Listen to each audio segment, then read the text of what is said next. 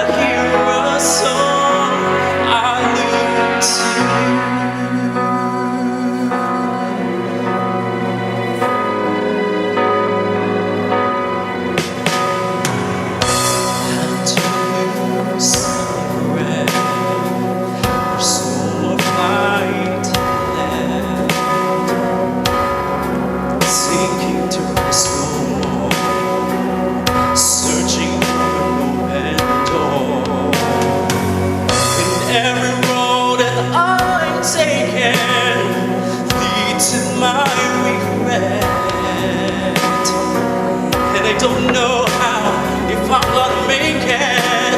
There's nothing to do but lift my head. I look to you, I look to you.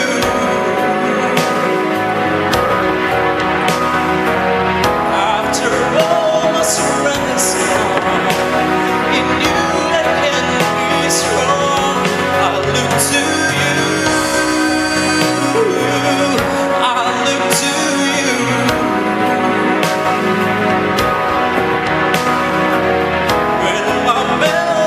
is gone.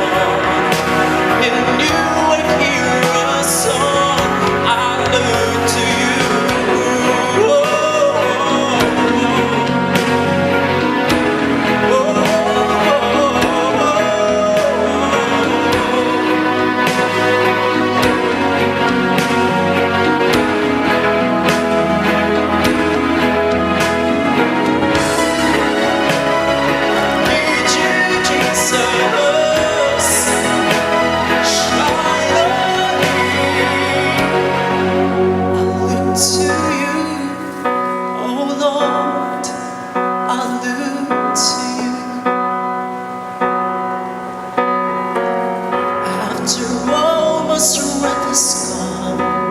In you I hear a song.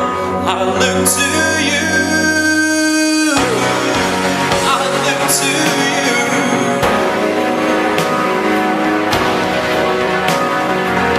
When my melody's gone, in you I hear a song. I look to you. Yes, I look to you, Jesus.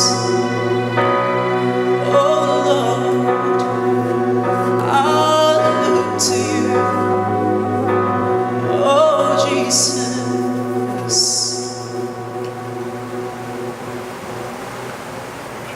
Bayang magiliw, pero sa silanganan, alam ng puso, sa dibdib mo'y buhay.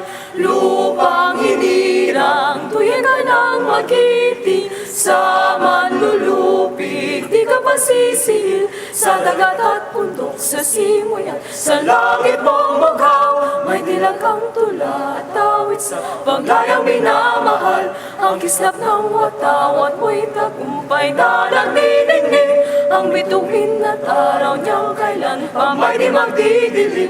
Lupa ng araw ng walhati pagsinta, buhay langit sa piling mo. Aming ligaya ng pagmay mga api, ang mamatay ng dahil sa'yo.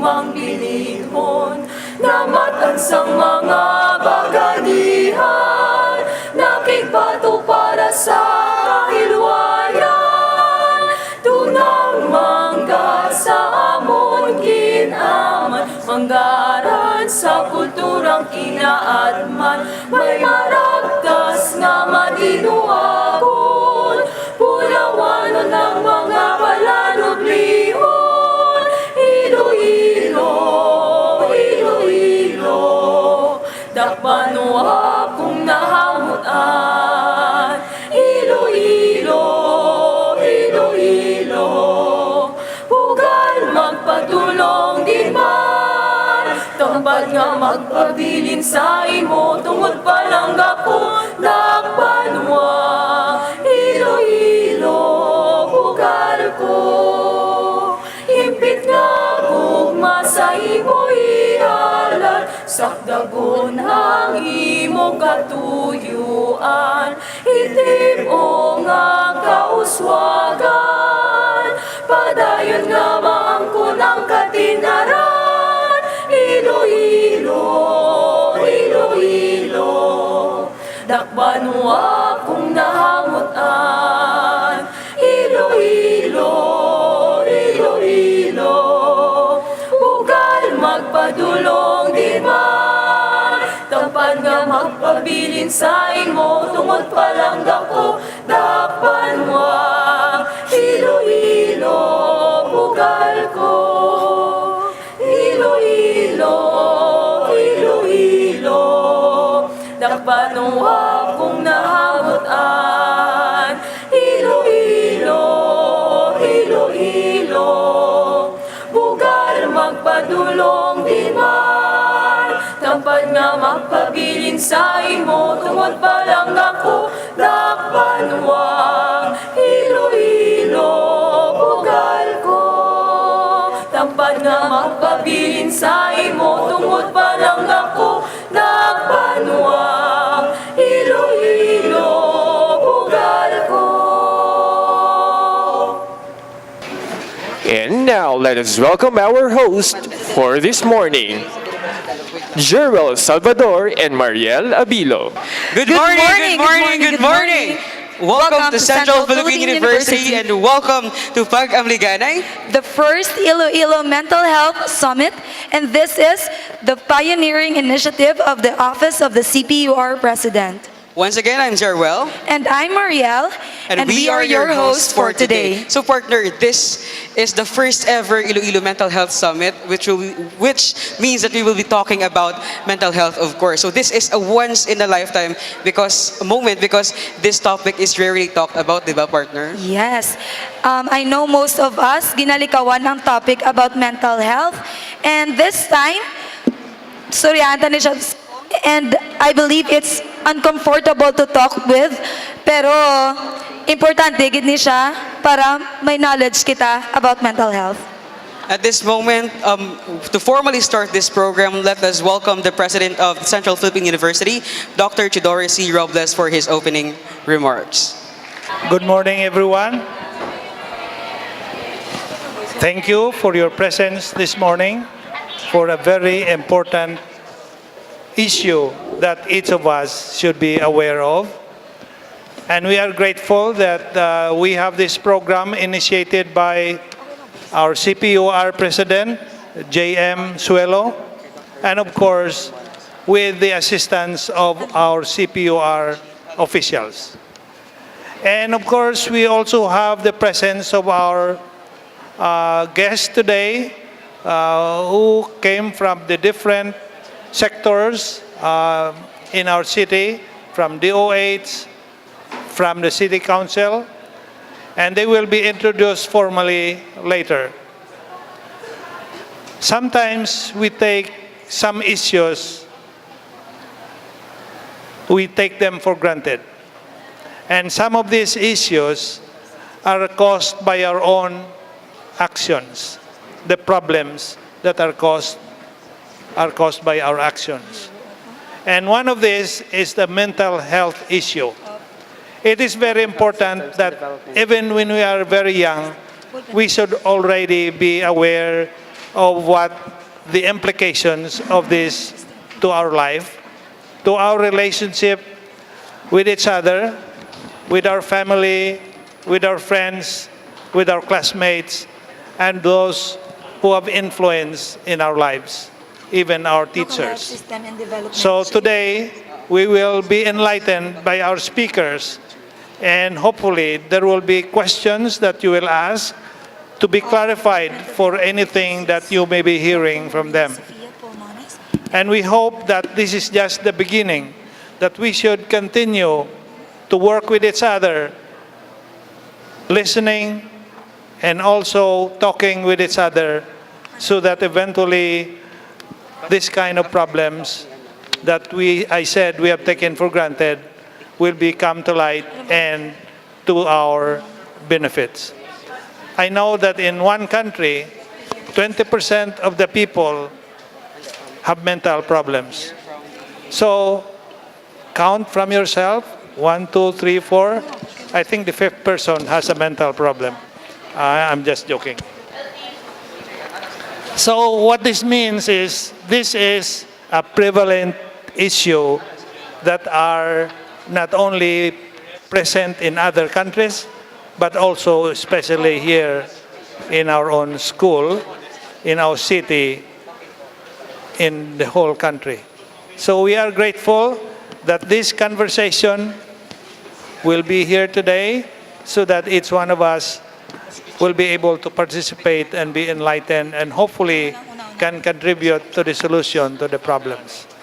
Unfortunately, I have another event to go to, and we are a busy university, and so many things are going on at the same time. So I hope that you will have a pleasant day and enjoy the company of everyone here, and concentrate on what is going on, so that all of us will benefit from that. Thank you very much. Thank you so much, sir. So at this point in time, may we request the President of the Office of the CPUR to give a short message. Hello, how are you doing, everyone? Are you good? I hope that everybody is fine. So thank you very much for coming this morning, and we really appreciate your efforts being here. So first and foremost, of course, I would like to thank Dr. Teodoro C. Robles, our university president, for being so supportive of the affairs of the students here in Central Philippine University. And of course, PAG-AMLIGANAY First Iloilo Mental Health Summit is a pioneering initiative of the Office of CPUR President, but of course, it's in collaboration with various mental health organizations, of course, with the Office of Senator Risa Ontiveros, with Department of Health, the City Government of Iloilo, and of course, with the different mental health organizations. You have your own organizations in your respective schools. I believe that we have the Psyche Cell of University of San Agustin, and of course, there are you guys. And we also have, of course, the Psychological Society of Central Philippine University. And of course, we have from John B. Arevalo, right? They are there. And of course, from CPU who pre-registered, and I think some of those who pre-registered will also be coming later. Others might still have a class. So we hope that you will really learn a lot this morning. And as what Dr. Robles said, this is an issue that has been taken for granted, and it's very important because according to World Health Organization, suicide has become the second most common cause of death among young people aged 15 to 29, and it's time that we really talk about it. And with the passage of Republic Act number 11036, or the Philippine Mental Health Law, authored by Senator Risa Ontiveros, we hope that it will really be fully implemented. And later, we have various speakers who will be talking about the various topics, and I think I will not keep you will not keep you waiting anymore. So thank you very much once again. And for some announcement, I will just announce it later. So once again, enjoy the rest of the morning. Thank you very much. All right, thank you so much, Mr. Swello, for welcoming everybody. So at this moment, let us welcome the Chief LHSD Department of Health Region 6, Dr. Maria Sofia Pulmones, for another opening message. Ma'am? To Dr. Teodoro Robles, University President of the Central Philippine University, to the Honorable Candice Tupas, Councilor, Iloilo City, to all of the guests and participants. So I see a lot of young people here this morning, the millennials. So, good morning. Maayong aga sa inyo tanan. So the Department of Health Regional Office 6 would like to extend our felicitation and appreciation to the organizers led by the Central Philippine University Republic in the conduct of this first Iloilo Mental Health Summit or ang PAG-AMLIGANAY, and the other organizations who have joined and collaborated to have this noble and laudable initiative. So this activity may serve as a venue to highlight mental health issues and problems in our locality, as well as a tool or to look for interventions and solutions to these issues. Global statistics show that 154 million suffer from depression. Around 877,000 people die from suicide yearly, and approximately 15.3 million persons suffer from drug use disorders. The Philippines is one of the signatory countries for the attainment of our Sustainable Development Goals, or the SDGs, by 2030. One of the goals for the Sustainable Development Goal is SDG number 3, which ensures healthy lives and promote well-being for all at all ages. There are 3 targets for SDG 3. One, specifically target 3.4, is to reduce by 1/3 premature mortality or death through prevention, treatment, and promotion of mental health and well-being. And target 3.5 is to strengthen the prevention and treatment of substance abuse, including narcotic drug abuse and harmful use of alcohol.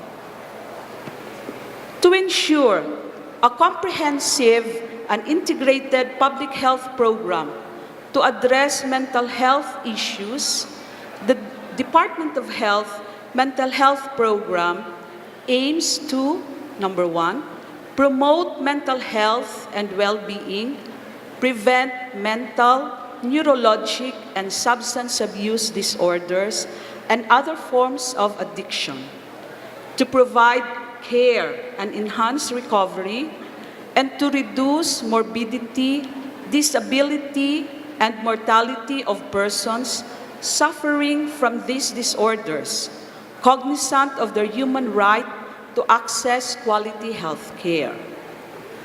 And this program also utilizes a holistic approach where there are 5 components. So the 5 components of the mental health program includes wellness of daily living, which is aimed at promoting, attaining, and maintaining the mental health and well-being of all persons across the life course. Number 2 is regarding extreme life experience, which aims to develop and enhance resiliency to address mental health and psychosocial needs of people that experience critical incidents and events. Number 3 is regarding mental disorders, which aims to promote mental health and well-being, preventing mental disorders, assessing, diagnosing, and treating mental disorders. Number 4 component is regarding neurologic disorders. This is aimed at promoting neurologic health and preventing common neurologic disorders such as, but not limited to, epilepsy, dementia, and other developmental disorders. And the last component is regarding substance abuse and other forms of addiction, which is aimed at promoting protective factors, reducing risk factors, and preventing the development of substance abuse and other forms of addiction. In Region 6, several initiatives and activities have been conducted, such as the training of our municipal health workers on the Mental Health Global Action Program, a crisis hotline training for Adolescent Health Connect, the conduct of a multi-sectoral forum for suicide prevention, an annual mental health summit, the formation of the Regional Alliance for Mental Health and Autism, which is a multi-sectoral organization attended by various sectors to address autism, mental health and psychosocial support training, orientation on autism for parents and teachers, the conduct of the Angels Walk. This is an advocacy and awareness activity attended by persons with autism and their relatives.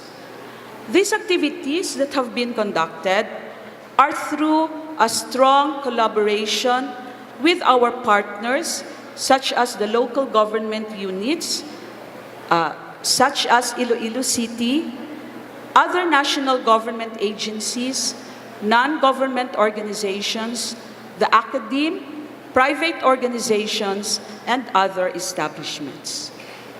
With this first Iloilo Mental Health Summit, I'm sure there will be other forthcoming advocacy activities for our sustained efforts to highlight and address mental health issues in our locality. Once again, congratulations to the organizers of this activity, and let us join hands in attaining the highest possible health for the entire region and our nation. There is no health without mental health. So as this first Iloilo Mental Health Summit, it says, help is here. So thank you very much and good morning. Thank you so much, Dr. ma'am. Ma'am, thank you. And again, we would like to acknowledge the presence of our councilors Councilor Leila Luntao. and Councilor Candice Tupas. Can you give them a big round of applause, please? Ma'ams, thank you so much for gracing us with your presence today. We really are honored. And of course, partners, since this is a summit and this is not just about sitting and listening with one another, the organizing committee has prepared some fun stuff for each and everybody. And one of these fun stuff is Help is Here Groovy Challenge. So partner, can you explain to me what Help is Here Groovy Challenge is? So the mechanics are, take a groupie with your barkada and use the following hashtags. Hashtag help is here.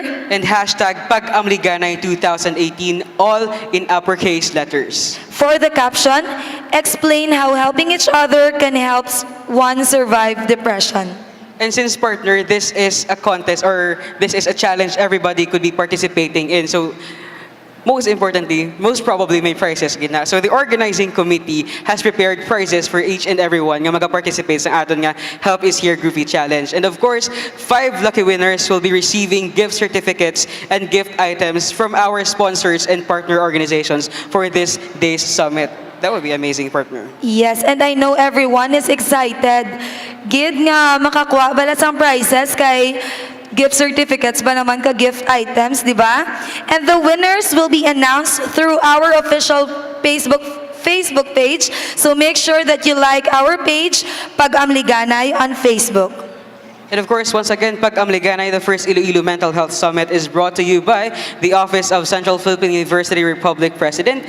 And before we proceed with the first part of our program, we would like to request all of you to message your friends or anyone you know who will be participating who are interested in participating in this first ever Iloilo Mental Health Summit.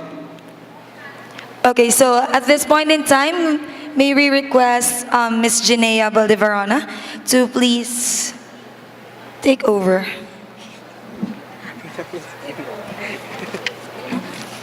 Good morning, everyone. So we in PAG-AMLIGANAY believes that one of the best way to inform and educate people of the mental health issue is through film. That is why we push for the PAG-AMLIGANAY video contest to happen. This is also a way for us to acknowledge and appreciate Ilonggo-produced films and support Ilonggo filmmakers. We believe that Iloilo is a home of talented individuals, and what they need is the support from their fellow Ilonggos. So let us enjoy and appreciate the films prepared by our 4 youth filmmakers.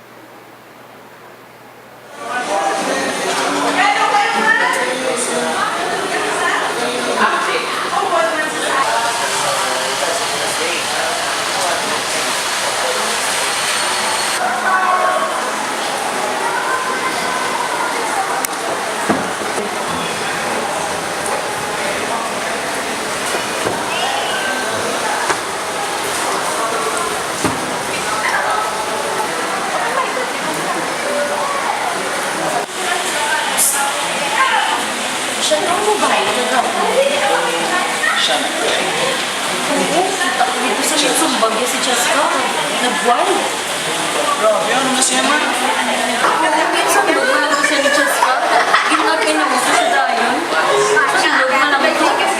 Isang log lang, ang bakit sa? Grabe.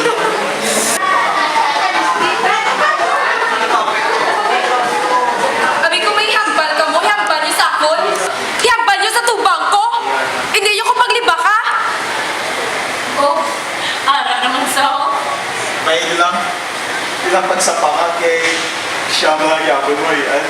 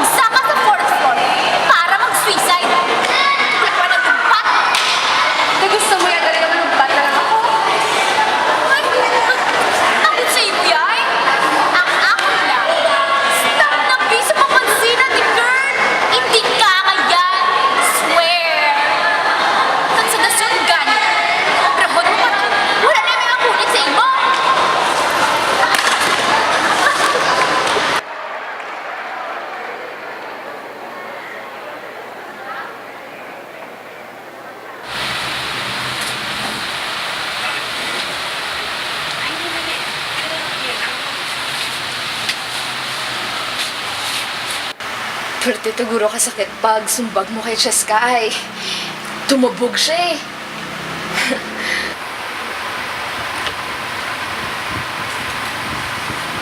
Kumay.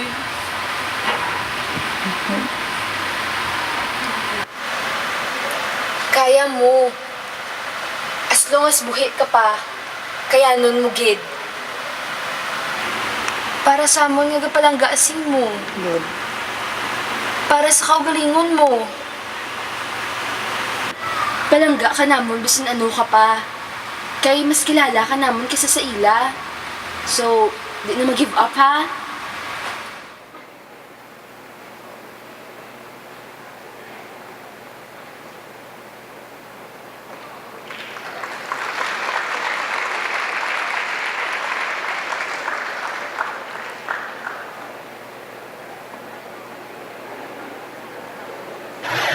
Tani, buhay pa si nanay.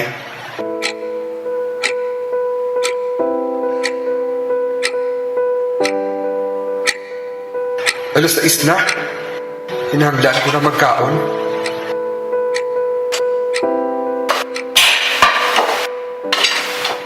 Di ko gusto maabta ni tatay.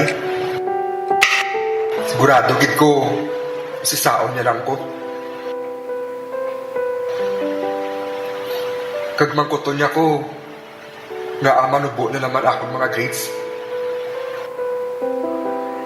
Anong mahimo ko? Di ko man madasok sa gamay kong utok ang mga ginatudlo ni ma'am sa akon. Bundol ko dabi, bundol! Nga man pinapilit niyo na maipagwa akong utok.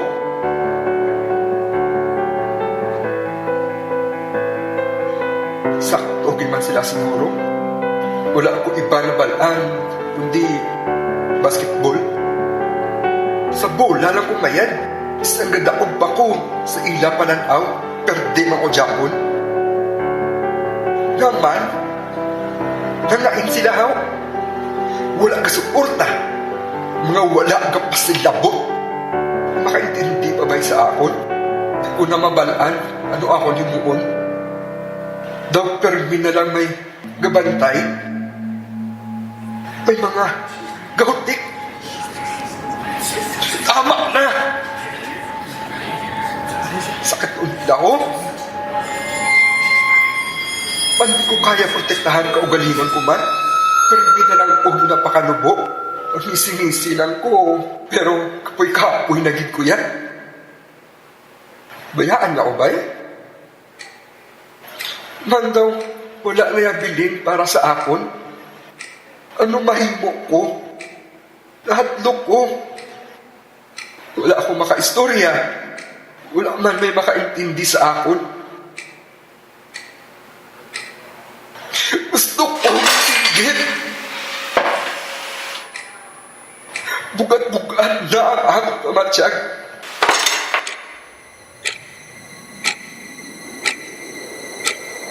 Tamo ko ginatago at akin sa akong kasing-kasing. Gusto ko na maging hilway.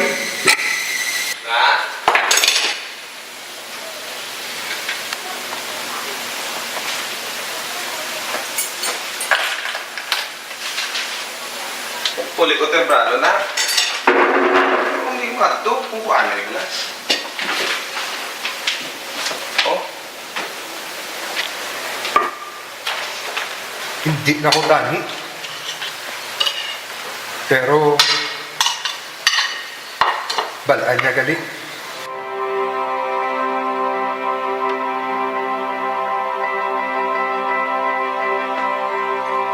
Wala ko man naging distingan na istoryahon siya. Hita na galit tanan-tanan. Kag na-apresyar niya tanan. Masubo siya. Kung masubo man ko, wala ko kadi parang na ako man gali ang katulog sa iya papalayo. Balaan niya na gali. Nagbaton niya ko. Baton niya ang ginatago-tago ko nga ako. Hadlok lang ko na husgahan niya ko. Kag itulog papalayo. Sana lang adaan akong pamilya. Kaya nyo lang ang dana. Kailangan mo may kistorya, di ba? Handa ko mga natin niya. Basta, kulaton mo lang si tatay yung kanya ko na.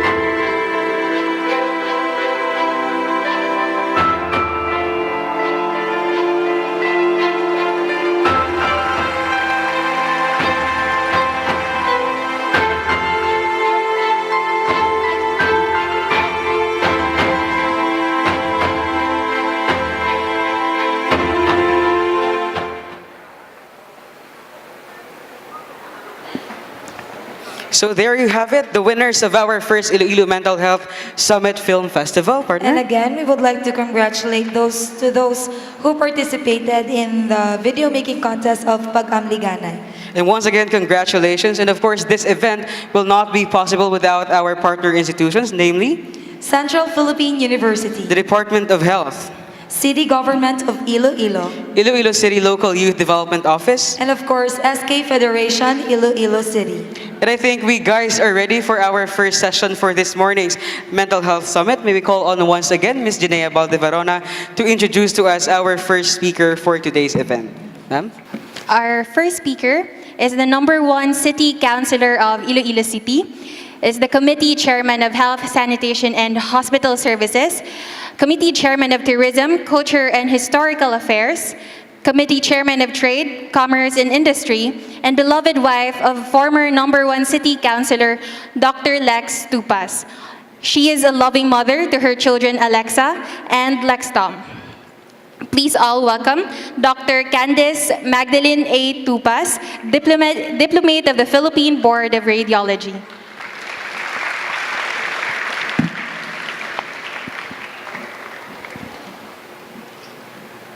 Hello, good morning everyone. First of all, I would like to acknowledge Dr. Teodoro Robles, our president of the CPU, and Dr. Pulmones from the DOH. We also have here Councilor Leila Luntao. I am with her in the Sangguniang Panlungsod. And a very good friend of mine, former NYC Commissioner to the Visayas, JP Piñol. So, and thank you also for inviting me here, JM, to talk to you about the science of mental health. So, as an introduction to myself, I am very much particular of CPU because my husband is part of the CPU family also, Dr. Lex Tupas. And this area is a very important. So I think we have to go to the first slide. Mental health awareness. I'm going to show you a clipping of what happens to someone who is suffering from a mental illness, a mental disorder. Do you know that there have already been 5 books. They have been updated, the DSM, and it is a coding. Feels lonesome, alone, couldn't understand, unable to adapt.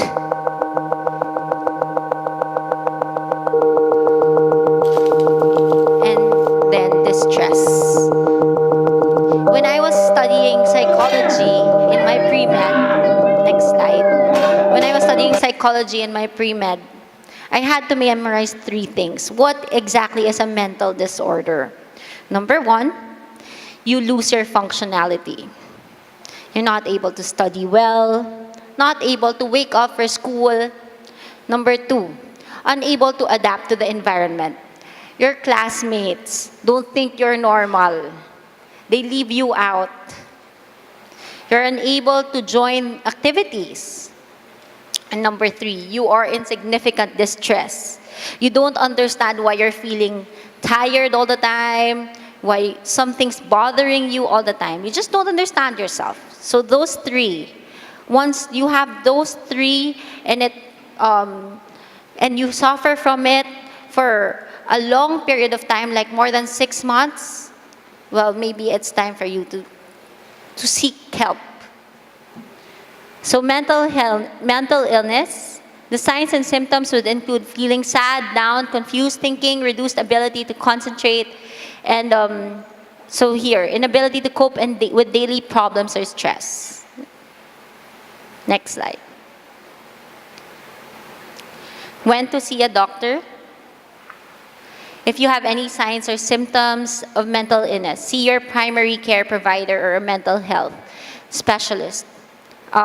You could also seek help with your guidance counselors, and they are very approachable. And a mental illness may get worse. Suicidal ideation. And this slide would show it.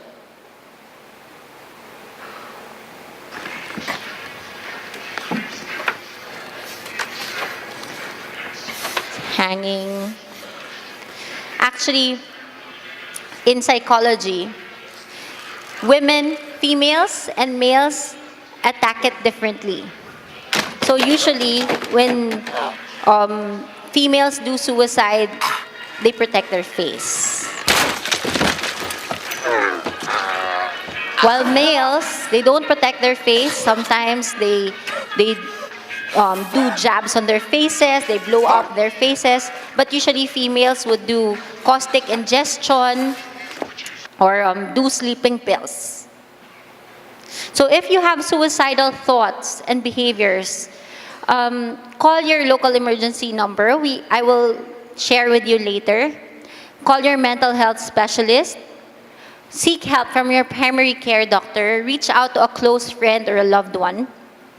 Contact a minister, a spiritual leader, and always, suicidal ideation, it doesn't get better. You cannot resolve it on your own.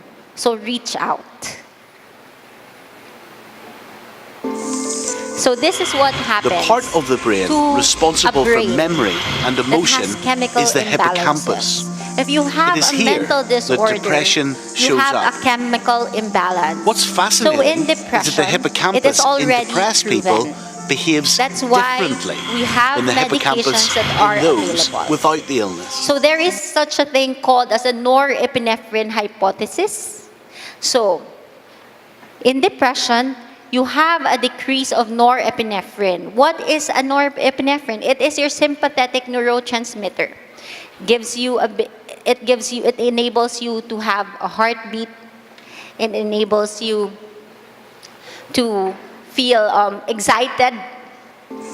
And then, so if you Part have of the a brain decrease in responsible for norepinephrine, memory most and of the emotion time you will feel is the down. hippocampus. So that It is is a here chemical that imbalance. depression Another shows up. thing, serotonin. What's fascinating is that the Serotonin enables hippocampus you in to sleep. depressed people So behaves cheese has serotonin, differently they say, than the hippocampus in those without Chocolates the have illness. serotonin. It is good. That's why we have serotonin pills, right? If you have difficulty in sleeping. So if you The have part an of the increase brain in serotonin, responsible for memory and you could be emotion depressed is the also. hippocampus. Another chemical It is imbalance. here that depression Number shows 3, up. dopamine. What's fascinating So, is that the hippocampus this in is where depressed people psychosis behaves in depression differently comes in. than the hippocampus Because dopamine in those without the illness. allows you to be excited. Hi, mabalaan nyo na. Oh, ano natabo sa iya? One time, The part of the last brain week, responsible he was so for sad. memory Now, and emotion unable is to the hippocampus. focus. Keeps on It is walking here around. that depression Keeps on shows up. cursing everyone. What's fascinating is that the hippocampus in depressed people that means there is an behaves increase in differently. So the depression symptoms, decrease in norepinephrine, a problem with the reuptake of the transport system, and also an increase in serotonin, emotions, there's sadness, anxiety, guilt, anger, mood swings, irritability, thoughts, self-criticism, impaired memory, indecisiveness, confusion, thoughts of death and suicide, physical, chronic fatigue, lack of energy, sleeping too much or sleeping too late, weight gain or weight loss, loss of motivation, substance abuse, behavior, withdrawal from others, neglect of responsibilities, and change of personal appearance. Bipolar disorder is a brain disorder Next is the that causes bipolar unusual disorder. shifts in I the am moods going to depression talk and about mania. the Those with most common. bipolar tend to experience So these bipolar moods much disorder, stronger than there the is average depression. person, making There's their a period outrageous of depression episodes and an episode of manic. So times of manic episodes. So mania symptoms, this is what I'm talking to you about. So there is an increase in norepinephrine. There's an increase in norepinephrine. So this patient feels agitated during manic area. So lakat lang ng lakat. During internship, I was also helping in a mental facility, and we had manic patients, cursing, talking, sleeping too late. Daw duty ko 36 hours gid I had to be awake because I had to watch that patient, and he would talk to you in word salad. Dumudamo, you don't understand anything. Gibberish na ginahambal niya. Doesn't make any sense. To the point that he will make you feel that you are, in fact, also having a mental disorder because you have to agree with him, with everything. So there is excitement, restlessness, increased energy, racing thoughts, tendency to make grand and unattainable plans, irritability, less need for sleep, high sex drive, excessive happiness. And then there will be a period of depression. Next slide. So, I am telling you the science of this. I'm explaining to you the science of this because I want you to understand there is nothing wrong with you per se. Nothing wrong with your character. This is the imbalance of your body. You may have gotten this from genetic traits, environmental exposures. You might have had a trigger. And also, like the neurotransmitters, brain chemistry. This You ever is a find yourself in slide a social talking situation about and all of a sudden it generalized starts? anxiety disorder. Your heart races 100 miles an hour, Heart beats your fast. mind blanks out, and you feel a knot in your stomach or chest. Confusion. And the hindi more you fight it, makafocus. the worse it gets. And then feels So you start like doom when you have an thinking and you exam, fear all these you worst want to case go to the scenarios that might bathroom happen. before They the probably exam. think I'm a loser. They're And sweating if they pay too attention much. to me, I just know that they can see And me then being they anxious. have this I've gotta remain my invisible cool. audience. What if I embarrass myself? What if they start criticizing So, me? What if they humiliate me? Generalized You see anxiety the situation disorder that you're in would also through the filter of benefit possible danger. with And you're hyper alert to the things that with you fear might happen, calming like being medications. disapproved of or made fun of or look foolish and so on. So next slide. So generalized anxiety disorders, you could also find fears, social phobias. So the risk factors of having a mental disorder is having a blood relative, stressful life situations, ongoing chronic medical conditions such as diabetes, and also if you have brain tumors. Brain damage as a result of serious injury, like Phineas Gage, wherein he had a problem. There's a traumatic injury to his brain, wherein a person, he is a classic example, classic psychiatric example. He was working on a railroad, and he was axed on the frontal lobe. And studies, they said that way before the accident, Phineas Gage he was very happy, a happy person. He loved his mom. Then after the accident, he became very moody, irritable, very nega. So there. And it is because frontal lobe talks to you about your attitude, your character, traumatic experiences, use of alcohol or recreational drugs, and being abused or neglected as a child, having few friends, and also a previous mental illness. Next slide. Being This released is from the what neurons happens. into the synaptic space. I'm going to talk to you Dopamine about then drug binds addiction. to and This is what stimulates happens in dopamine drug receptor addiction. on the receiving neuron.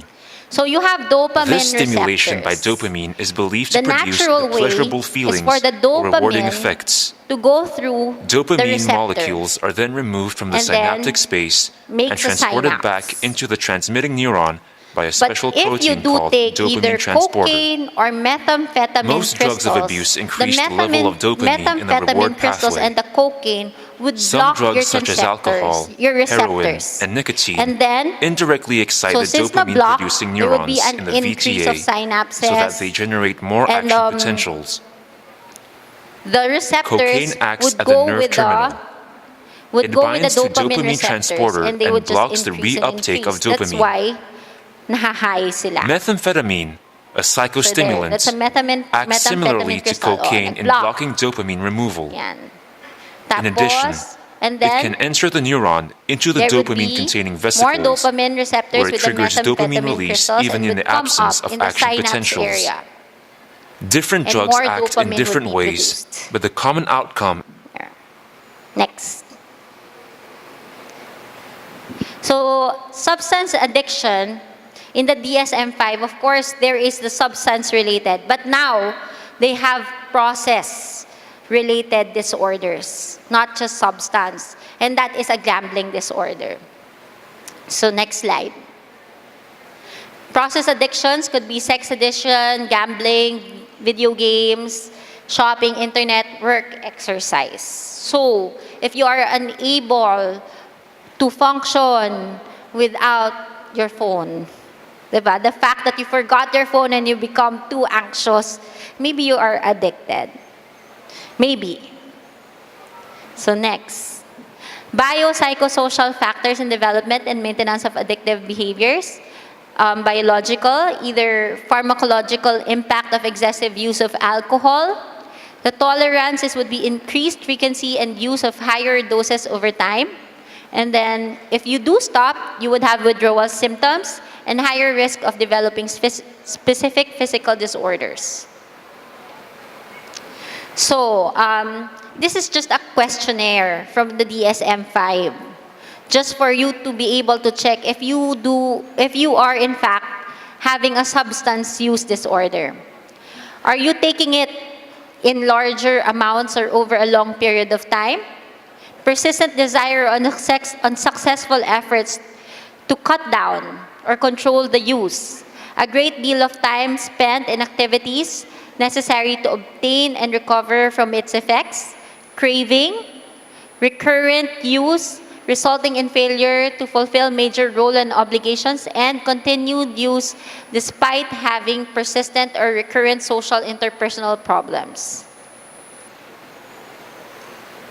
So these are the complications if you do have a mental disorder. So it's important for us to help a loved one. Try to connect them to a doctor, try to connect them to a counselor, and you prepare for your appointment, and you have to prepare for questions.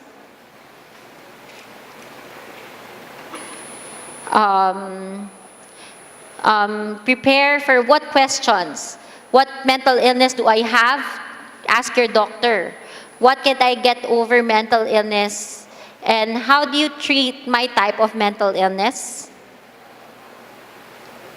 So the doctor would have a lot of pages. Sometimes it takes 2 hours, and probably your psychiatrist is very patient, so it's okay to take long.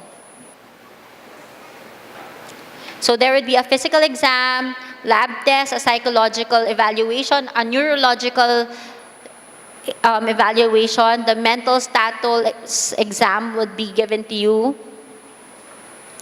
And determining which mental illness will you have would come from the DSM-5. So these are the main classes of mental illnesses. Next slide. So treatment and drugs, there would be a treatment team for you. So it's composed of your doctor, family member, your pharmacologist, and then these are the different types of medications: antidepressants, anti-anxiety, mood stabilizing, antipsychotic medications. Next, there would be other treatments. So next slide. In our city, we have a lot of help, but we still have more space to improve. In the data from Iloilo Police Office, this resulted from my resolution in 2017 regarding the suicide cases in Iloilo City. There were 22 suicide cases from 2014 to 2016. But the problem is, in 4 months, in 2016, every month, someone was committing suicide.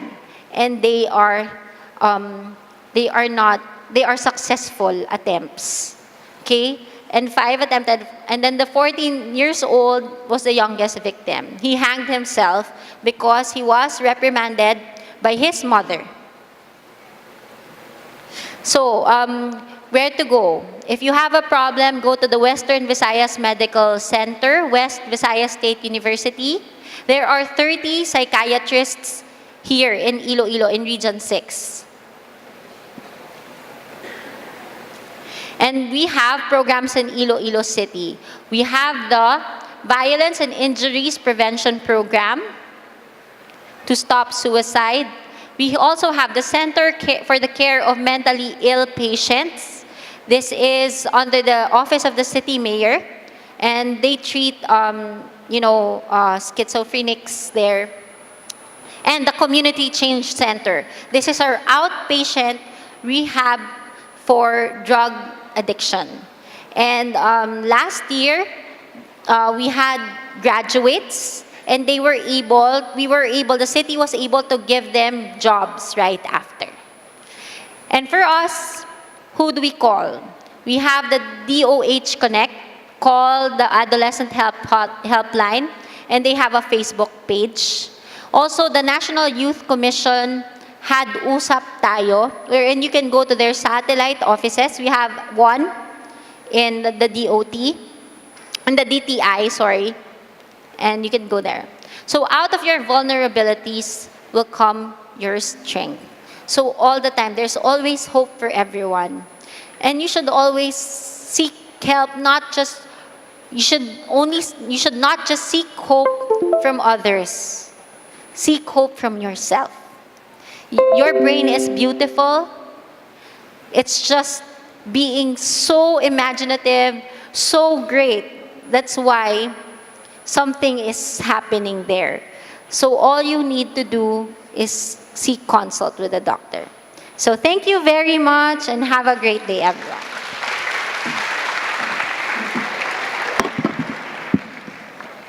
Thank you so much, Dr. Candice Tupas, for that very informative talk about the science of mental health.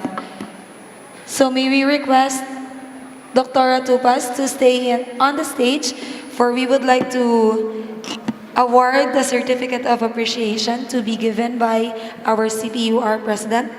PAG-AMLIGANAY First Iloilo Mental Health Summit awards the Certificate of Appreciation to Dr. Candice Tupas for giving an enlightening and insightful talk about the science of mental health during the PAG-AMLIGANAY First Iloilo Mental Health Summit at the Rose Memorial Auditorium, Central Philippine University, this 21st of September 2018.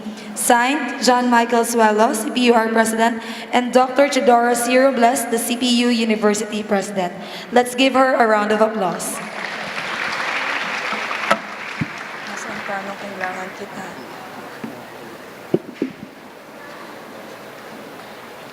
Thank you so much, ma'am. So there you have it, ladies and gentlemen, the #1 City Councilor of Iloilo City, Dr. Candice Magdalene Tupas. Can you give them a big round of applause, please? And now we will proceed to talk #2, overcoming mental health issues by living a healthy lifestyle. So let me introduce to you our speaker for the second session. So our speaker is a graduate of Bachelor of Arts in Political Science and Public Administration in the year 2013. During his graduation, he was awarded as Most Outstanding Graduate after garnering various local and national awards and citations. He was elected as Municipal Councilor of Pavia in the year 2010, amidst being an independent candidate and being the first in his family to join politics.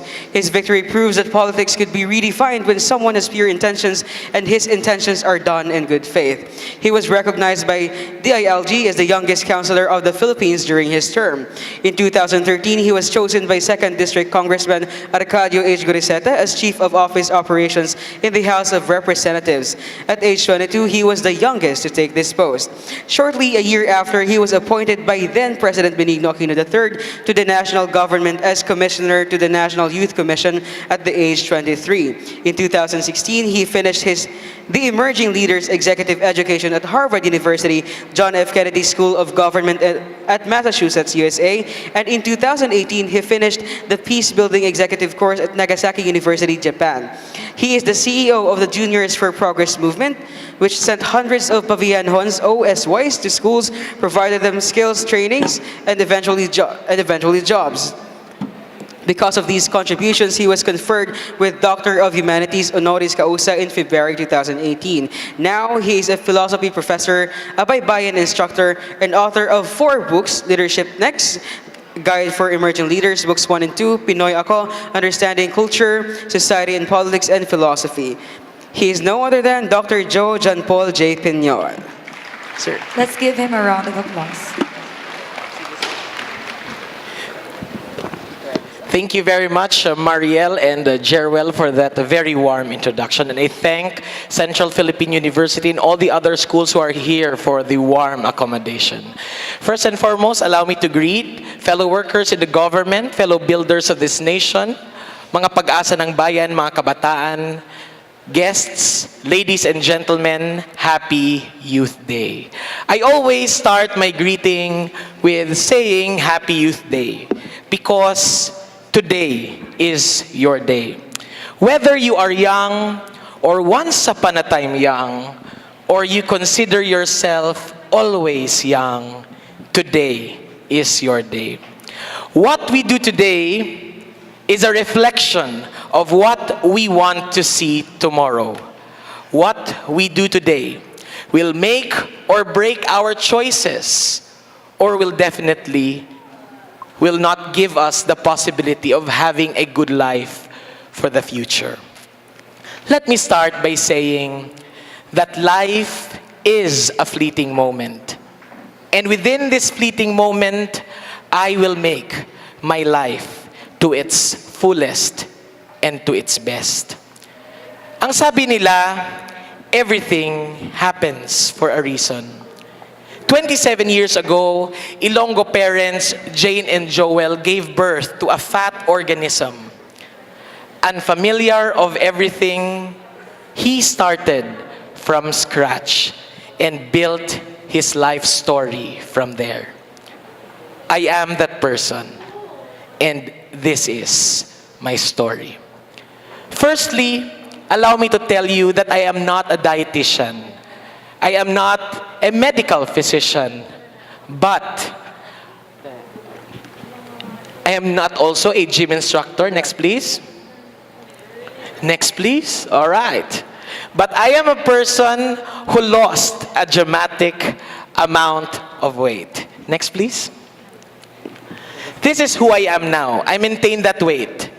I am now 70.2 kilograms since that time of my birthday last year. I told myself that I wanted to give myself with the best gift. And I realized that the best gift that I could give myself is the gift of good health. And so, this is who I was 2 years ago. I was 112.8 kilograms, obese 2. So what happened? I lost 42.6 kilograms, or an equivalent of 93.72 pounds.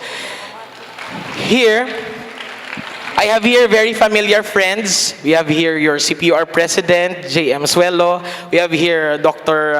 Nugget, who is my friend from the University of Santo Tomas. Then I have here Kent Espaltero and Carlo Evidente here. They knew me from the very beginning that I am a very fat person. But then again, I told myself not to give up, but instead give up some choices. Just in 5 months. Ginpatay ko bala kaugalingon ko? Let's see. This is Fat to Fit in 5 months, and I'm very willing to present it to you because I have no choice. I'm already here. My routine is never a perfect routine. There were days that wala ako gana magkaon. There were days nga way man ko gana magkadto sa gym, or there were days nga tamadan ka na lang gidya. But patience is the key. Ang rason bala kung damo ang nagahambal nga, okay, New Year's resolution, number 1, mapaniwang. 2012, 2013, 2014, 2015, 2016, 17, 18, the same New Year's resolution. Mapaniwang. Kung mapaniwang man makadto sa gym by January. Kundi nga gutok-gutok ang gym kay titanan amo na New Year's resolution. Hindi ka gani ka park kay tungod damo. Pag February, makapark ka na kay gamat-amat na buhin ang gym. Tamada na sila. March, then nag-June, nag-December, pilang bilog na lang ang nagkalabilin. Nga damo gauntat sang ila fitness routine because ambal nila wala man dayon sang effect. You cannot expect to be fit overnight. You cannot expect to be fit in a click of a button or a snap of a finger. It doesn't happen like that. It happens with patience. Slow progress is still progress. Bisan ano kahinay, basta gasigi-sigi, kakagpursigido ka, that is definitely a good start. So, some of you may have known that I worked as a commissioner of the National Youth Commission. I was appointed by President Aquino to the national government when I was 23 years old. Prior to that, I was Chief of Staff of Congressman Goriseta and was Municipal Councilor of the town of Pavia at age 18. Kadamo sa mga ginakadtuan ko, KBBL, kasal, bunyag, birthday, lubong. Common denominator, pagkaon. Alright, kaalam sa math. Okay, pagkatapos sa birthday, makaon ka. Sa kasal, may pagkaon man. Okay, kung makadto ka sa mga kabaranggayan, kay ikaw ang guest nila, handaan ka man nila, kung hindi ka magkaon, mainsultuhan man sila. To, kaon lang to, isang timo-timo lang. Ang timo-timo, nangin, isa ka banquet. Te, food is life mo, no? Namit giman pagkaon. Ano lang, basulon, tabing extra rice, kay namit, sudan. And so, damo gid ko magkaon. During my time as councilor, nagdako gid ko. Times 2 of my body size. Te, anong pagid kay nag-chief of staff pagita kay Congressman Goriseta? Kundi naman itong aponsyon na nagkadto. So when I was Commissioner of the National Youth Commission, ang akon obra, akon workplace is on the 3rd floor of the building. Ang akon condominium ara sa 15th floor. In other words, elevator. Tamad. May hagdanan man, but it's my choice to use the elevator. It's faster, it's convenient. Okay, so I use the elevator up and down. Pag abot mo sa opisina, alas 6 sa aga, may pagkaon sa lamesa. Alas 7 ang una nga meeting, may pagkaon pagid. Ang next nga meeting, alas 9. Ang next nga meeting, alas 11. Tanan ina, common denominator, pagkaon. Hindi ka man to ka-exercise gawas Manila, hindi ka man to gawa ka bike. Pag bike mo to instead, mapaniwang kang patay kay mo to ya. Maipit kay mo. Do you have to sacrifice your safety? Okay. So, amo ko ni kadako, 2016, 112.8 kilos. Next. O, ara kita nyo, nag-abre ng botones. Nag-give up na yung botones nga isa. Tip, hambal ko do kalaway ha. You know what? In personality development, there are 3 things that people manotice ginila sa imo. Una sa tanan, visual poise. Second is social grace. And third is intelligence. So visual poise. People judge the book by its cover. If you are attractive, they will talk to you. If you are not, baliwala, deadma. After sina, ang tanaw nila, ang batasan mo. Lastly, ang imo kaalam. Everybody is bright until they speak. Amuna ko, no? Okay, next please. And so, October of 2016, nag-una si Doc Candice kay may clinic pa siya. But really, Doc Candice was really a big help for me. That was 2 years ago. Kaya maninay ko si Doc Candice. Because of my lifestyle, nagpa-check up ako sa Medicos. Why ko ga-promote sa Medicos? Sa ginambal ko lang clinic. Okay? Nakita ko akong blood test results. Tanan. Hindi normal. Nadlok ako manugit sa akong ginikanan. So ginbilin ko sa akong kwarto sa balay ang resulta. Ginlock ko man ang kwarto. Nalipatan ko, may copy si mami. May duplicate sang yabi. Okay, nagsulod ang nanay. Nakita ang resulta. Tawag sa Manila, yaw-yaw, ko nga yaw-yaw. Resign ka na sa obra mo. Hindi ka bayad na ang sweldo, hindi ka bayad na ang titulo, hindi ka bayad ang ano, kung mapatay ikaw. Hindi daw ka nami lang pamatian, concerned ang nanay. And so, budlay nang hindi ko pagtagaan, additional allowance sa makot, sige, may ma-resign ako. When I resigned from my job, I tell you, I really loved my job in the National Youth Commission. I was at the peak of my career that time. But nonetheless, you have to sacrifice something for better health. And so I resigned from my post. When I resigned, I became depressed. Hambal nila ko na ubra-ubra lang ako ng depression.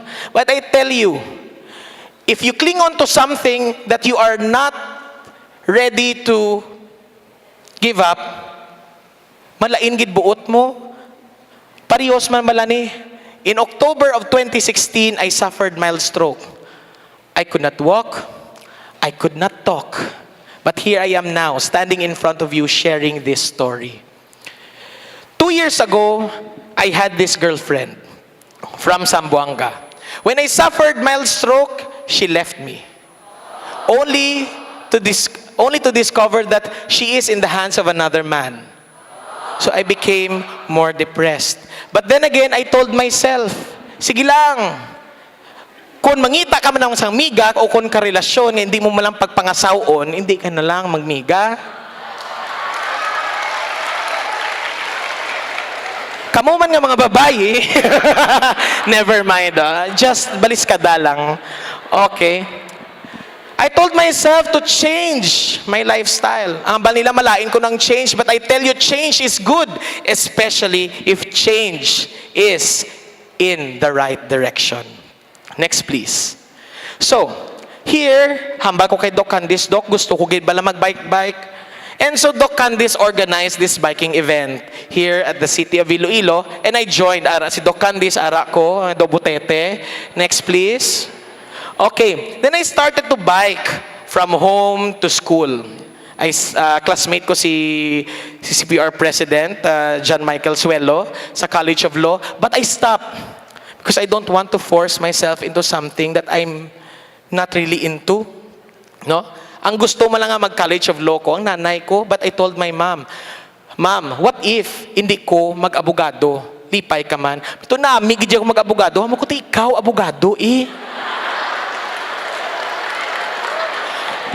Ang gasulod sa uto ko basi makonsensya bala ako, what if hindi ko pagsundon ang gusto sang akon nga nanay.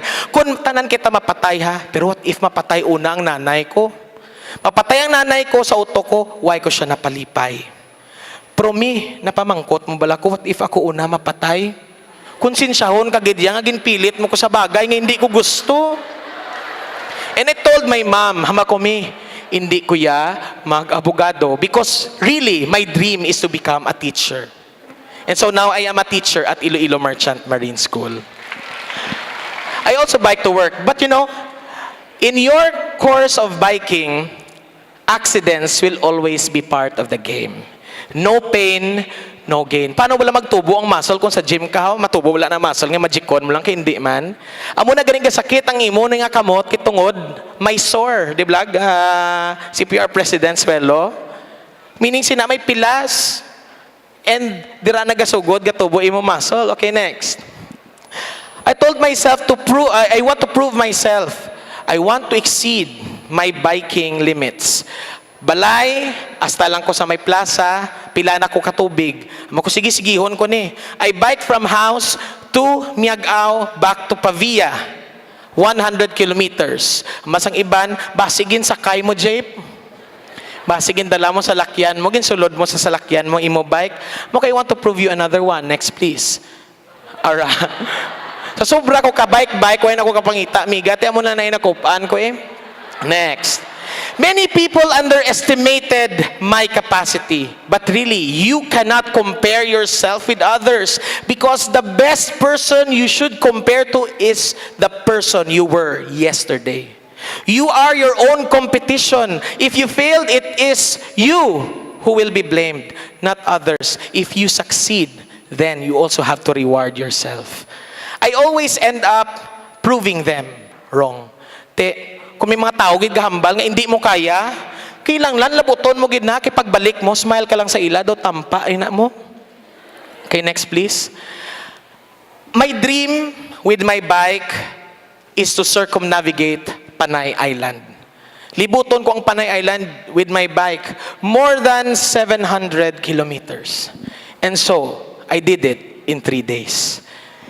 I started in Pavia, I arrived Aklan, next please, next please, next please, Antique, next please, until na nakalabuot man ako balik sa Iloilo. Biking has taught me to exceed my own limits. Una, 10 kilometers lang anay. Next day, amat-amat, dugang, dugang, dugang. Next please. My journey has allowed me to heal myself while at the same time helping others in need.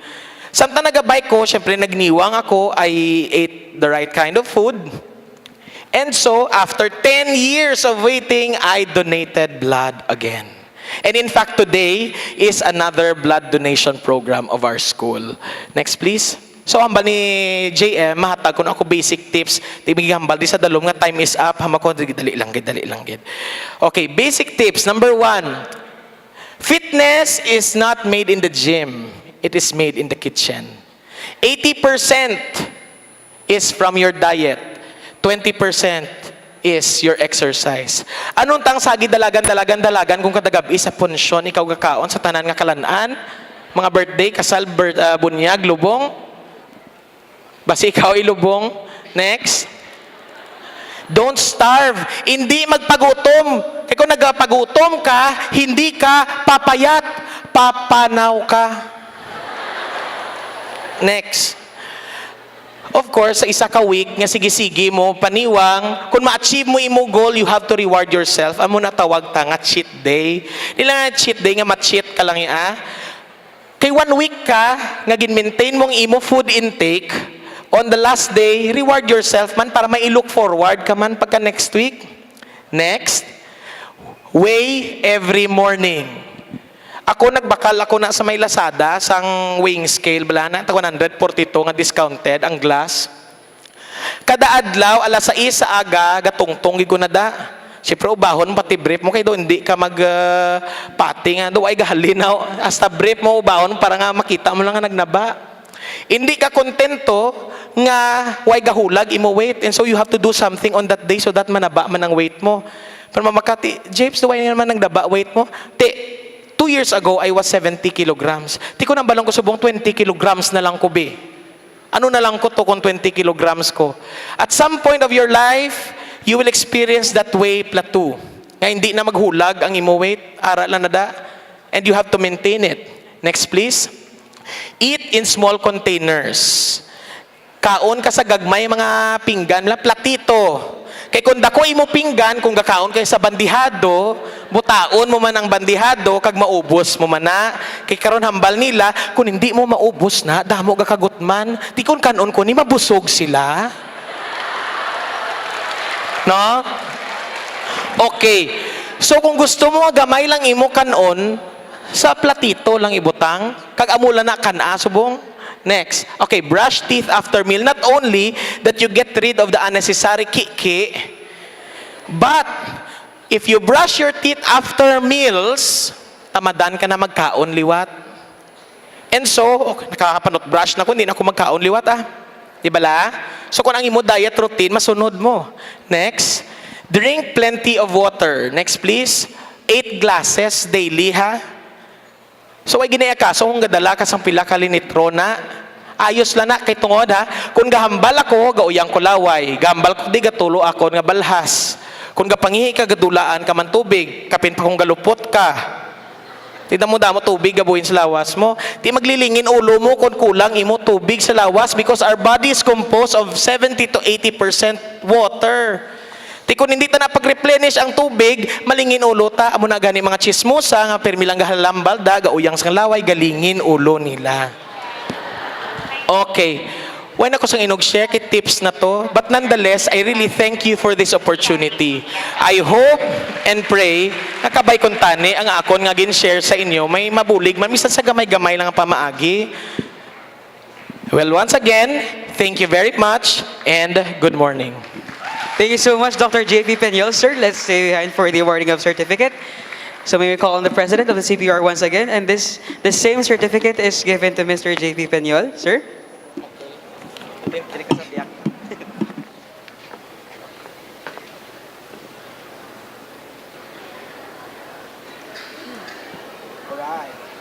All right, once again, ladies and gentlemen, Dr. J.P. Peñol. Thank you, sir. And now, let us listen to a song number prepared by the World Championship on Performing Arts medalist, USA, California, and ABS-CBN Tawag ng Tanghalan Daily winner, Miss Shari Faith Binyas.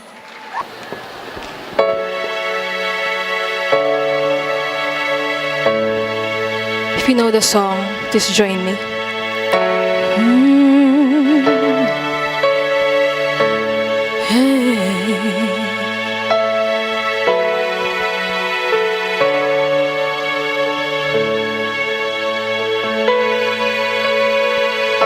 I stare at my reflection in the mirror. Why am I doing this to myself?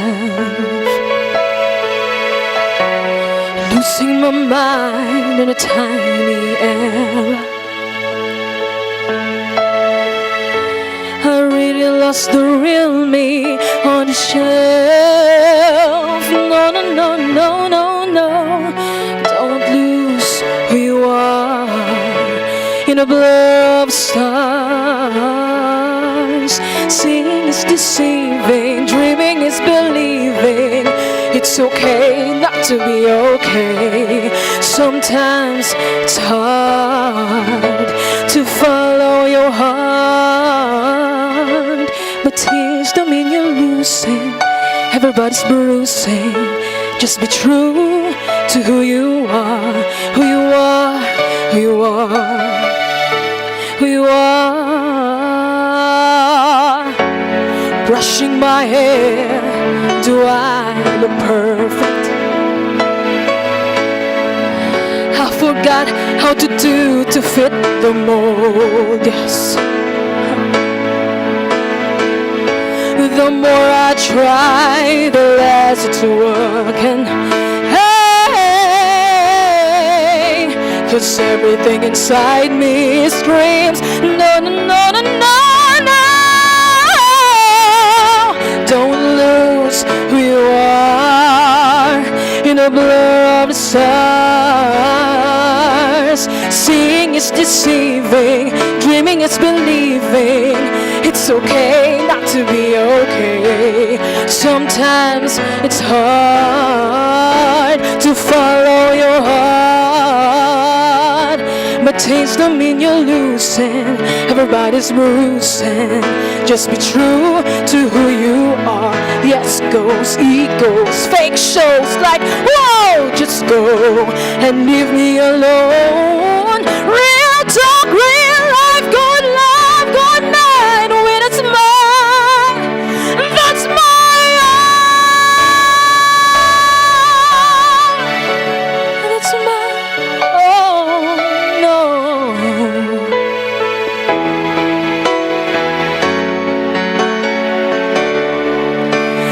No, no, no, no, no, no, no. Don't lose who you are in a blur of stars. Seeing is deceiving, dreaming is believing. It's okay not to be okay. Sometimes it's hard to follow your heart, but tears don't mean you're losing. Everybody's bruising. Just be true to who you are, who you are, who you are. Just be true to who you are. Thank you.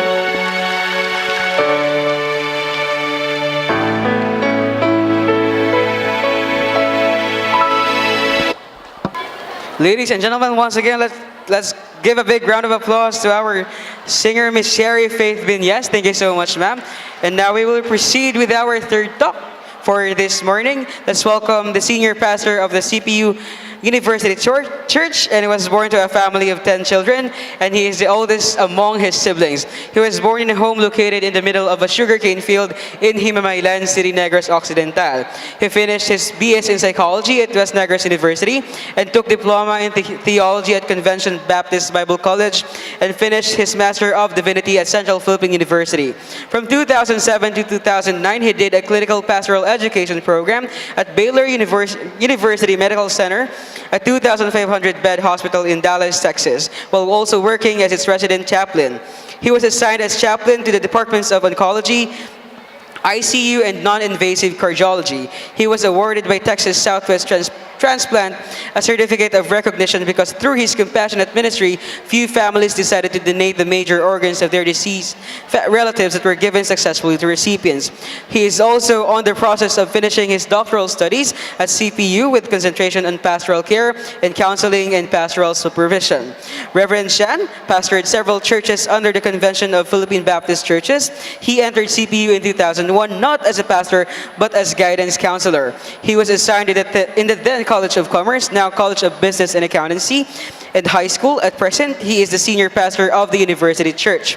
Reverend Shan has a penchant for the outdoors. He has scaled almost all the tallest mountains in the Philippines, some in Southeast Asia, and did a lot of hiking trips in North America. He used to be the advisor of CPU Mountaineering Society and also an avid mountain biker. He is married to Debbie Marcia G. Shan, a faculty member of the Life Science Department of Central Philippine University and blessed with 2 kids. Damian Cristo, 12 years old, a junior high school student of CPU, and Dylan Mispa, 9-year-old pupil of CPU Elementary School. Ladies and gentlemen, once again, let's welcome our third speaker, Reverend Chris Amorciolo Shan. Good morning, everyone. How are you? The topic assigned to me is the relationship between spirituality and mental well-being. This is a difficult topic. In general terms, spirituality is a feeling of being connected in the universe. I am expressing in general terms because this is a broad subject. Believing in a power outside oneself. Searching for a sense of meaning and purpose, or experiencing transcendence. Pero ako, since I am an ordained minister of the Convention of Philippine Baptist Churches, I will use a jump-off point, and that is the Holy Scriptures or the Bible. Let me start by saying that there was a time when religious or spiritual leaders were directly involved in the people's way of life, or modern day people call it politics. In short, they were also considered political leaders. Another important role ascribed to spiritual leaders is the role of a healer. Role of a healer. A physician. And I will quote a journal published by the U.S. National Library of Medicine, National Institutes of Health, regarding the history, Silingogina, they are regarded as one, but there was a divorce between religion and medicine. May divorce man gali? Nag-divorce man sila. In Europe, post the Renaissance period, there was a rebellion by science against the church, which claimed to be a supreme power due to the assumed sanction of God, and had been indulging in oppression and exploitation of common men. So, ako as a religious leader, makambal ako, historically, may mga abuses manggid ang simbahan. That's why there was a divorce. And from Rene Descartes, kag sa iban pagid nga mga scientist, nagabot ang reign of reason. Reason, sila nila itsapuera tang relihiyon, ang spirituality. Kasi sila niya, it's crude, unscientific, elusive, and so there comes the immediate emergence of reason. Kag nagwa ang in the 19th century, there is the emergence of imperious disciplines like disciplines of mental health, psychiatry, and psychology, which strive to cater to the disordered minds and associated sufferings. Giniitsapuera nilang religion and spirituality. Okay, they became successful. But you know what? There is a good news. The good news is that both fields, religion and science, or religion and medicine, start to recognize the need for them to work together and ignore their differences and concentrate on working together on pressing issues that beset the contemporary society. Ang isa sa mga implo, subong pareho siniyo, we are gathered to reason together because mental health is a community project. I had the opportunity to work with different disciplines. I was part of the healing team of Baylor University Medical Center, and I enjoyed the respect of other professionals. May mga cases nga may mga doctors nga pagbisita nila sa pasyente, ma-refer sila ipatawag ang pastor. Let's call it chaplains. Because they start to recognize that there are problems that are spiritual in nature. So nami isang working relationship. So amo nang good news para sa aton tanan. And here is the realization of the field of medicine, the field of science. Siling nila, in recent times, it is evident that although science has amassed great knowledge, nag-alam ng tao, we have gone to the moon and back, we have traversed and revealed the mysteries of the universe, discovered and devised magnificent objects and technology, found cures for various life-threatening diseases. But silingon, tama ka banse na sang siyensya. But according to them,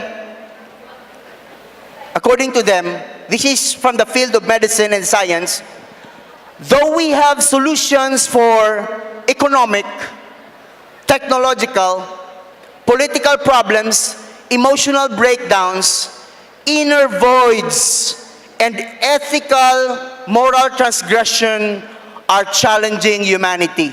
So grabe nakaabanse. Pero nga, subong my friends, nagtipon kita because it is a pressing issue. There are a lot of people today who feel depressed. And it seems that we cannot find solution to this pressing problem. Sa subong, nag-increase ang cases ng suicide. Damo-damo ang mga tao nga na-diagnosed sa depression, starting from 13 years old to 29, grabe gid. And so, para sa akon, as a minister, it affirms the assertion of two religious giants, Blaise Pascal, who was a French mathematician, physicist, inventor, and a Catholic theologian. He was a scientist and a theologian at the same time.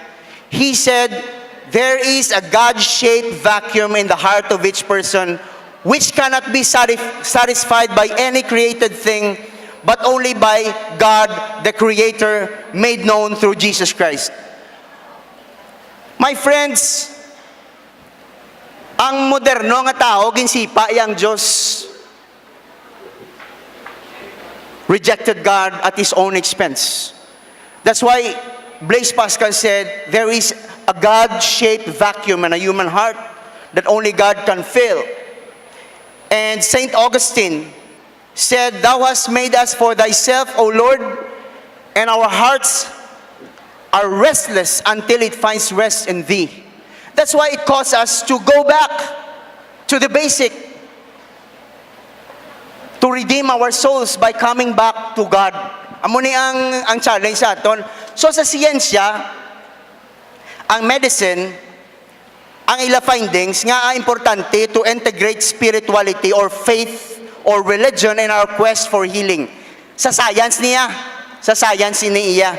siling nila ilang findings through research, spirituality in the field of mental health have one common major goal. And what is that? To alleviate emotional suffering and to liberate and blossom the self. Isa lang ang goal, lain-lain lang ang method. To alleviate suffering and to liberate and blossom the self. Second, it has been found out nga ang mga tao who relentlessly believe in God or higher being, as you may call God, no? Higher being, ang itawag sang iban,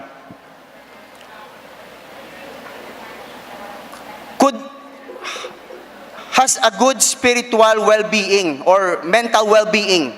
Findings ina nga mga tao nga nagapati sa Diyos, nagapati sa, ang importante sa iyang aspect of faith, mas mabakod, no? Mas maka-accomplish ang ginatawag nga mental well-being. According to them, persons who have relationship with God, nami ang ila coping skills, nami ang ila perspective sa pangabuhi, kag labi sa tanan, mas mabakod sa pagatubang sa mga trials, sa mga trahedya sa kabuhi. So, amo ini nga nagapasalamat ako nga ang spirituality became a part of this gathering. Well, ano yung ginamba sa scriptures? Very briefly, and I will close. Ato ya finding to sang science, can recognize nga there is better adjustment, better well-being kung may relasyon kita sa Ginoo. That's why ang mga Alcoholics Anonymous, Narcotics Anonymous, ang isa gid sa mga major tenets sang ila nga pagpadalagan sa organisasyon, they always believe in a higher being. Anong ginamba sa scriptures? Siling ni Hosea chapter 4 verse 6. The people are destroyed because of the lack of knowledge. The people are destroyed because of the lack of knowledge. So anong ginamba sa scriptures? My friends, ang ginamba sang aton mga speakers kagina about nami nga pag-take care sa aton lawas, about mga practical advices. You know what? They are all in the scriptures. And one of the practical advices nga ginahambal sa scriptures, practical para nga daw magamit naton. Number 1, take good care of your bodies. Sila isang scripture, take good care of your bodies. 1 Corinthians 6:19, do you know that your bodies are temples of the Holy Spirit who is in you, whom you have received from God? You are not your own. St. Paul's advice to Timothy, a very young person, flee the evil desires of the youth and pursue righteousness, faith, love, and peace along this who call on the Lord out of a pure heart. You know what? Taking care of our bodies, eating nutritious and healthy meals, regular exercise, enough sleep, recreation is good for your well-being. But having a healthy body is not just for the sole purpose of achieving good health. Sa spiritual perspective, my friends, it is your form of worship. Your form of worship. Present your bodies as living sacrifice, which is your reasonable service. Kaya ano nga ba sa scriptures? You are not your own. What does it mean? Ang kabuhi nga gina-enjoy naton ngin paulam lang ini sang Ginoo. That's why we have to take care of this. We have to be good stewards of our bodies and use it for the furtherance of God's kingdom, for godly purpose. Practical advice na, wala gali deviate sa findings ng medicine kag science. Second, Ario, I am about to close. We have to take care of our minds. Take care of your minds. Proverbs 23:7, as a man thinketh in his heart, so he is. Your thoughts become you. Your attitudes define you. Your mental habits shape you. What's going on in your head governs what you do, how you live. As you think, so you are. It's all in your head. That's why, sila ni St. Paul, be not conformed to the patterns of this world, but be transformed by the renewing of your minds. When he used the word transformed, he used the Greek word metamorphou, which means, dira nagali na metamorphosis, transformation. Ang restoration, gali my friends, aring sikreto nga ginambas sa scriptures, and this is very true, founded by, ginasuporta ini sa science, transformation of the minds. Be not conformed to the patterns of this world. Let not the world mold you. Kabalo ka mo kung nga, ari lang oh. Makita nyo mag-fashion show, gatanaw ka mo. Ano ang gina-define sa kalibutan ng gupagwapa? Mga models, ando mga kalag, hindi bla? No? Para sa ako niya, hindi niya appealing. Oh. After the war, I crossed the border from Thailand to Cambodia. I lived almost in these cities sa Southeast Asia. Backpacker ko sa una mo. So, nagtabok ako. Ang sexy sa Cambodia after the war, ang tambok. Oo, kabalo ka mo ko nga, damo niwang mo. Oo, damo ko lakig, damo malnourished. Pero ang kalibutan, gambal nga video kung may bilbil ka, laway ka. Pwerte ka damol sa ngako niya. Pero I mean, ang kalibutan, may ara siya nga kaugalingon niya pag-define sa mo. You hear a lot of messages every day. Buy this, buy that. Try this, try that. Go there, go here. Get to know her, get to know him. Nga kung hindi ka magpamati, siningang voices, daw wala ka worth as a human being kung hindi updated ang cellphone mo, kung hindi moderno, daw pigaw ka. Tamo voices, pero sinisang Ginoo, let not the world mold you, but be ye transformed by the renewing of your minds. Grabe, galing niyang ulo. This is an octagon. UFC, battlefield ni. This is an octagon. And you know what? Sila ni Dr. Caroline Leaf, she's a cognitive neuroscientist with PhD in communication pathology, specializing in neuropsychology. She wrote a best-selling book entitled Who Switched Off My Brain? She's a Christian researcher on science and thought, and she asserts that our minds are filled with toxicity. Pagbugtaw nyo, basa ka mo Facebook, tanan nga balita, fake news, pamuyayaw ka mo, lakat ka mo sa traffic, inabuyayaw nyong traffic, tanan na lang, inflation, tapos ang inyo tupad balay nga kagaod sang budot sound, mga Santa Barbara mix, di ba? Tanan na lang, tanan nyo makita nyo nga negative, medyo our minds are filled with toxicity. We are filled with worries and fears.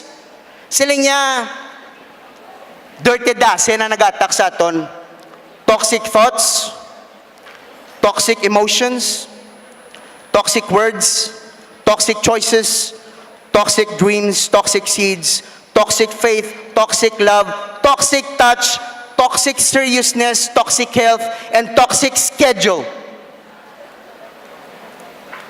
These words are translated into one word, stress.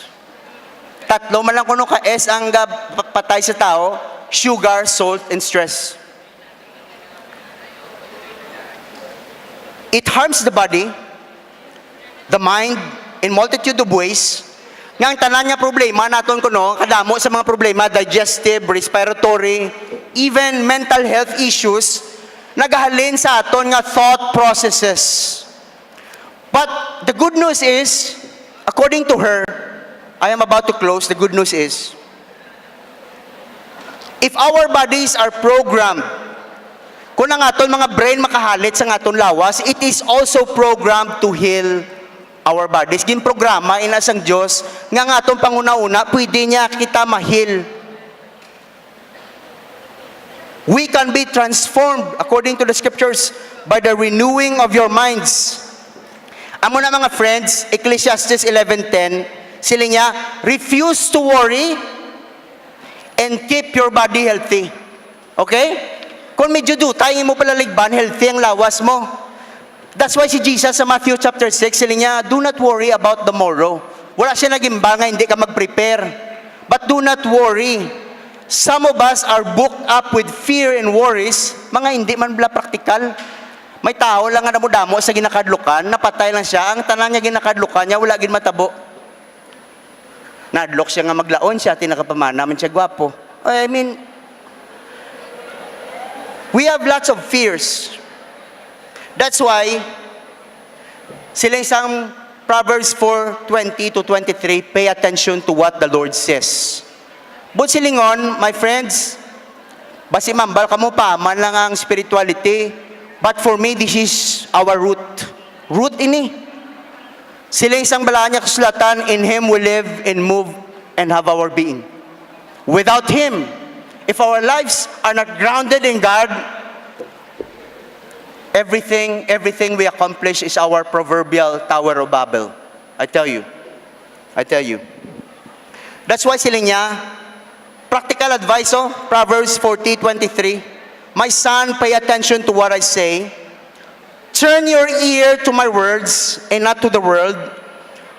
Do not let them out of your sight. Keep them within your heart. Ano ang balya? For they are life to those who find them and health to one's body.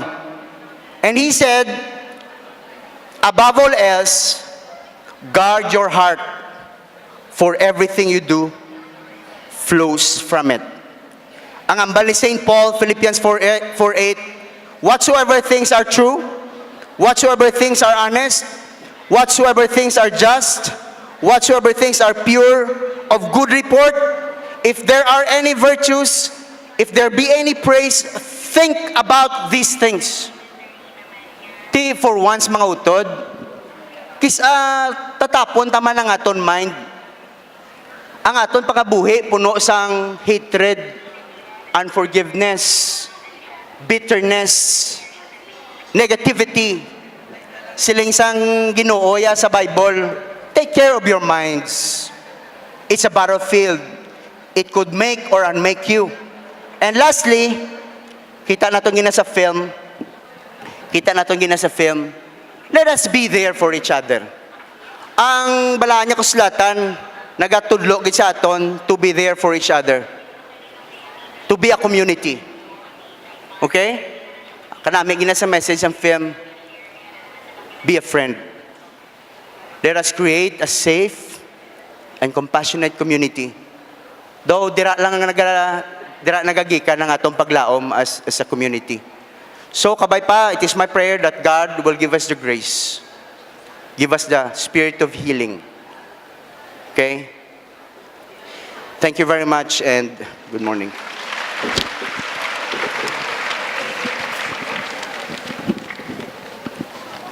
Thank you so much, Pastor Shan. May we request you to please stay on the stage. Same certificate is given to Pastor Shan for your enlightening and insightful sharing of message about mental health.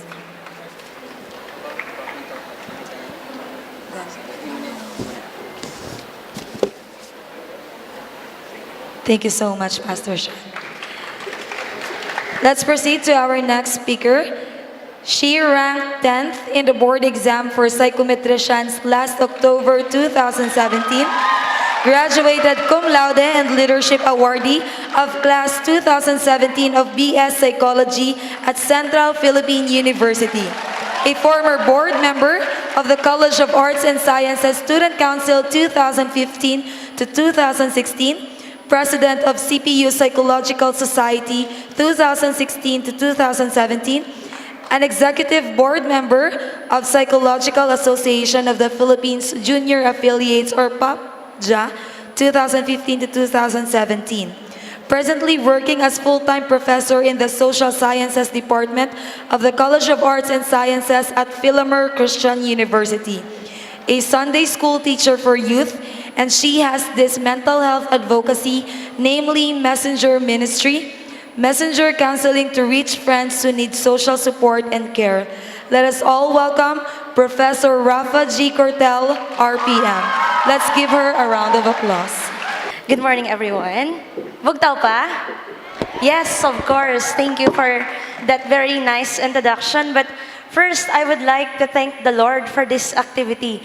It has been my prayer that more activities like this, mental health awareness, being in this field, having graduated BS Psychology, na-expose ako on the realities of these mental health issues. So, nung JM Suelo, thank you for this opportunity to share. So, today my topic will be about the art of reaching out. Nagbutang ako sa subtitle nga, The Art of Saving Lives. So, why art? Nga, naging art siya. When we say art, it is the expression of human creativity and imagination. I believe we all have strengths in us nga magamit naton mag-reach out sa iban, mag-reach out sa atong kagalingon. So, my topic will be two ways, reaching out to yourself and also to other people. Okay? So, let's start. First point, how to reach out to yourself. I don't know how many of you here basi may mental health issues, may mental health condition.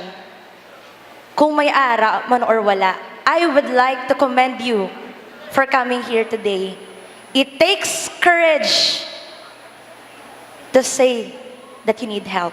And friends, it is never a shame to ask for help. So, this one is for you. I hope nga may maintindihan, may makuha ka mo di. If ever you're thinking about how to disclose information about your situation, kabay pa nga may makuha ka mo ni.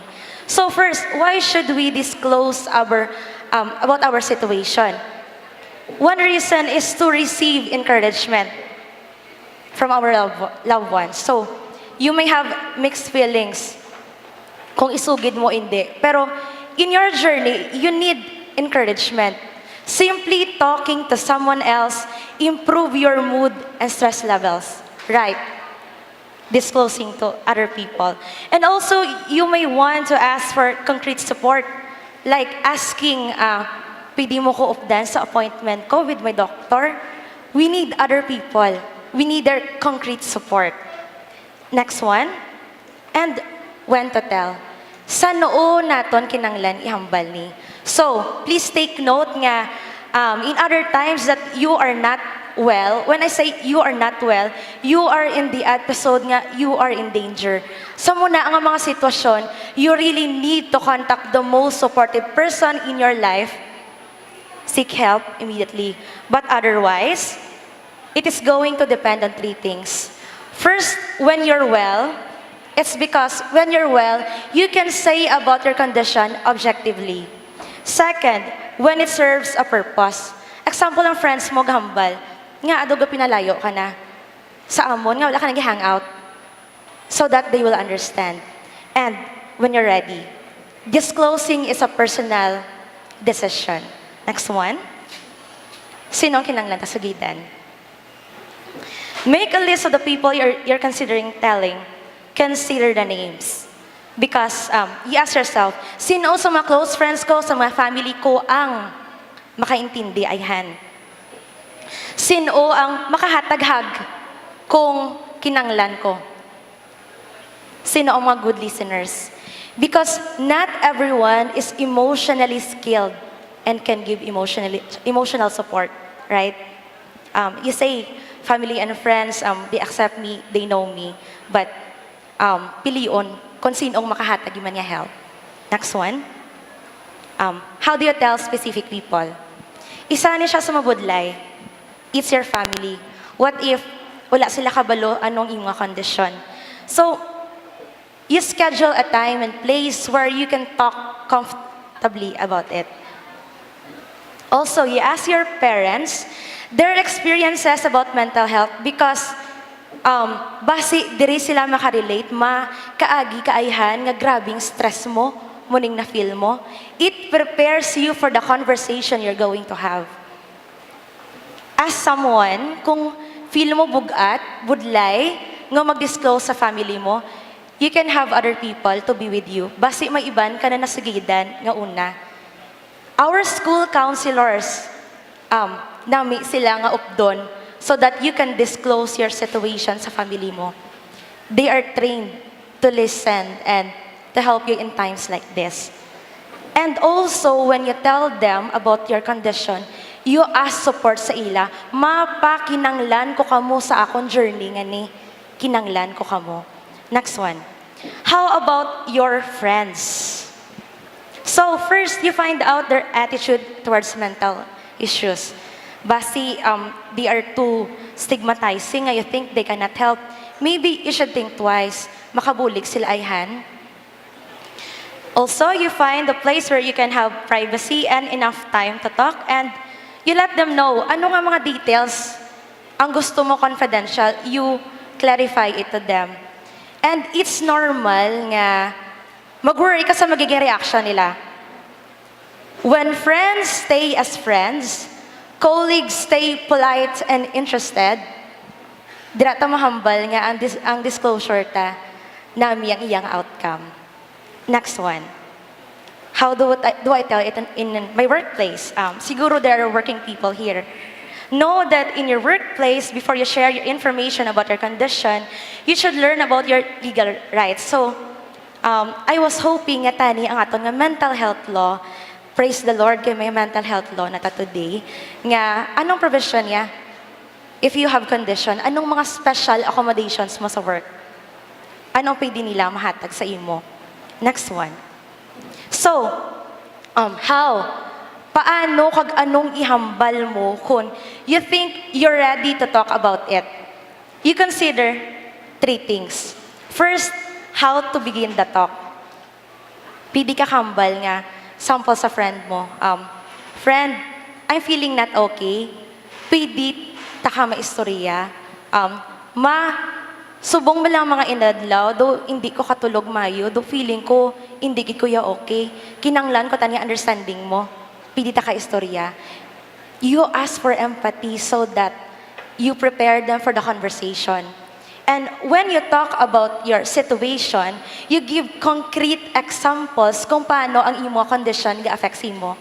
Example, subong bala mga inadlaw, hindi ko matulugan. It affects my studies. It affects my functioning in my daily life. Friend, though feeling ko, may mga thoughts ko nga kalain. Feeling ko, kalain, gid siya nga, it's pushing me to do some things negative. You give examples. Ano ang effect sa imo? And you suggest ways for how your loved ones can help you. Friend, pwede bala kung hindi ko okay, hindi ka mag-freak out, pwede hambalan mo ko nga, Raf, medyo hindi ka okay, subong kinanglan mo buli, gusto, pwede ta ka istoryahon. You give them ways paano kanila mabuligan. Friend, pwede mo ko buligan, mangita doktor, so that I will be okay. You ask support from them. And next, this one naman niya, this is how to reach out to others. I'm a faculty sa psychology sa Philomar Christian University, but for many years na damo nga mga tao ang nag-ask, knowing a psychology student ako sa to and graduate, anong pwede ko mahimo ang mga muni. So, diri ko na-realize that it is responsibility para sa akon. ang magbulig sa iban nga tao. Because I have this knowledge, I have to share it to other people and also training. So I think this is a noble one. And we don't have to be mental health professionals para magbulig sa iban, right? We have strengths in us, we have creativity in us mabulig para makabulig sa iban. So, mental health professional or not, kabay pa nga may makuha ka mo di. But the question is, will you join me in saving lives? Yes? Will you join me? Yes, amen. So, here are tips paano kita maka-reach out sa iban. First one, practice people first language. Ano mo ko ni said to? Guilty mo ko sini. Pero what does it say? Avoid these terms, mentally disabled, mentally handicapped, mentally ill. We should be empowering the person, not the illness. You say, si John, do not say, John is schizophrenic. You say, si John may schizophrenia. We are empowering the person, not the illness. We should separate the person from the illness. And also, terms like retarded or mentally retarded, subong ang formal siningatawag with intellectual disability. So we should be sensitive in using diagnostic terms. And also, don't use diagnostic or mental health terms to explain everyday behaviors like ka-ADHD sa akon ka-bipolar, bala si mo girl. These are mental health conditions. We do not use them to explain our simple everyday behavior because it is not that simple. And regardless sa anong itawag sa mga sitwasyon nga ni, we should take into consideration ano ang preference ng friends ta nga itawag sa ila condition. Kaya iba hindi man full-fledged sila nga situation. Sometimes, they prefer to use lang may mental health condition ko, may mental health issue ko. Okay, next one. How to start conversation. If you're feeling mo may tao nga kinanglan mo i-reach out, tao nga kinanglan bulig, paano? You start with a simple question. How are you? Friend, gusto ta ka-istoryahon. Kaya sometimes, ang iban nga tao, hindi man mag-istorya kung hindi mo papamakoton. Right? Express your concerns. Friend, pila ng absences mo? Ga-worry ko sa imo. Gusto ta ka-istoryahon. Throughout the conversation, you express your concern for that person. Share what you've noticed. Amo tong inhambal ko. Dula ka nagagawa-gawa, how? May problema, ayhan. Next one. Listen carefully to what they tell you. You don't have to agree with everything ano ginahambal nila. Pero you make them understand that ang balatsagon bila nila. We should practice active and empathetic listening. Actually, everyone should have good listening skills. Paano ni siya?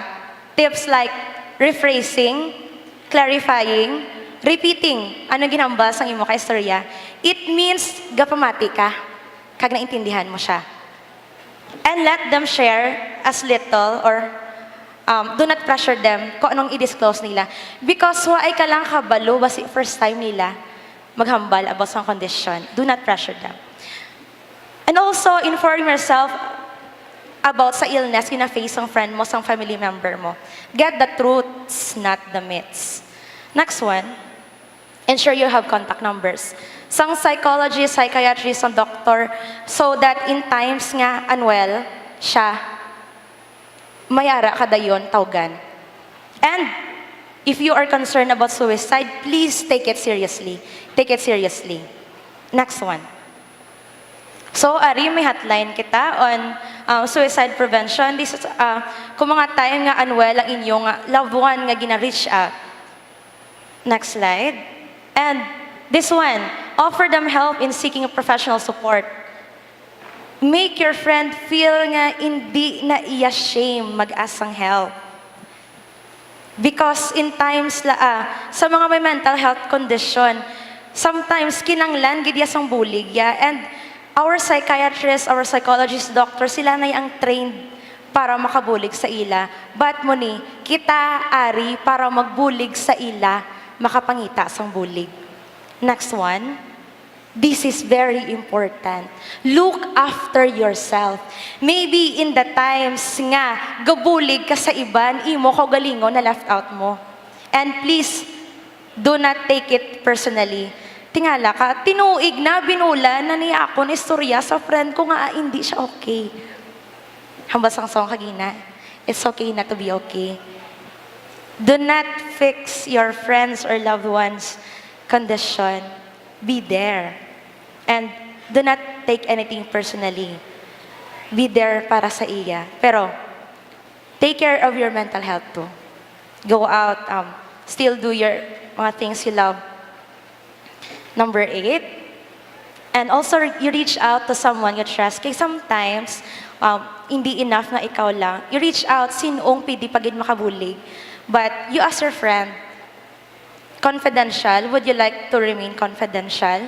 Or would you like to ask more help sa ibang nga tao? Or sometimes, bugat-bugat, nagyid, you think what you know is not enough. You could ask some professionals, maintain the confidentiality of your loved one. Number 9, just be there. Maging post ko nagligan. Just be there a little more. Because mental health condition, it is like a monster nga ginahambalan niyang brain mo. You are alone, you are unloved. Being there for the people you love will create a big impact para sa ila. Be there for them. And last one, share your own story. Ako personally, hindi ko mahambal. I will not be standing here today kung wala ang Ginoo. It's my testimony naman niya. So, these are the verses I usually share to the people nga muna gina-reach out ko. If you think you are not enough, ano hambal sang Bible, you can do all things. You're feeling anxious, you cast your anxiety para sa iya. If you feel like you're not fit enough, skinny enough, you are created wonderful. Feeling mo ang love, hambal sa Ginoo. You are loved with an everlasting love. And if you think the world will turn their back on you, maisa nagapabilin ang Ginoo.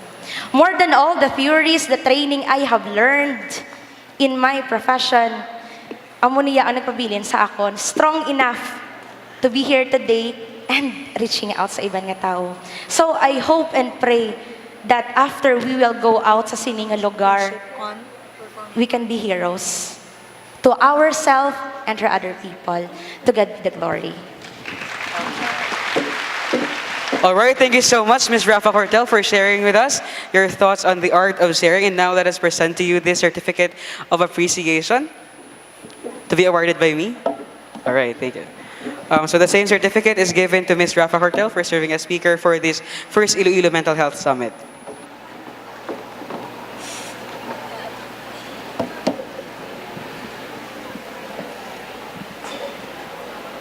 Go guys.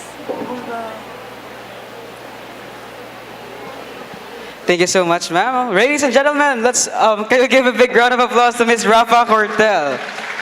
And now, let us listen to a song number given by the World Championship on Performing Arts medalist held on USA, California. Please welcome Mr. J.M. Avellino. Let's give him a round of applause.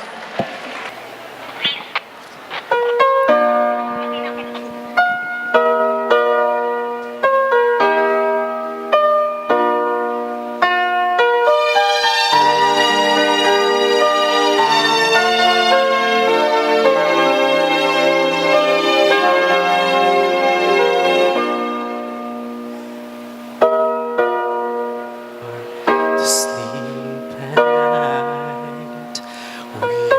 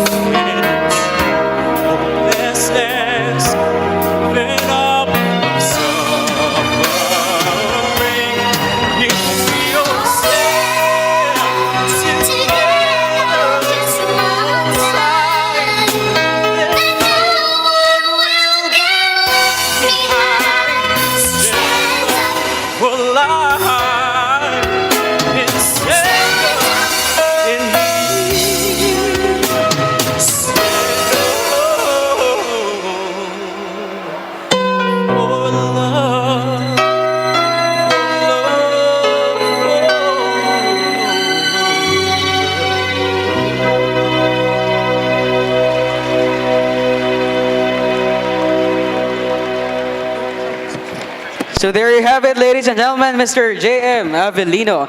And now we are encouraging everybody, to those who are seated at the back, you may transfer at the seats located near the front so that you may have a clearer view of our remaining films who qualified and fortunately won for the first ever film festival of the first ever Iloilo Mental Health Summit. And of course, once again, we have a Help is Here Groupie Challenge with the mechanics of taking a groupie with our barkadas and using the hashtags Help is Here and PAG-AMLIGANAY 2018, all in uppercase letters. For the caption, explain how helping each other can help one survive depression. And we will choose 5 lucky winners of gift certificates and gift items. And of course, the winners will be announced through our official Facebook page. So make sure that you will able to like our Facebook page, PAG-AMLIGANAY.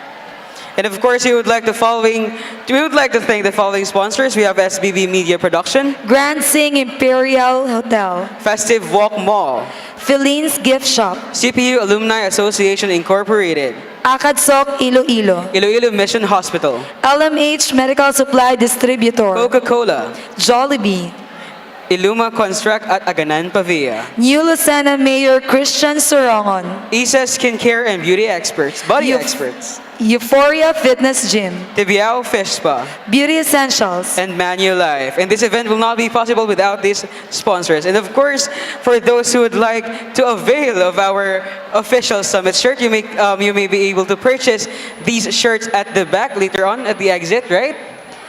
Yes, get the Help is Here shirt for only 200 pesos. This is a fundraising activity for our chosen mental health unit. Visit the shirt booth at the entrance of Rose Memorial Auditorium. And of course, we are offering free bibliotherapy sessions. The Western Visayas Region Librarians Council is offering free bibliotherapy session at the entrance of Rose Memorial Auditorium, and they are also giving out reading materials for free. Learn how reading can help you overcome your struggles, and you can also check out the other booth setups at the entrance. And once again, PAG-AMLIGANAY is the first Iloilo Mental Health Summit brought to us by the Office of the CP Republic President. And at this moment, I think we all are ready in witnessing the winners. The first runner-up and the champion for this year's film festival on the first ever Iloilo Mental Health Summit. Are you guys ready? Can we have an astounding yes from the crowd? Are you guys ready? All right, so I think we really are. And ladies and gentlemen, let's welcome let's view the first runner-up of the first ever Iloilo Mental Health Summit Film Festival. Rolling sound, slip. Scene 14, take 10. 5, 4, 3, 2, action. Mapil ko gidya nga wala ko pulos. Hindi na ako kamatsyag dito isang sakit yun. Hindi na ako ginawa. Kita ko naman pang kitchen knife, kinablang mo ko. Ginapabatsyag ko lang sa cellphone, kalamig sa kutsilyo. Hopelessness. Ang lang ginawa, one word lang niya, hopelessness. Una nga adlaw sang Setyembre, subong nga hapon, ang 23 anyos nga si Simon Garcisto masako sa pagbuhat sa iya bag-o nga pelikula. I live in my own world. Nung pa ako sa childhood ko, nagsusulat ako short stories, mga imagination ko, more like mga superheroes. Gina-imagine ko tanan niya, it's like a movie. Sa subong nga adlaw, iya igasaysay ang pinaka-importante nga istorya sa iya kabuhi. 5, 4, 3, 2, action. Ang Simon, ang una, happy-go-lucky. Wala labot sa kalibutan. Mayroon mga hatag na signs nga do may something lain sa akon. Magamay nga bagay, grabe ko mag-react. Kasing change ang moods ko. Pero balik-wala ko lang happy ko. Puberty lang. Humalin sang high school si Simon, nagabatsyag siya sang kondisyon nga ginatawag bipolar disorder kag depression. Pagka-bipolar is actually mood life. Gulpi lang niya sa isa kadlaw, happy-happy din. Wala na, mangakik ako natutudo, wala rason, nagabad trip na ko, then masunod naman natin yun, mapangasubo ko, balik naman pagka-happy. Drapagin na po ang depression sa bipolar. Okay, grabe kung when it comes sa sadness, kumbaga sa tao, normal lang di ako niya mag-sadness, yan down na down dito na yan. Ginaano ko self-harm, kung mag-feel ko gidya nga wala akong pulos. Dari ko permyo, dagko ni permyo mga bukoy ko, di kay ginabunggo ko na sa dingding, nasumbag ko kay di mo gusto manakit tao, pamuna sa cellphone na nanginasakit ko. Sa tuod lang, nanamian ko sa sakit. Then, ang mga naidra ko, ginapautuas tanan-tanan ko, ginabatsyag.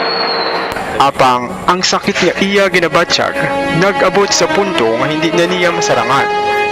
3 times ko nag-attempt suicide. Feel ko ay nag-chance sa hindi ko nag-kaya. Hopeless nag 3 nights, consecutive nights. First night is una ko chilyo. Try ko bunon self ko kay gusto na gidya nga hindi ko na kaya. Kita na ko kay to. Kadua ka nights nga sige na nga duga matamat na nga duga daw ang nagdua ko chilyo. Then sa third night, hindi ko nga sa mind ko nga lain na ning ginakaon ako sa kadulmo. Christmas lights pa to nakitaan ko. Kaya wala nagiging nakitaan lang. Down na ito. Ginigot sa liog ko. Binutong ko. Actually, amo na ang sa last part ng film ko, okay lang ako. Ang natabok ko. Amo na ang tabok sa ako. Lumapusdak ng ulo ko. Kaya maya lang nagabot. Isa ako classmate. Insalbari ako. Ginstorya. Matapos matabo ang tanan, ginsugid man ni Cymark ang matuod-tuod niyang sitwasyon sa iya pamilya. Ang bako kinan ako nagadigi kayo ng self ko. Kaya isang time nga bala na nga depressed ko. Kaya tawag sa akong cellphone, kaya libiyo na siya. Siyempre, plangga mo nanay mo, bro mo ka ng friend sa mga gibit. Ang balman sang doktor gusto na, may serotonin utok na nag-attack sa happy emotion. Di kami sa mga tao nga depressed, dudula na, dudula matamat, nag-deplete naman nga serotonin. Kung sa ako, based on sa experience ko, kami mga tao nga depressed, do sponge, ma-absorb naman tanan-tanan nga emotion sa iba nga tao. Doon kami nang gabatsyag. Kaya, amo na, huwag may kapamati. Like to gusto mag-istorya sa kinabatyagan, huwag may kapamati, kapag masubong matsin ko. Sugod sa nagpakonsulta si Cymark sa isa ka psychologist, naumpawan man siya sa iya na batyagan kag mas nagklaro na ang iya pagpanghuna-huna sa iya kondisyon. Ang hilig niya sa paghimo sang pelikula gingamit man niya para mas mapautwas pa niya ang iya na batyagan sa iya kaugalingon. Tanan ko actually nga story sa mga film ko, ginabase ko sa experience, dara ko ginapagwatanan ko, ginabatsyag. Like kung ang ako niya mga film, sinimo ko diary ko. Kag bago magtapok ang istorya niya, kaangay sang tag sa kapelikula nga may ginapiling na importante nga leksyon sa mga tag tumalanaw, yari ang marka ni Cymark para sa tanan. Palangga. Love one another. Mga mo na ginatuto sa atong Ginoo, okay, nga hindi ta mag-apply sa iba niya tao to gin.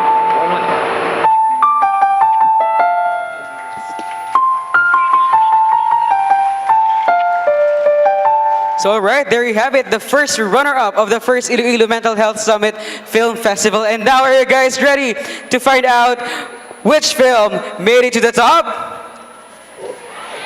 Well, ready sila, partner. Are you guys ready? Okay, so, are you ready? Okay, ladies and gentlemen, the champion for this year's first Iloilo Mental Health Summit Film Festival.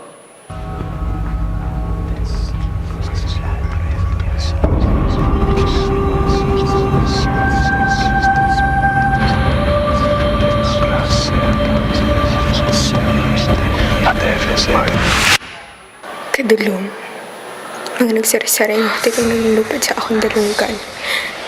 Kagamo, lain-lain na tinagang nagdalagan sa akong pamitsaro.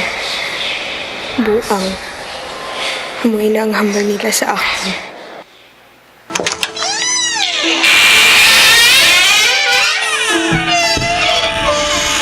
Nagalos ng akong mata.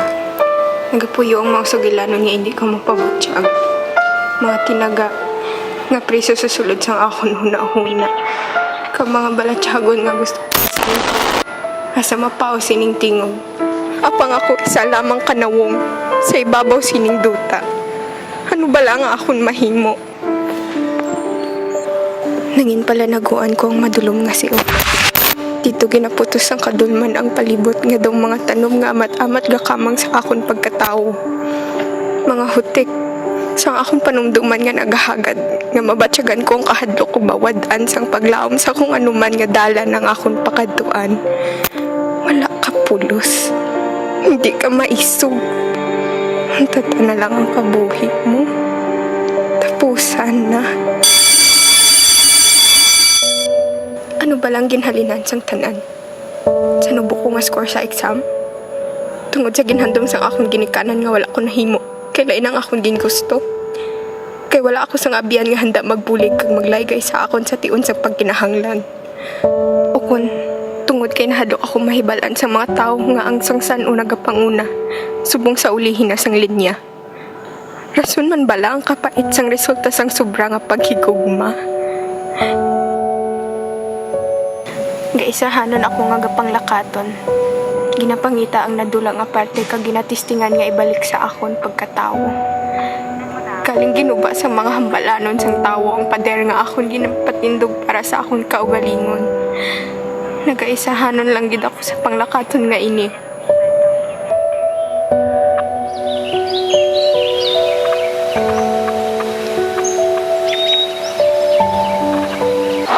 Kung kisa, ginapanumdum ko ang konsepto sa kamatayon. Ano ay hanang balatsagon nga malubong sa idalom sang duta. Nga nagapiyong ang mga mata, kang hindi na makabatsyag sang pagtambol sang akong dughan. Ang katawhay nga makakita sang panibago nga kaagahon. Kag magadula na ang landong sang pagtulok sa katawhan sa akon. Kamatayon bala ang solusyon sa tanan nga nangin pasakit. Base amo ni nang maghahatag sa mga sabat sa problema nga hindi ko mapalagyuhan. Nadula ako. Nagpang duha-duha. Wala ko kabalo kung din madiretsyo. Kasi intsyaktugin man ang direksyon ako na padulungan. Intsakto balay niya akong ginaagyan. Wala ko na ibalaan. Kalibog ang paminsaaron ko. Napalibutan ako sa kahadlok na ngagupa sa akong panumduman. Kalindiin. Kag paano? Kung nakagapo sa akong mga kamot, kagdiin sa wala katapusan nga kasubok.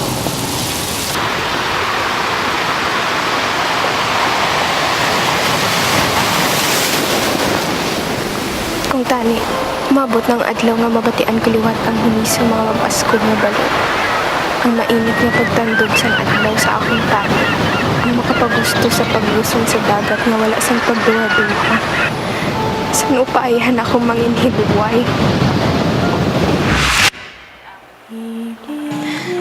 Sa tiniun nga hindi nyo na ako makitaan. Luyag ko nga kung tani ang mangin parte ako sang inyong memorya. Nga tani, isa ako sa mga tao nga nagbilin sang marka sa inyong kabuhi. Hindi nyo na pagpanumduma nga nagsuko ako sa akong kabuhi, kundi nagbato ako hasta sa ulihi. Base, ako isagin man kabuang, naging kawatan sang atensyon, kag pag-intindi. Tani, buksan ninyo ang inyong mga mata, kag paminsaron sa akong nga istorya.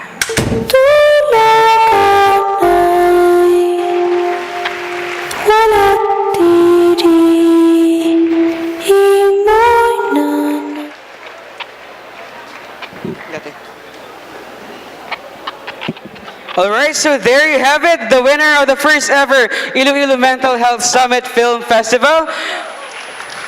And of course, for those who are suffering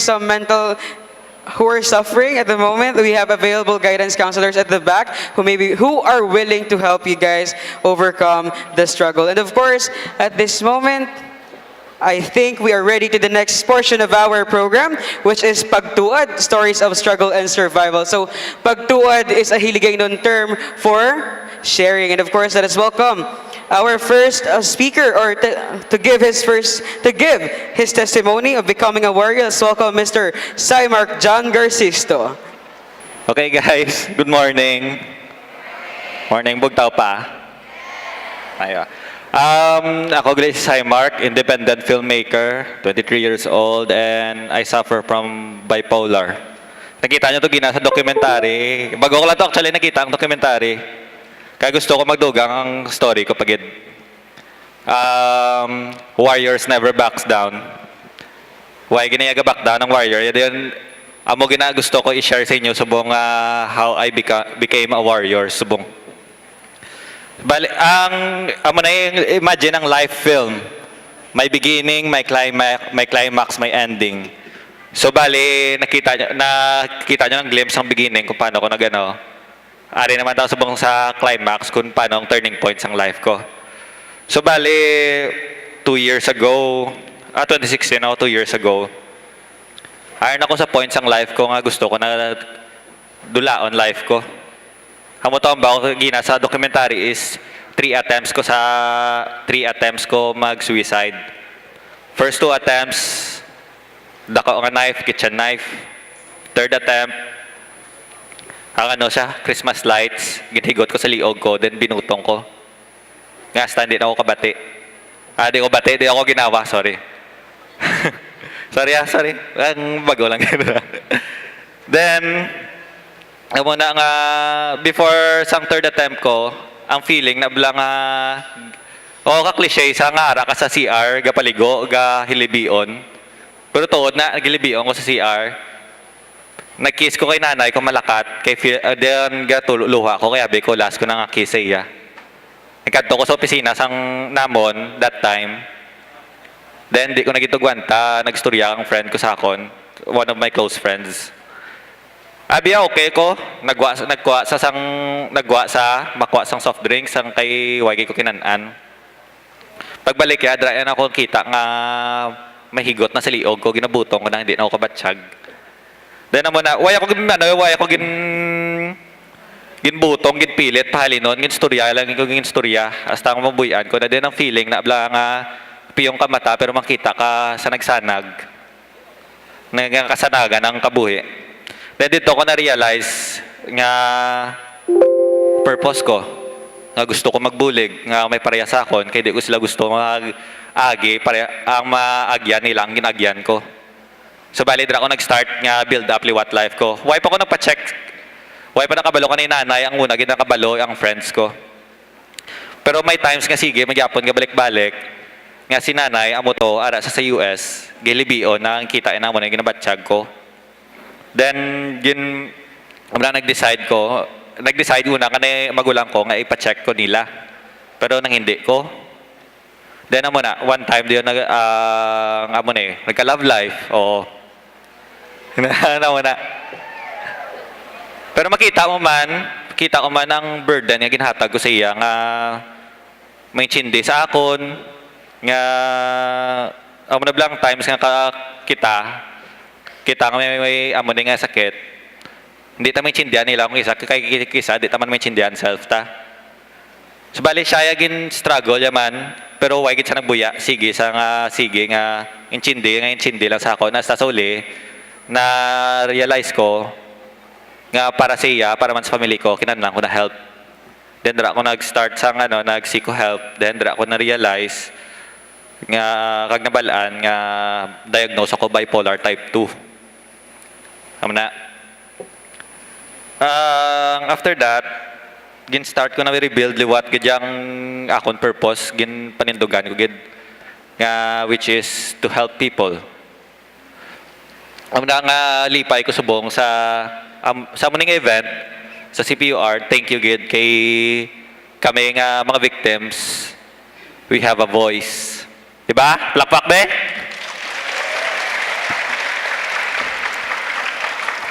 Then ako na, build up. Hasta sa birthday ko, last year, usually di ba mag-birthday ka, dra ka lang ma-enjoy sa mga ka-friends mo, sa family mo. Hindi ko na kay nag-organize ko sang event, Never Back Down. Nag-release ko sang akon nga Depression Awareness Campaign. Ang event ko ang entitled I Am a Warrior. Ako lang with the help sang family ko nag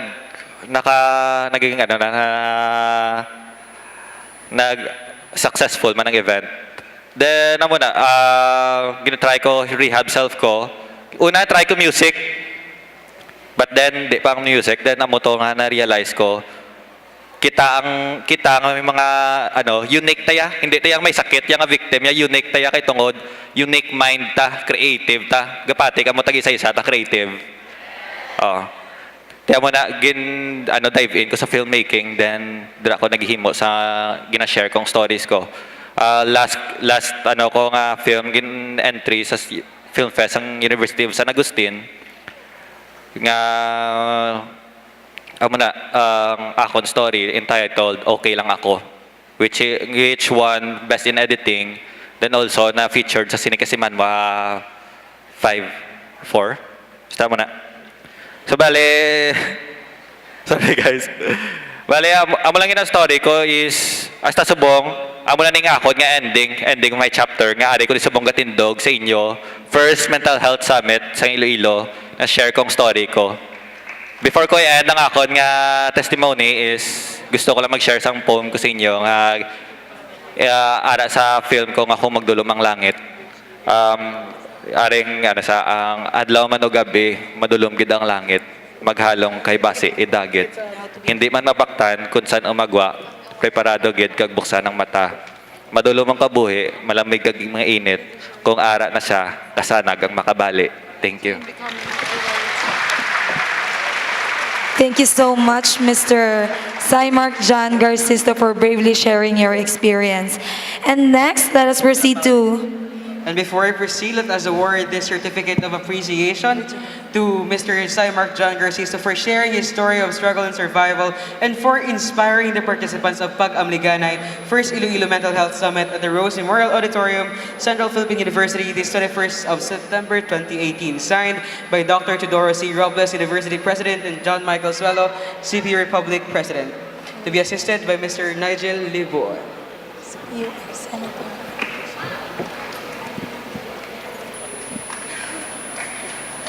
Kota ka na, Gerald.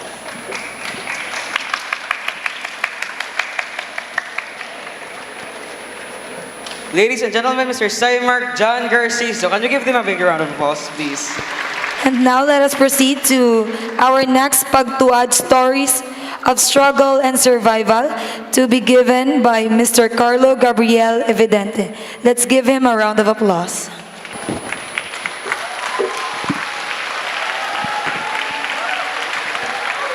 There, just my simple props. Okay, so I'll be talking about surviving the battleground. So I'll be talking later on the story of Kiko because I met him when I was small. Slideshow. Next. Okay, as you know, my friends know, maybe some of you know about Humans of Iloilo. Who knows about Humans of Iloilo? Yeah.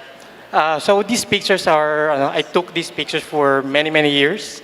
And then I receive a lot of messages. They tell me, ay Carl, you inspire us. Pero sa totoo, in my,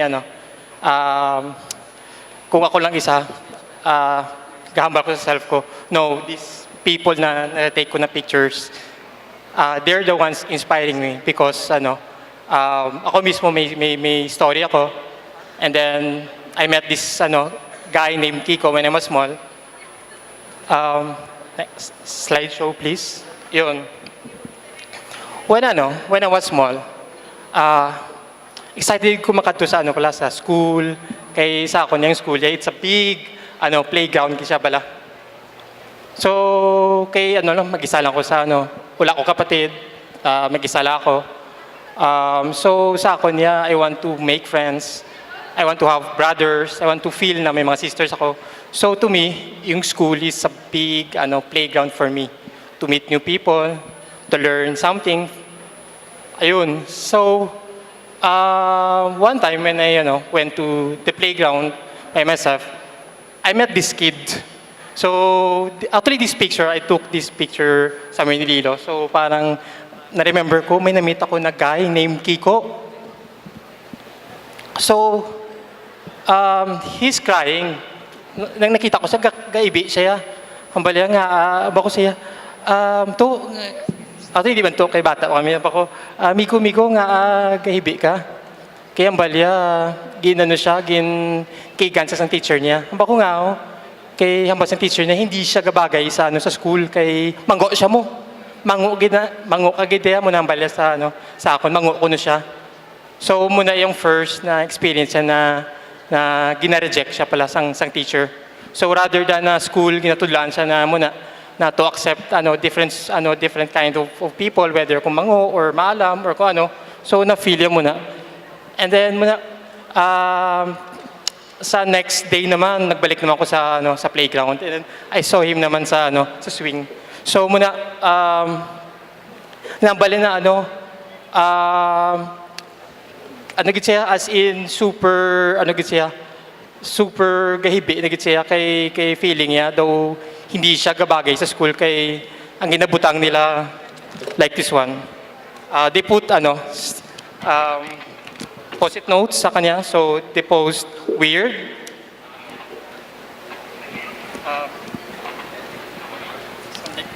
They put stupid. Hold on. Pitla. Gay. Agi. Robot. So, muna experience ni Kiko. Na feel niya na muna, he felt yung first discrimination niya sa school. So, hamba ko, sige, okay na, at least may friend ka na di para sa mo. And then,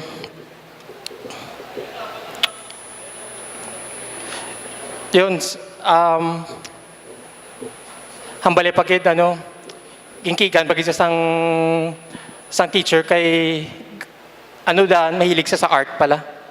So, hambas ng teacher say, kalaway man isang art mo, haboy natin sa basurahan, kay hindi kaya laway imoy, do feeling ko, gani, kaya na imoy mo, mala nang imoy na art sa imo na parents. Tapos laway pa. Ito muna pala. So, na-feel kita pala ang rejection sa school pala. So, after nag-graduate na kami to sang guy named Kiko, nagbalik naman ko diri sa playground. So, sa playground, hindi ko siya, gawlatulat ko pala. Tapos, tuki-tuki, may nag-abot na guy. And then, he was wearing a mask.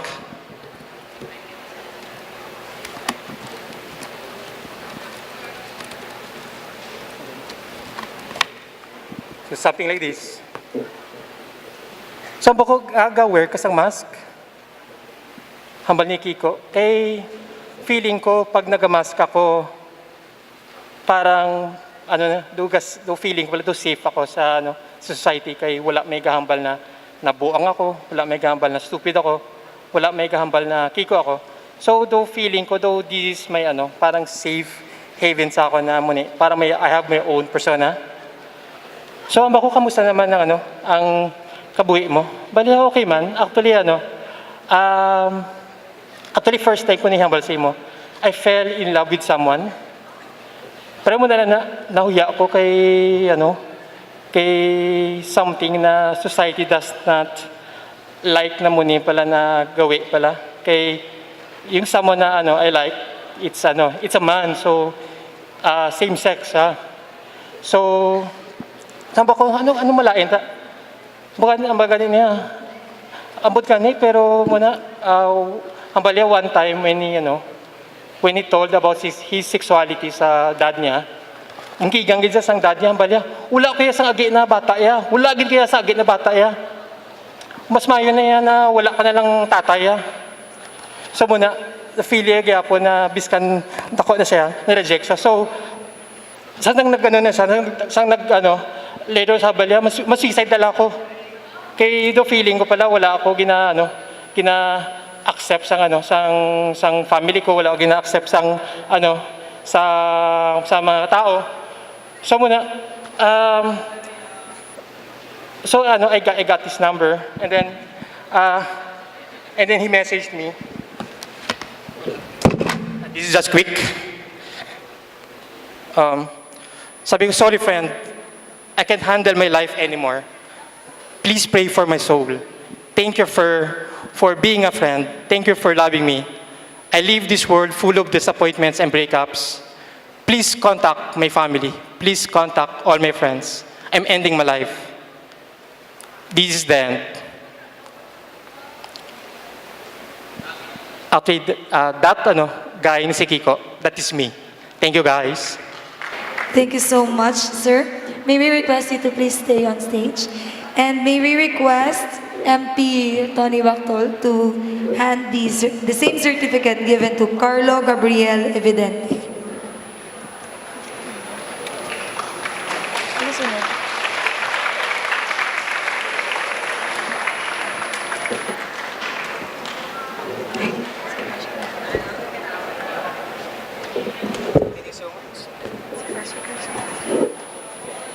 Thank you so much, Mr. Evidente.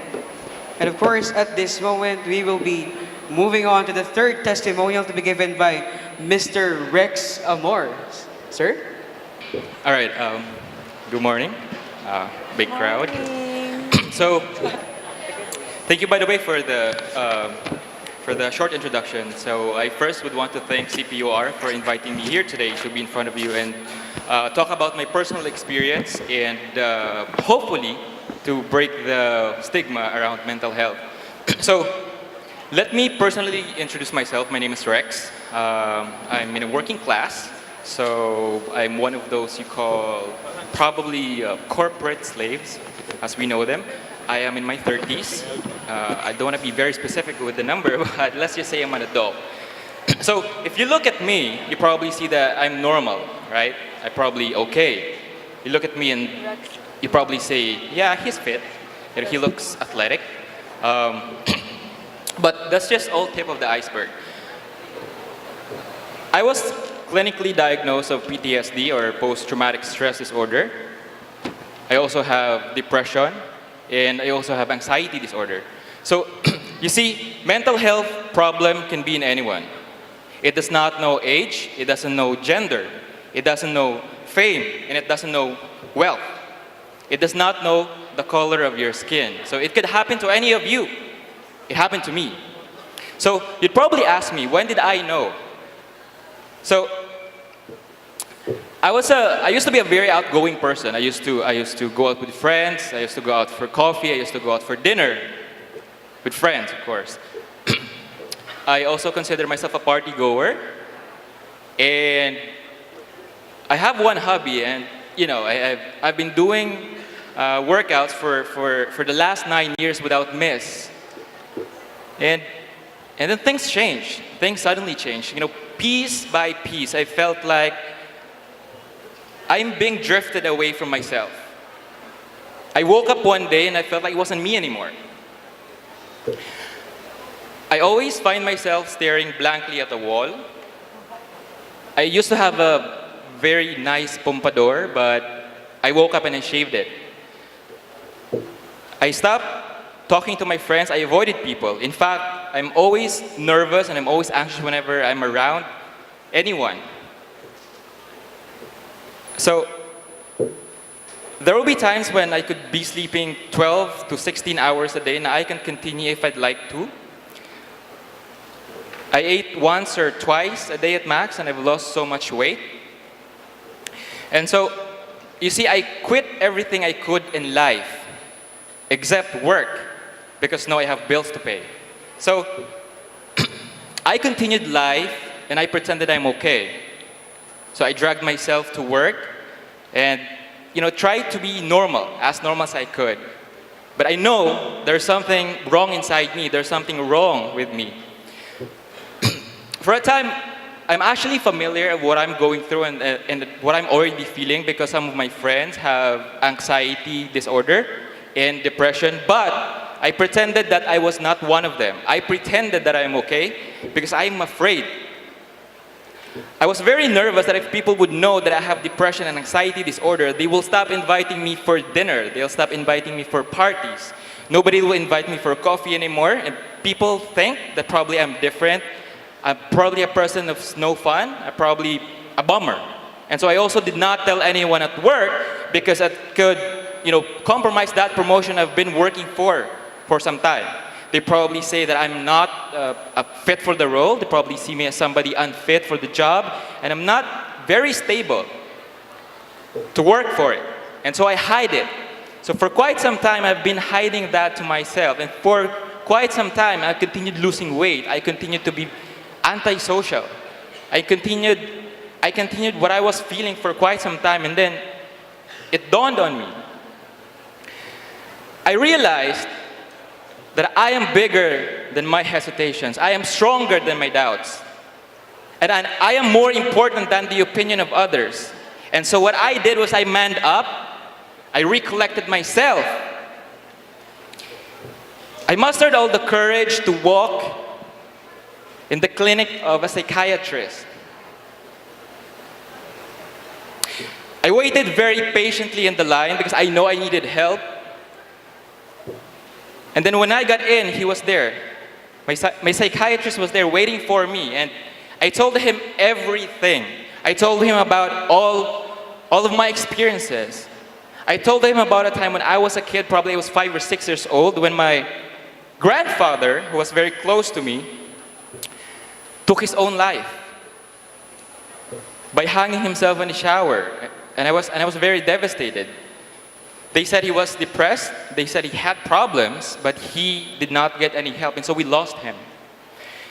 Now, I also told him a time when, back in high school, when 5 armed men, with their guns with them, stormed our home while we were watching TV that evening, pointed their guns in our faces, took all of our belongings, tied us all in a chair facing against each other, and then threatened to kill us all, me and my family, that is.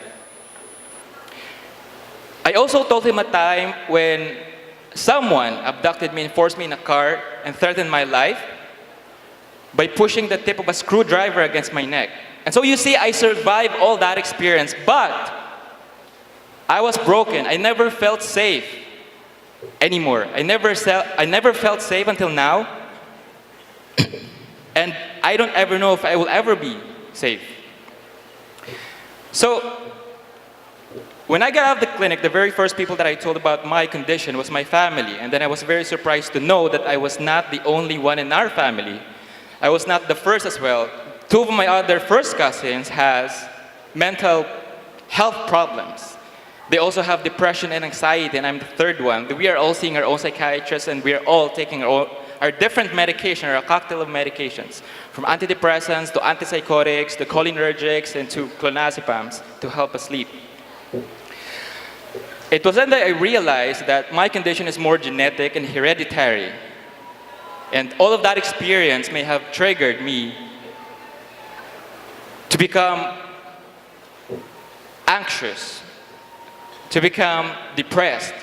But either way, I know I have to win over that demon inside me. Sounds cliche. But here I am. I'm winning over it. And I would like to thank my family and friends to help me get through it. I also would like to thank my doctor for being there and being very understanding of my condition, helping me get through it. So, if any one of you feels like you have some kind of a mental health problem, you are stronger than your fears, and you're also more important than the opinion of others. All right? So go out there, ask for help. And if you're someone who knows someone who probably may have a mental health problem, be the bigger person. Be more understanding. Be the first one to offer help. And besides, this is 2018. We are now a generation of intellectuals who know better than we did in the past. And so we trust that your generation will do better than we did yesterday. You have to do better than I did. Thank you.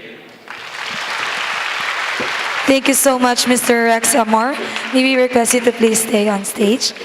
The same certificate is given to Mr. Rex Amor and given by the CPUR President, Mr. John Michael Suelo.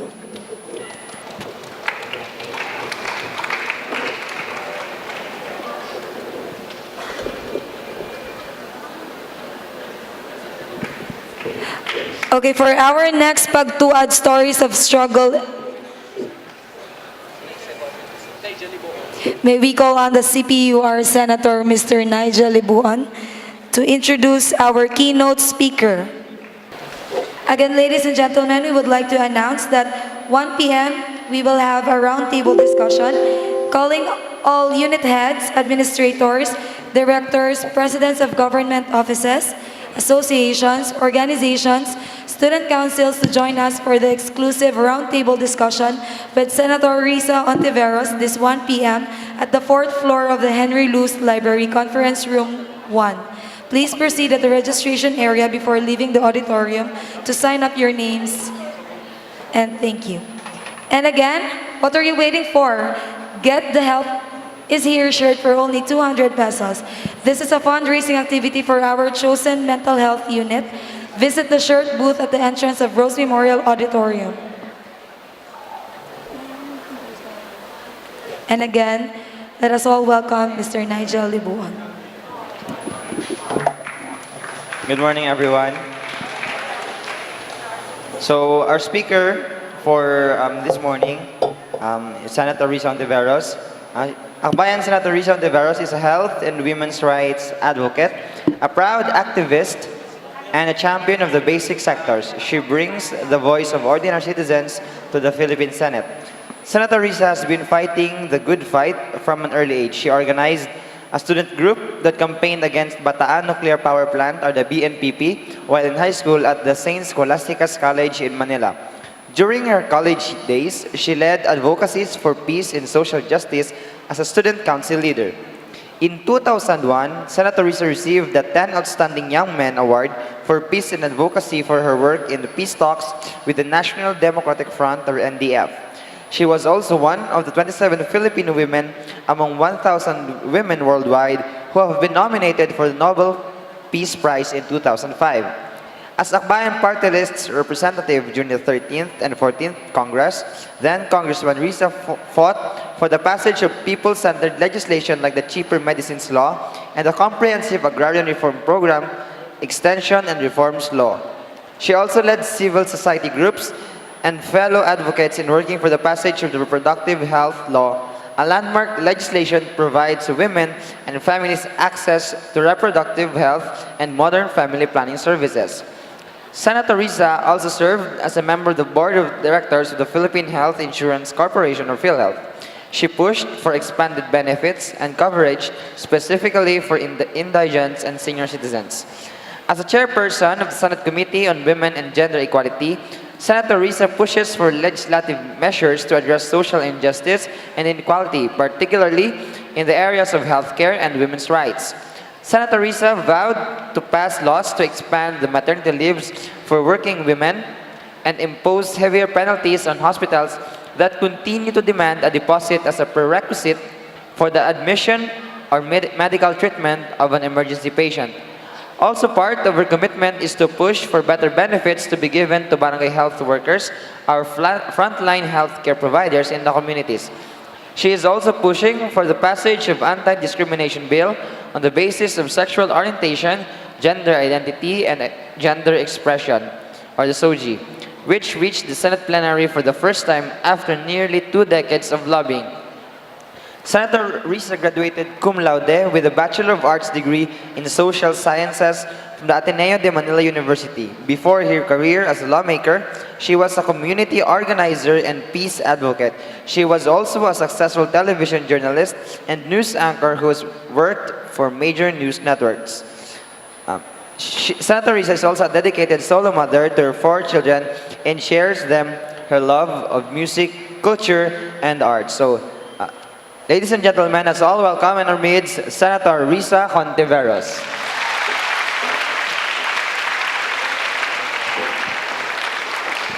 Salamat gid, Nigel. Paing aga sa inyo nga tanan.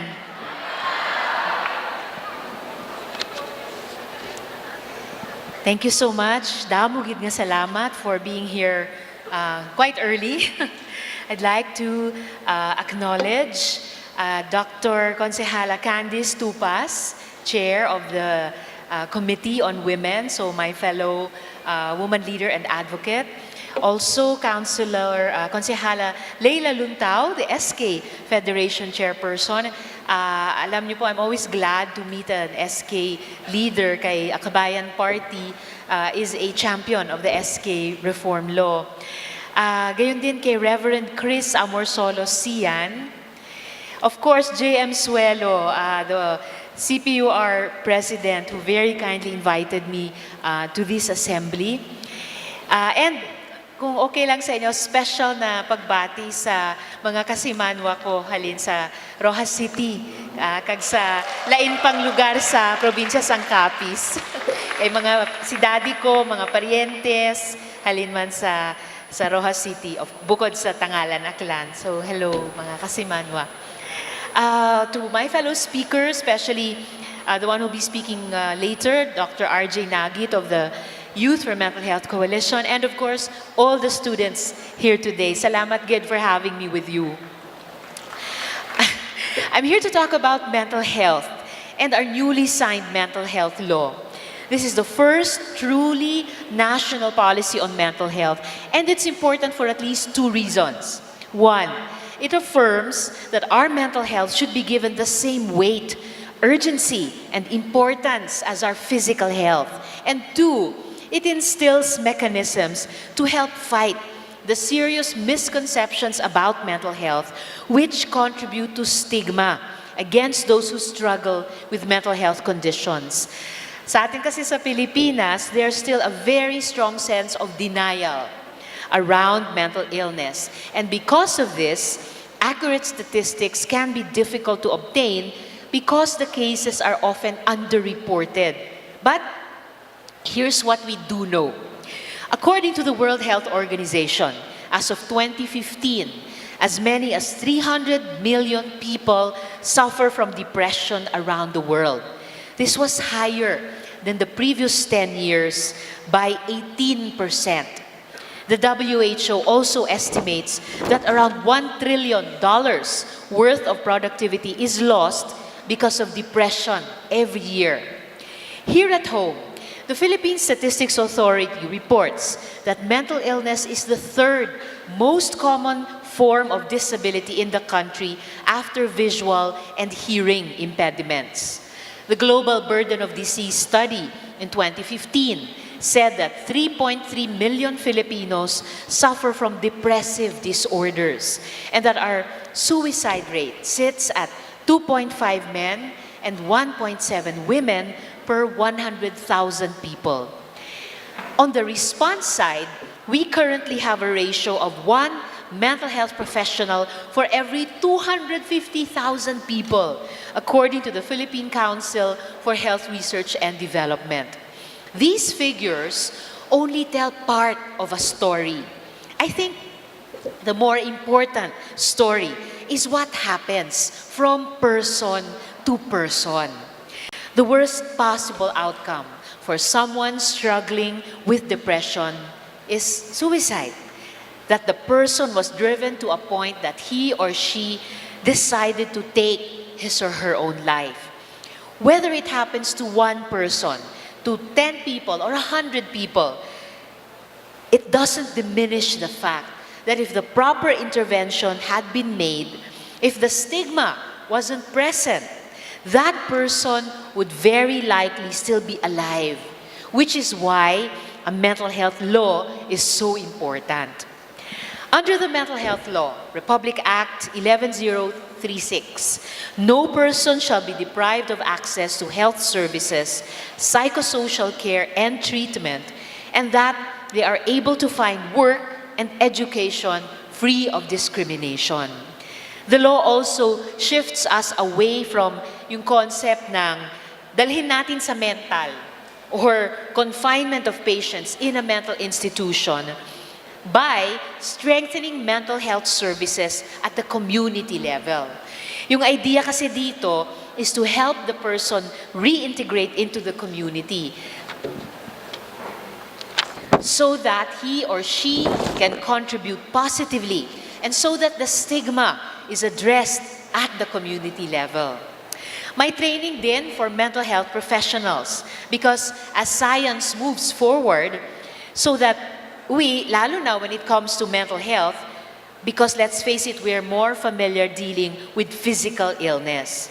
In fact, tingin ko doon sa mga gustong maging doktor sa inyo in the future, your feedback will be very important in improving our mental health law.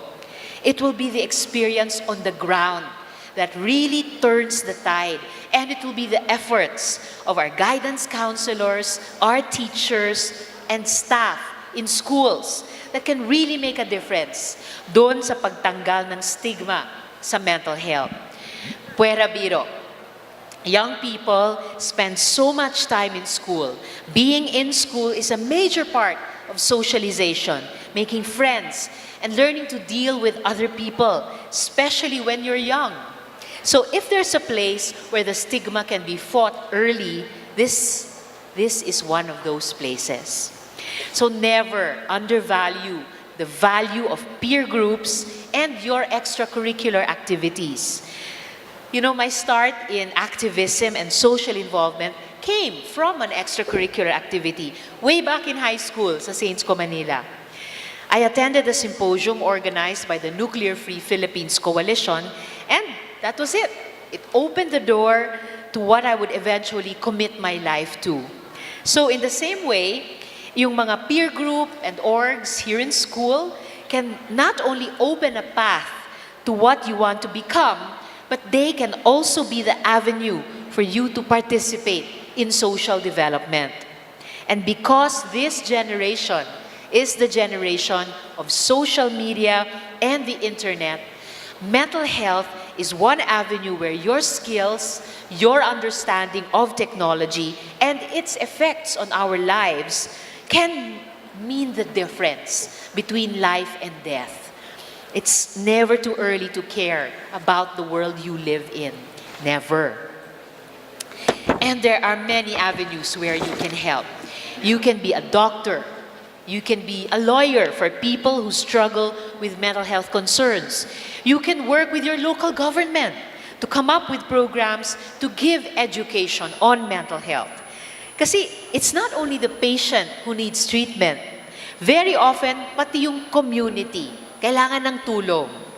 Some of the accounts of discrimination we've heard have shown us that some families feel a sense of shame at knowing they have a relative who struggles with mental health concerns.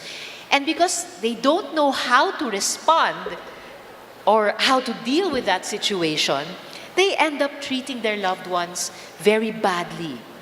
Doon sa pinakagrabing mga cases, some people are put in cages or chained because of lack of treatment or understanding.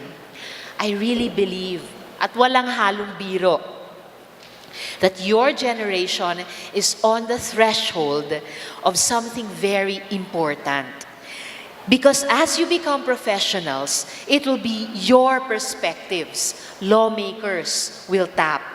It will be your experiences and skills that they will call upon, that we will call upon, to help us with issues like cyberbullying and harassment, or with the impact of technology on our mental health, and how technology can be used to support mental health rather than destroy it.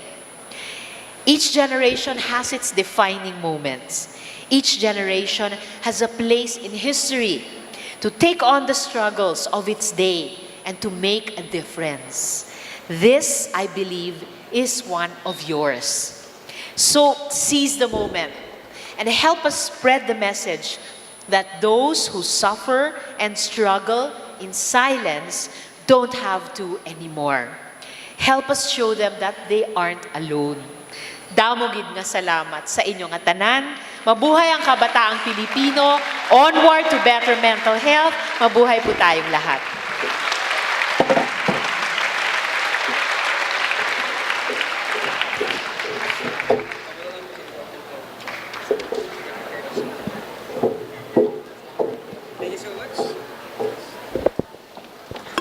All right, thank you so much, Senator Risa Ontiveros, for that very informative speech. And now we will proceed with the session with the open forum. We have prepared microphones along the alleys of this auditorium, and we will be catering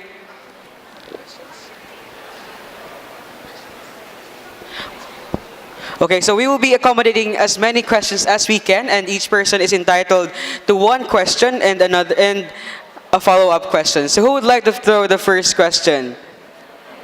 Sir, please.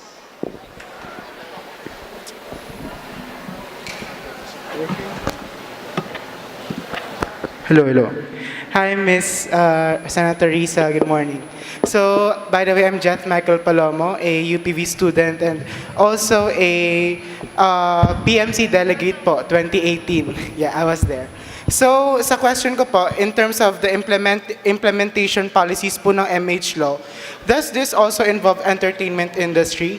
Because kasi po sa entertainment, nandyan po yung mga shows. So basically, dyan din po may influence yung mga kabataan at yung mga tao po with regards to mental health. So meron po ba mga implementing policies po wherein na pwede nating mabantayan yung mga palabas na pinapakita po with regards to in protecting the mental health welfare of the people? Yun po.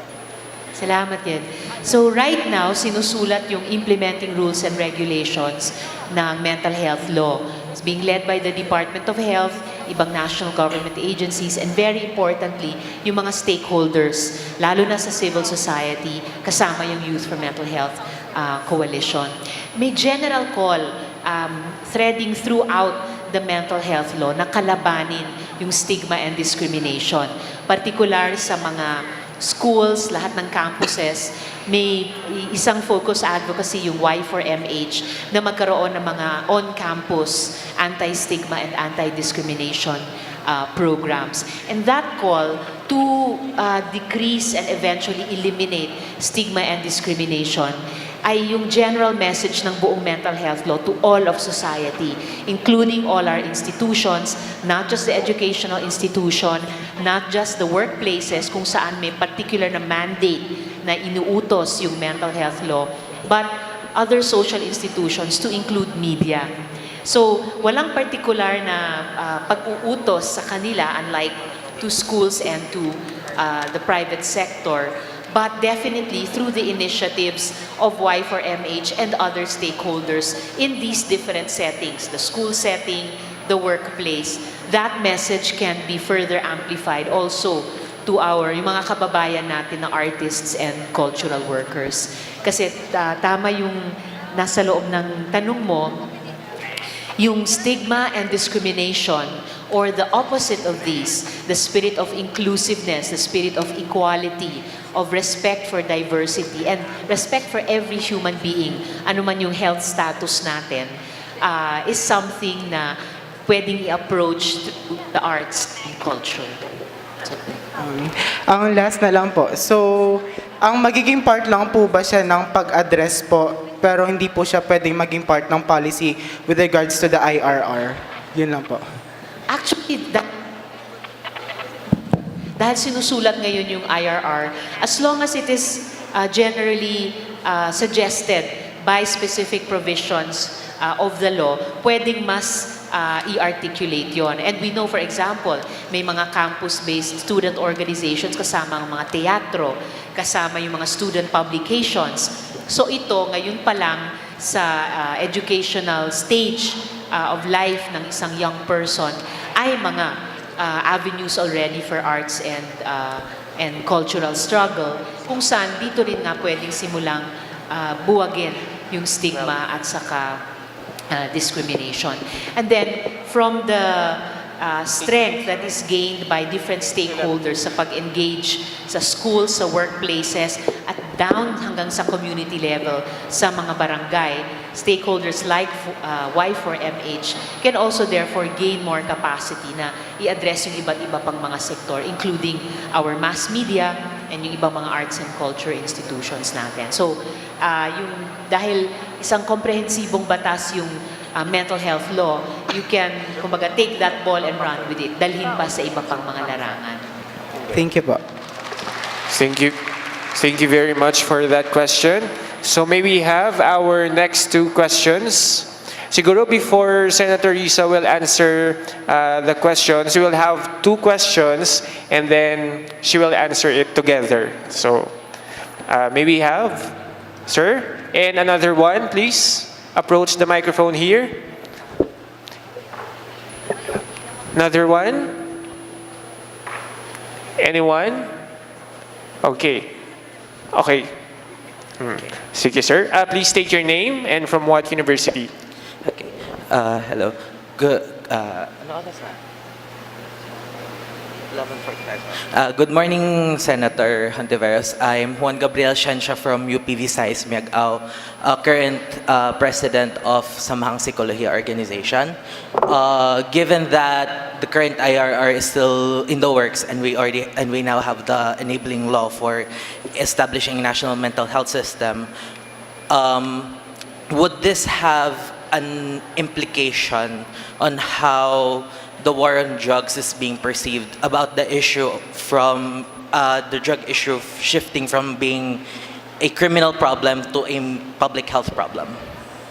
Damo nga salamat for that question. Yes, nire-reiterate sa mental health law na yung substance abuse, ito man ay illegal na droga, if this is liquor, if this is cigarettes, kung ano pa, these are addictions. So they are classified as addictions, they are mental health concerns, they must be treated and hopefully healed precisely, hindi lang sa pamamagitan ng law enforcement, which in any case ay dapat rules-based, moderno, hindi nagbubunga ng tuloy-tuloy na pagpatay, but more, yes, mabuhay kayo, more approach through a public health approach. At mayaman na po yung karanasan ng mundo natin. Iba't ibang bansa from in faraway continents and right in our home region. Tignan lang natin halimbawa yung modelo best practices sa Thailand. Yung mga mayayaman na public health approaches nila, including harm reduction, including diversion, lalo na para sa mga estudyante at kabataan. So yan ay binibigyang diin, iniuulit dito sa mental health law, and any of our psychiatrists, psychologists, neurologists can explain this with all the evidence kung bakit ganun dapat ang pag-appreciate natin sa substance abuse at kung ano ang epektibong solusyon talaga sa problemang ito. Thank you po. Okay, next question please. Hello, good afternoon. Good morning pala. Good morning, everyone. I'm Adrian Rigor from UP Visayas, also part of PGGS 2018. So just recently, I was an exchange student in Japan, and one of my research studies was a comparative analysis on mental health practice between Japan and the Philippines. And I just want to know, since Japan has a puts a lot of premium on guidance counseling, to the point that students see their guidance counselors as their superheroes. What are the provisions or what are the expected parts of the mental health law that will eagerly put guidance counselors to the top and be a crucial part of the educational system? Salamat. A crucial part of the educational system at sa mas malawak na pagtingin ng mental health law, also a crucial part of the health human resources para sa mental health law and more broadly para sa universal healthcare system na gusto nating lahat na itaguyod. So we are talking therefore not only about psychiatrists but all doctors, nurses, midwives, barangay health workers na sa ambit ng mental health law ay gusto nating paramihin sila because the ratio is still quite large at i-build yung capabilities nila na down to the barangay level, community level, at least lahat na hindi psychiatrist sa kanila ay may basic awareness about mental health, pwedeng kumustahin yung constituent nila dun sa barangay, maybe a potential service user na, kumusta ka? Are you okay? May problema ba? Can I help you with something? At kung meron nga silang mapag-usapang mental health concern or posibleng sintomas, ay pwedeng i-refer yung taong iyon dun sa service delivery network ng Department of Health. Ang guidance counselors, and I'm glad to learn from you na malaki na talaga, expanded ang role nila sa Japanese schools, sa Japanese society, lalo na sa school setting. Yung mental health law, may particular din na mandate sa mga guidance counselors and ito naging advocacy talaga ng Y4MH, na yung mga school-based guidance counselors ay magkaroon din ng training sa mental health at magkaroon sila ng referral system with off-campus psychologists or psychiatrists or other mental health service providers. Para kung yung estudyante na humingi ng tulong sa guidance counselor o na kinumusta ng guidance counselor because maybe the guidance counselor observed that there may be a need or a concern or ni-refer ng teacher sa kanya, yung estudyante, if the guidance counselor and the student decide that he or she wants or needs additional help, pwedeng i-refer ng guidance counselor sa off-campus mental health service provider. So yun po yung initial na pintuan na binubuksan ng mental health law, which I think can lead to a lot of good for the different school sectors. Not just the students, but kausap po namin yung iba't ibang academic communities, pati yung mga faculty gustong makinabang sa mental health programs, including especially the young faculty. They're even more articulate about needing help with some of their mental health concerns. One more follow-up, ma'am. Medyo unrelated, but what are the expected approaches on how do we reach out to IP communities or like LUMADs, for example, especially that we know a lot of LUMAD killings, for example, and that they don't necessarily know what mental health is. They're very uneducated and unaware. So what can we expect from the mental health law that could provide more mental health care for them? Salamat.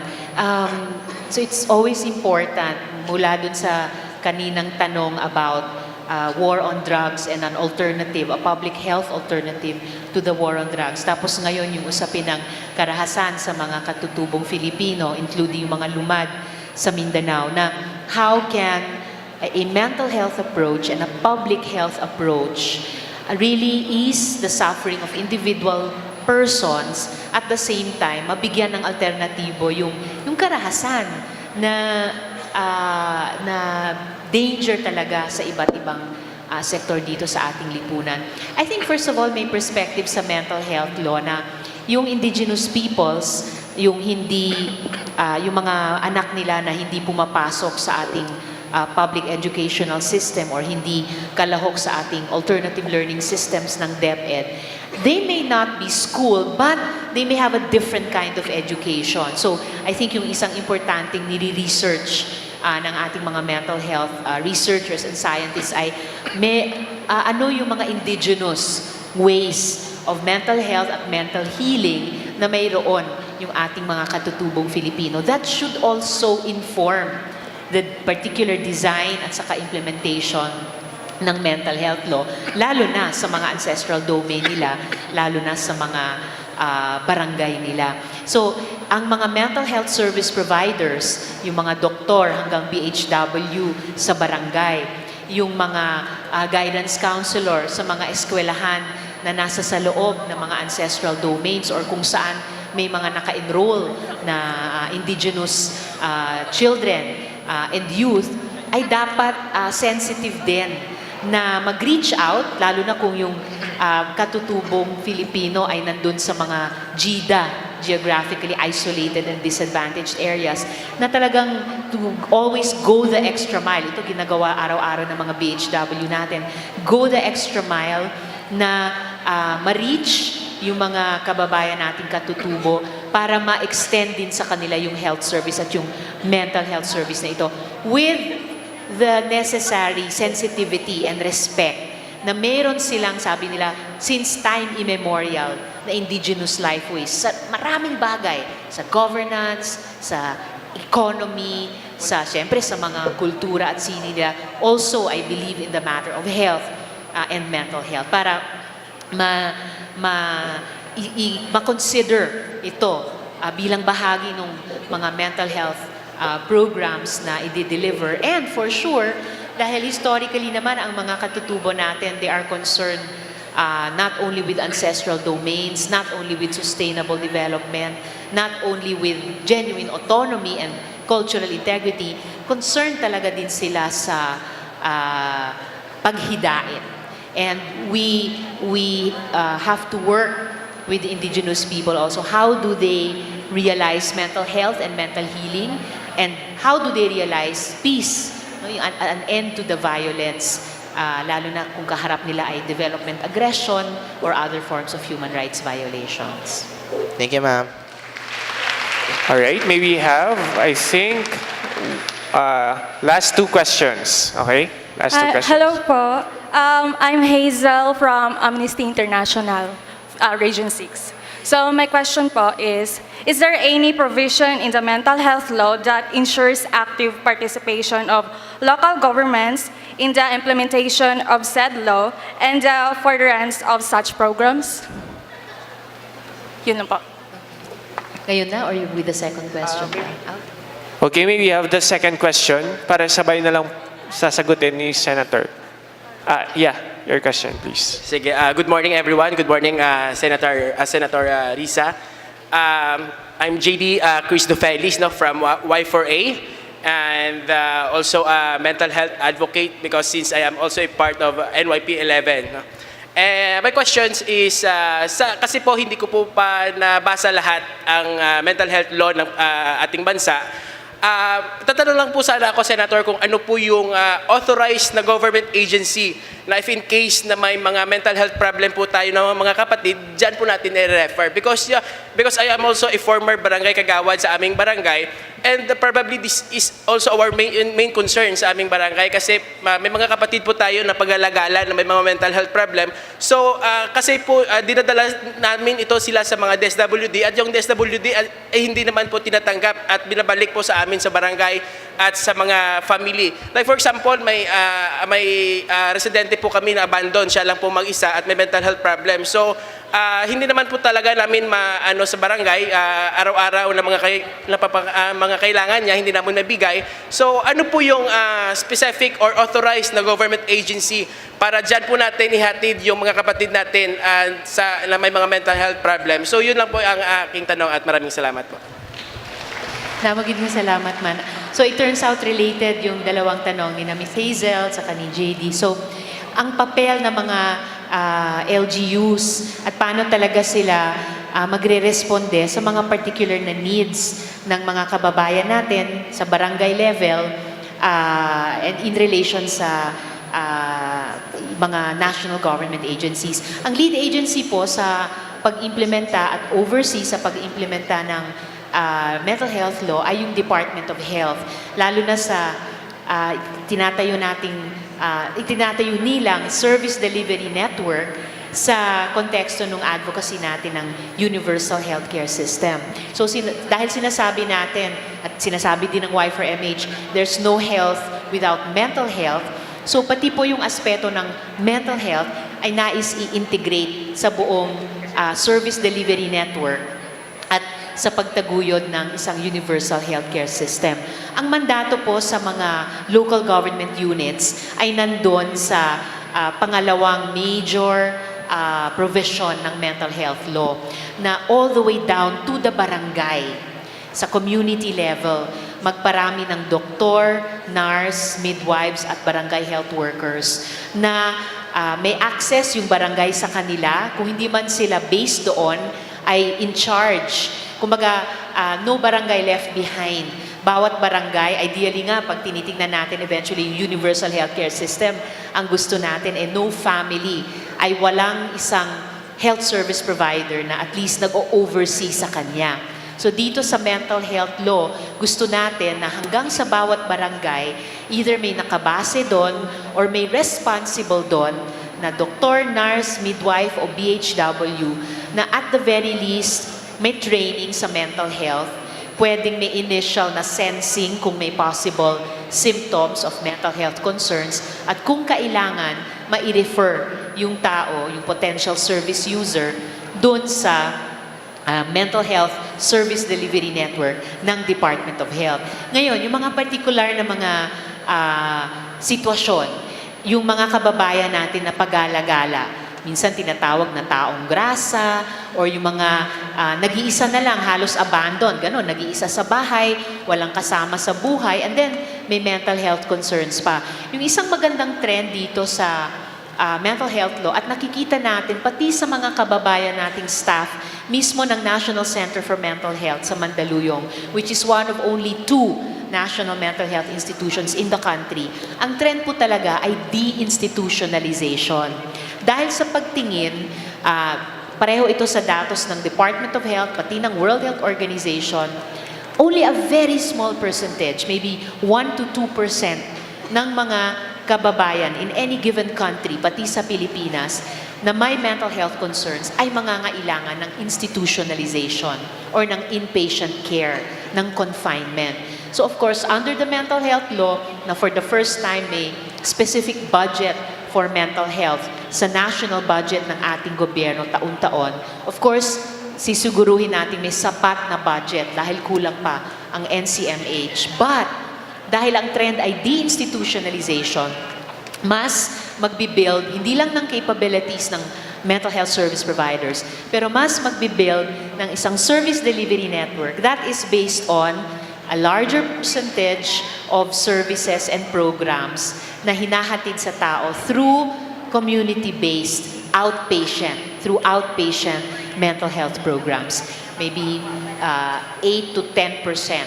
Then the vast majority pa, 90% of mental health programs, including yung mga anti-stigma and anti-discrimination programs, ay i-deliver, kasi service delivery network siya, i-deliver through community-based programs.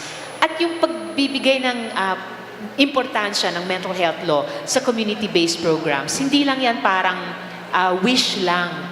It's based on yung actually existing best practices, mga pilot models na document ng mga health researchers natin all these years, kahit habang wala pa tayong mental health law.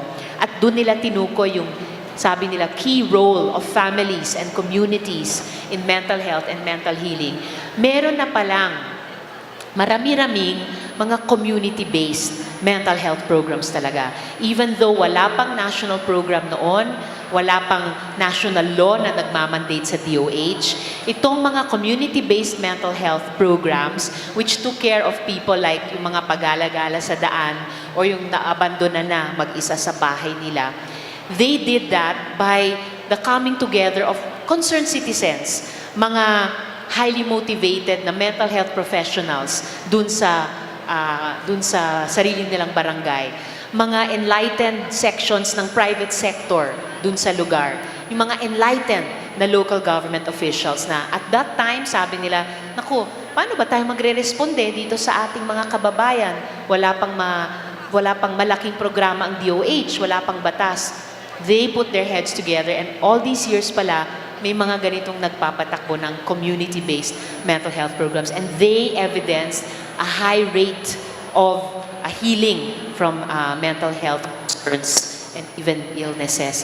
So, ganito rin yung nakikitang pwedeng mas i-popularize, gawing system-wide na distribution of mental health services from a limited inpatient number of programs, a larger section of outpatient programs, and the largest section of community-based programs na dito papasok yung primary mandate ng local government units natin down to the barangay.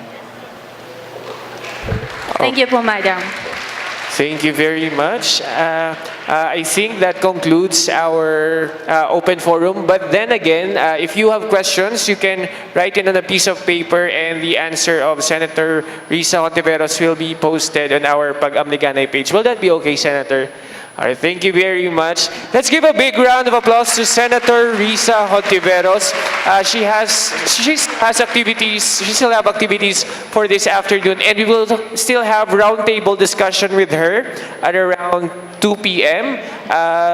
So student leaders, department heads, unit heads, organization heads are invited for that roundtable discussion at Henry Luce Conference Library. But we are not yet done, everyone, because we have the youth representative of the in the drafting of the implementing rules and regulation for mental health law. So we also have Dr. Raymond Nagit of Youth for Mental Health Coalition Incorporated. So very important because he will be discussing the role of youth in the mental health advocacy. So we will have him in a little while. Turn over the host.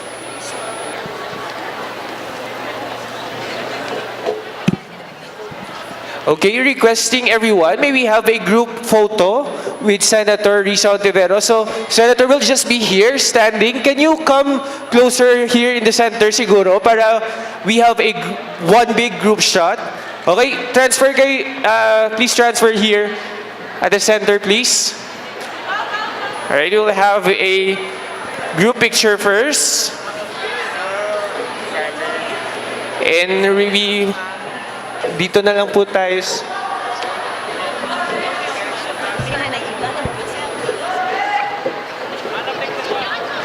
Okay, request Dr. Nagit, please join us here. Left and right, balance, healthy, balance.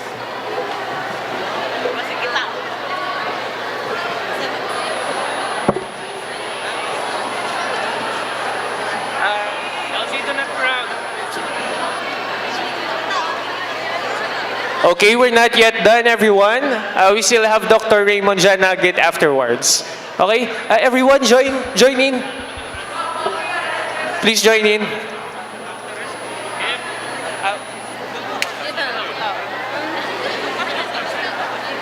Sentinel. It's okay, we will have the...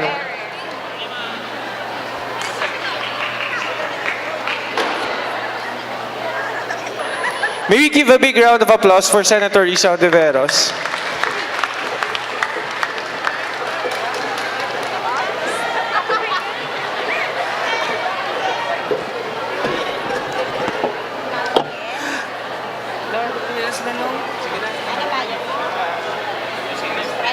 And now at this moment, let us welcome the USA Little Theater in their presentation of an excerpt from their play, Shocked.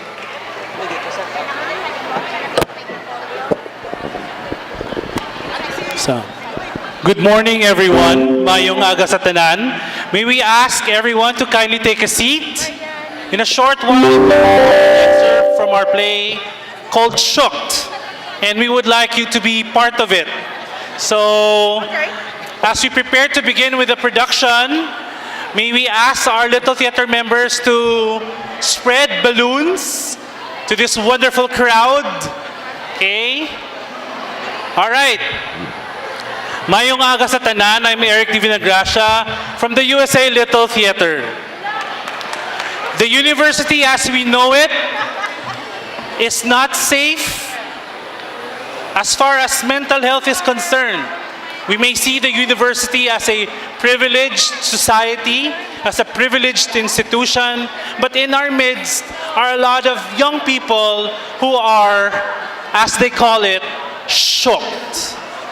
So, the young students, the members of the USA Little Theater, decided to write a performance based on mental health exercises and their own personal narratives. We collaborated with the Order of Asclepius from the West Visayas State University College of Medicine. We also partnered with the USA Guidance Services and Testing Center, Psyche Cell, our student organization of psych majors, and I think some of them are here. Hello, dear friends. We've collaborated with other organizations in the university to bring this together. And so, usually after the performance, our psych majors and our peer counselors would talk to the audiences.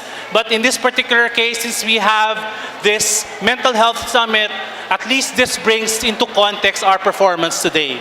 And so, ladies and gentlemen, the USA Little Theater in Shocked. Shocked, a variant of shock, also referred to as shook. Generations X, Y, and Z use this popular hashtag when they feel many emotions at once. When they're stressed, distress, or hashtag triggered by something overwhelming. Good morning, CPU. Good morning, PAG-AMLIGANAY. Good morning, dear friends. But before we start, may I ask here, who has a globophobia? If you're not aware what globophobia is, well, globophobia is the fear of balloons. Yes, if you are shocked by balloons or triggered by balloons in general, we actually have ushers. Yung mga ushers kita, sino na-adlock sa mga balloons? Sino nakubaan sa balloons? Mike. Okay, miara kita na Usher, palihog. Ushers, please guide them. Yes. Just for this segment lang naman, sang show, magwa ka mo, but after that, pwede man ka mo kabalik na yun. Alright. Alright. Okay? So without any further ado, we have given balloons to selected members of the audience. Yes, we have given balloons and it seems nga ang iban advance mag-isip. Ginpahabok na ang balloon. Now can you all please raise your balloons? Yes, Tanan yung may tanan balloons, may raise your balloons. Napahabok, especially ang wala napahabok. Now, can you all please stand up? Yes, tanan nga may balloons. Tanan may balloons, stand up. Yes, stand up. Tanan nga may balloons, please. Everyone, yung may balloons, stand up. Stand up. Alright. Now, let's give ourselves a round of applause. Yes, palakpak! Participants! So, may nakita pa kundi nga may mga balloon nga wala na dito. Yes. Okay. I would like to ask a question. Does standing before an audience stress you? Ara, naka-triggered. Well, that's okay. Because we are going to talk about the things that stress us. And here is what we are going to do. I'm going to say a word, and if that word stress or triggers you, or nagkakashock ka mo sa sinanga word, you're going to blow into that Blow balloon. into the balloon. Okay. The more air, the more stress.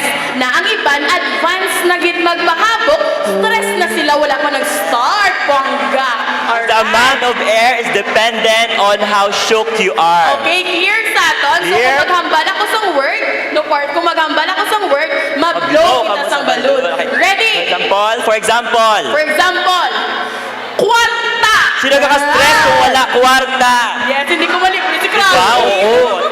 Wala pang kaon sa uy. Ay, pa-partner, ang isa to, kwarta pa na ganito malupok na ho. Ay, abaw. Bongga. Kaka-stress na sa kwarta pala. Alright. So, I guess gets na nato ng atong activity. Do we all understand the activity? Now focus your attention on these words. Traffic.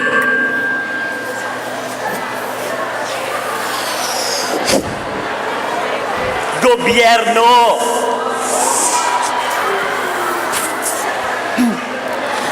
Grades.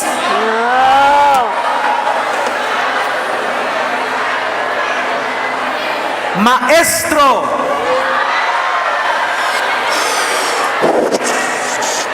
Pamilya. Barkada.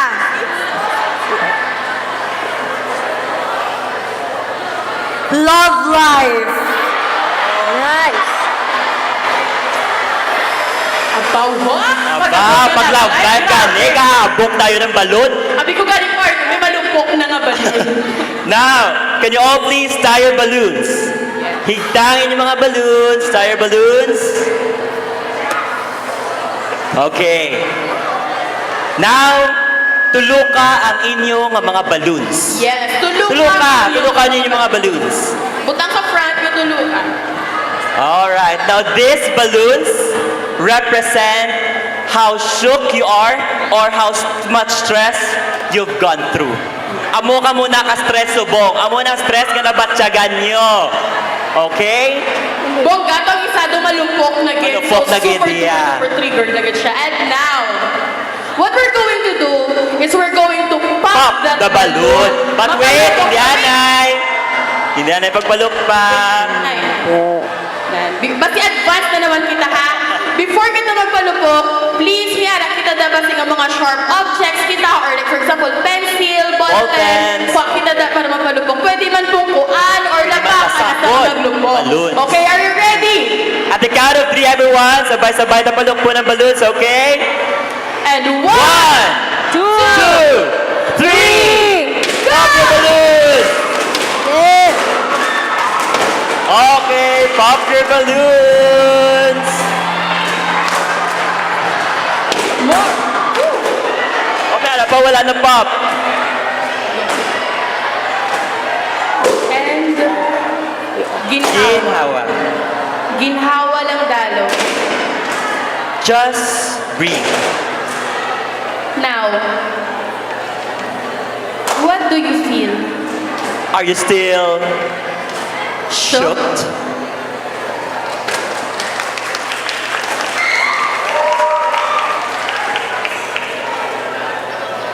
Traffic. Gobyerno. Grades. Maestro. Pamilya. Barkada. Love life.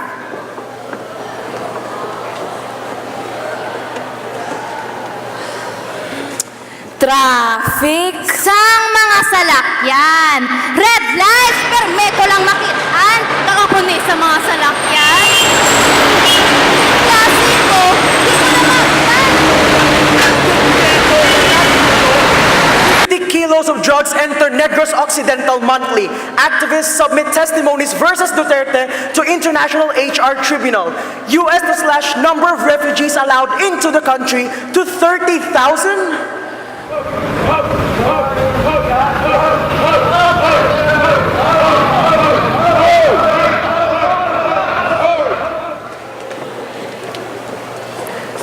Grades. Assignments, activities. 1, 2, 3. Performance tasks. Performance tasks by group. Reaction paper.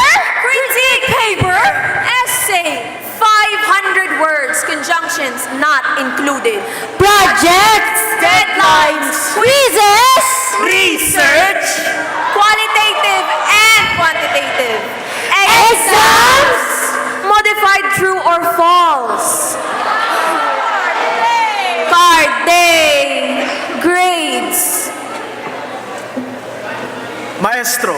Yoko bala, class ha, remind talaga mo sa deadlines ng projects due next week. Bali, 1 week na siya before final exam. And we will also have a co-meeting activity, same day na lang. Class, pamati. We will also have a comprehensive exam next week. This will only cover pages 1 to 15 only. Okay? I think mas ma-challenge ang inyong mga brains na kung chapters 1 to 15 na lang. Chapter? Lawigin ang chapters 1 to 15. Sublay. Sige, Slanta. Isa na lang. Isa? Isa na lang. 1 whole book. Ha? Kaya.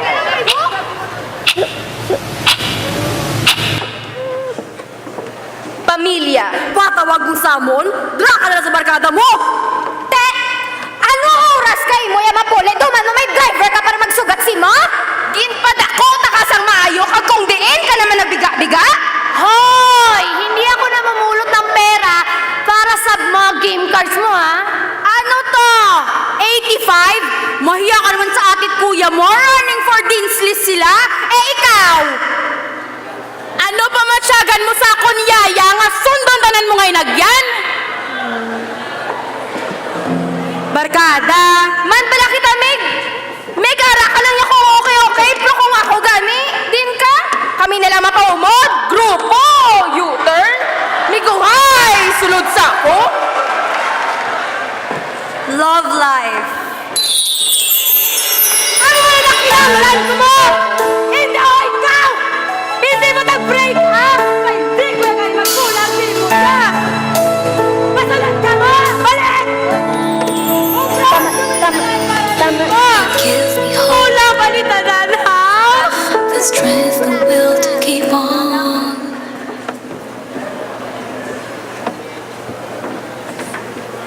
Traffic. Gobyerno. Grades. Maestro. Pamilya. Barkada. Love life.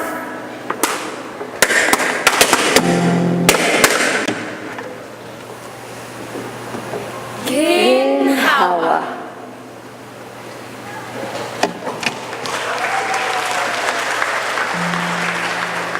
Traffic. Wow! 1 hour naman ni. May quiz po ko ron sa klase. Wala, gid kuya tiyempo, permi. 1 hour. Ang review ko, pwede. Ginhawa. Gobyerno. Tayo yun. Kaya mga anak ng inang bayan, panahon nang wakasan ang karahasan para sa ating kinabukasan. Be part of the solution. Hashtag para sa bayan.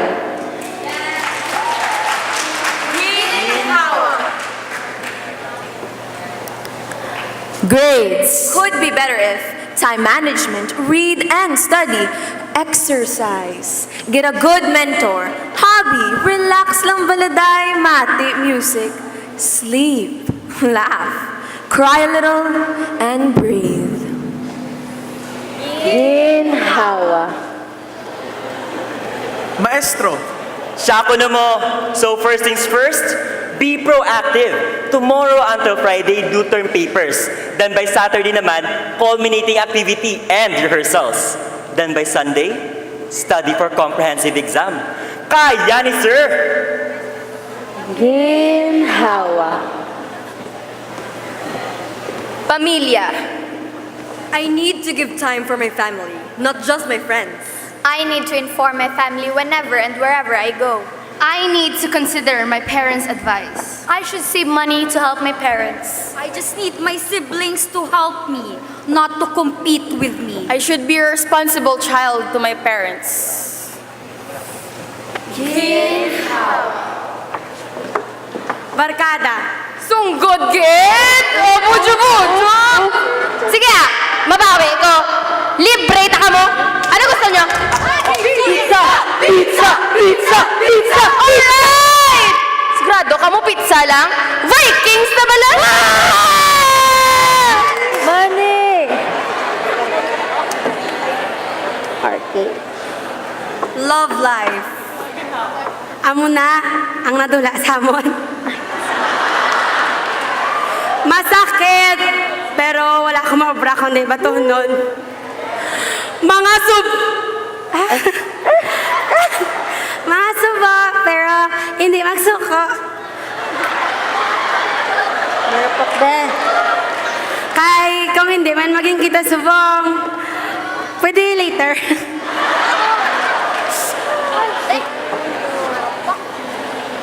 Ginhawa. Traffic. Gobyerno. Grades. Maestro. Pamilya. Barkada. Love life. Kaya, basta mag... Ginhawa.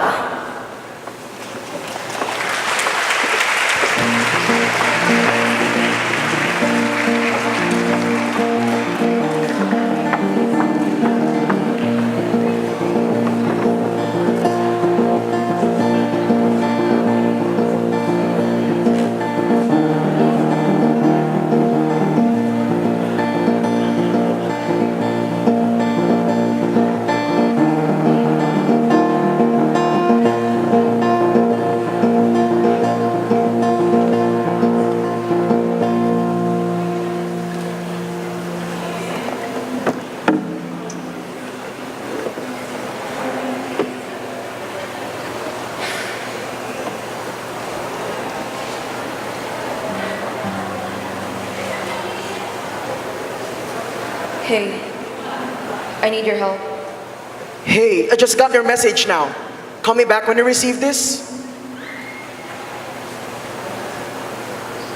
Hey, it's past 6 already. Are you still there? Call me back when you get this. Hey, you're worrying me. Please answer my calls. Hey, are you okay? I want to end everything. What? I'm on a rooftop right now. No. I feel useless. Why? I don't know. This is not possible. I just feel miserable. Don't do this. This is my only solution. This was never the solution. I want to laugh too and not feel the exact opposite when it gets dark. But even when there's light, I can barely even smile. Have you even thought about your family, your friends? For you, these people will go the extra mile. You don't get it. You don't understand the pain that I'm going through. Hey, don't say that. I'm trying to help you. I'm just so tired. And I want to sleep and never wake up. But it's all in your mind. All in my head? Might as well hang it on a noose. I thought they were stronger than that. I was never strong to begin with. Then how could you say that? What's your problem? I don't know. Everything just feels so wrong. and you just feel bad. But you have it so good. Why can't you be grateful? Why aren't you happy? I just want you to understand that I'm losing my will to live. Just stay positive. Positive? I am not negative by choice. You think I'd rather have these thoughts than be happy? You think I like thinking of killing myself daily? And there are people who have it worse than you. Then why aren't they on the rooftop contemplating their lives? Then why can't you just be normal? Normal? I'd rather be dead. I'd rather be dead than normal. You know, you always say you're there for me, but you never were. I am here. Why would you say that? You always say that. This happens every day. It happens every day. Please. Please, just stay. You know, I thought I could ask you for help. And I thought I could help. It's okay. No one really knows what to do with me. My friends are caring for the wrong person. And I wish that was okay. I really don't know what to do. And they And make she me thinks we don't care for her. And they make me promise things like, don't cut again, don't harm yourself again, don't do things to violate your body. And I nod and smile and say yes. But in reality, I can never keep a promise. I go back to my old habits. And I try to make her promise even though I know they won't work. Please don't cut yourself. Please don't harm yourself. Please don't do things to violate your body. She nods and smiles and say yes. But in reality, I know she doesn't care. This thing has been a cycle, a routine even.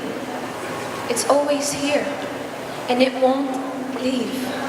This thing has been a cycle and a routine, but all I wish is for her to never leave. You You don't beat depression. You learn to live with it.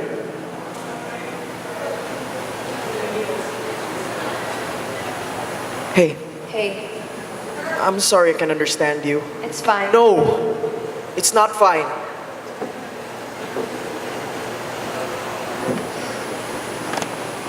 You know, even if I could never understand you, know that I'm always right beside you. I'm always just a call or text away.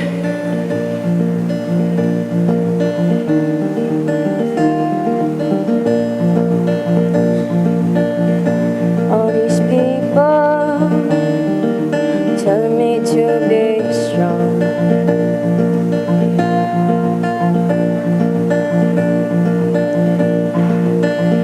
But they don't know how it feels to be all alone. Besh, I heard what happened.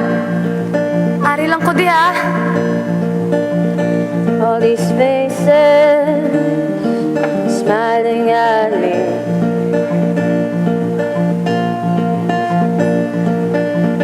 They said stop being sad. You look like a freak. B, pamate. Pamate sa akon. We are here. Ari lang kami di para simo. Hello, Nak. Nak, you can talk to us. I love you so much. Never forget that. So I force myself to smile.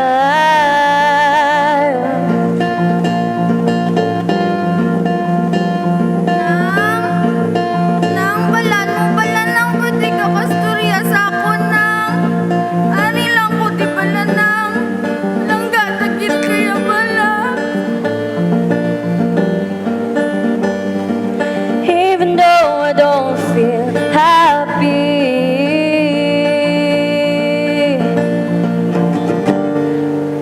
Cause you know what they said to me. They said the storm's gonna end. And when will it end? Tired of waiting. Tired of hurting myself. Tired of hurting people around me. These scars speak for themselves.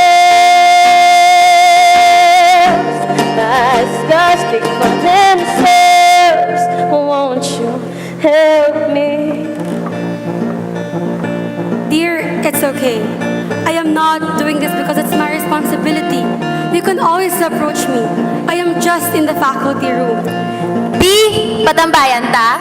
Besh, lakata, chill to sa field. Nak, pwede ka sunod si Mama sa kwarto? I didn't realize that hurting myself was bad.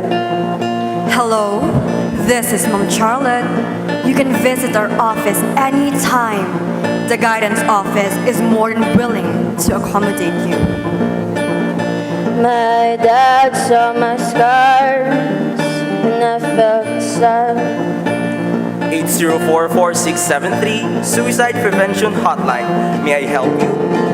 8044673 Suicide Prevention Hotline. May I help you? 8044673 Suicide Prevention. May I help you? I realize my body is not paper that I can draw.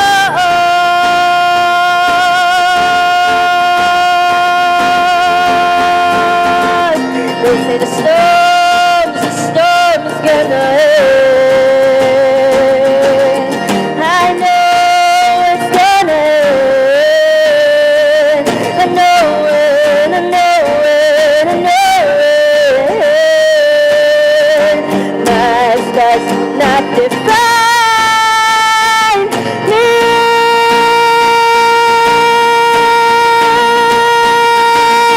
Whoa.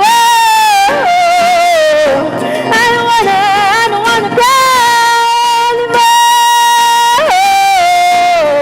I'm getting better, better, better. Besh, I got you. B, kaya niya. Nak, hambang ka na. Nak, hug kay Mama. I'm getting better.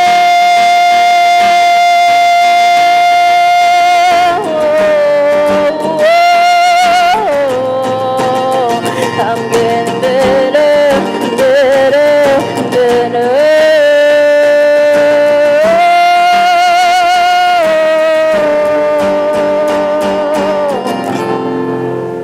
I'm getting better because of. Get down from there. We're all here. Help is here. Maybe it's finally time for you to realize that we've always been here. You.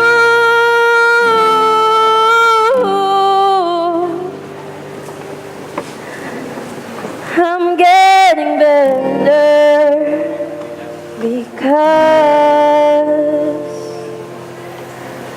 You don't beat depression. People help you learn to live with it.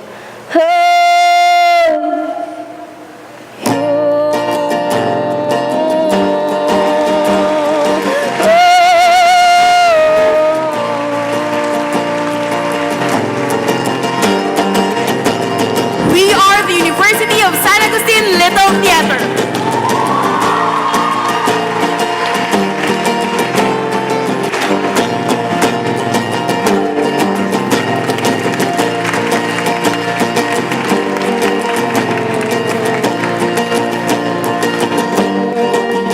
Thank you very much from the University of San Agustin Little Theater.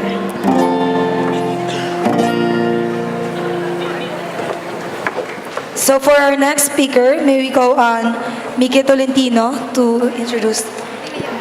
All right, so for our next speaker, we have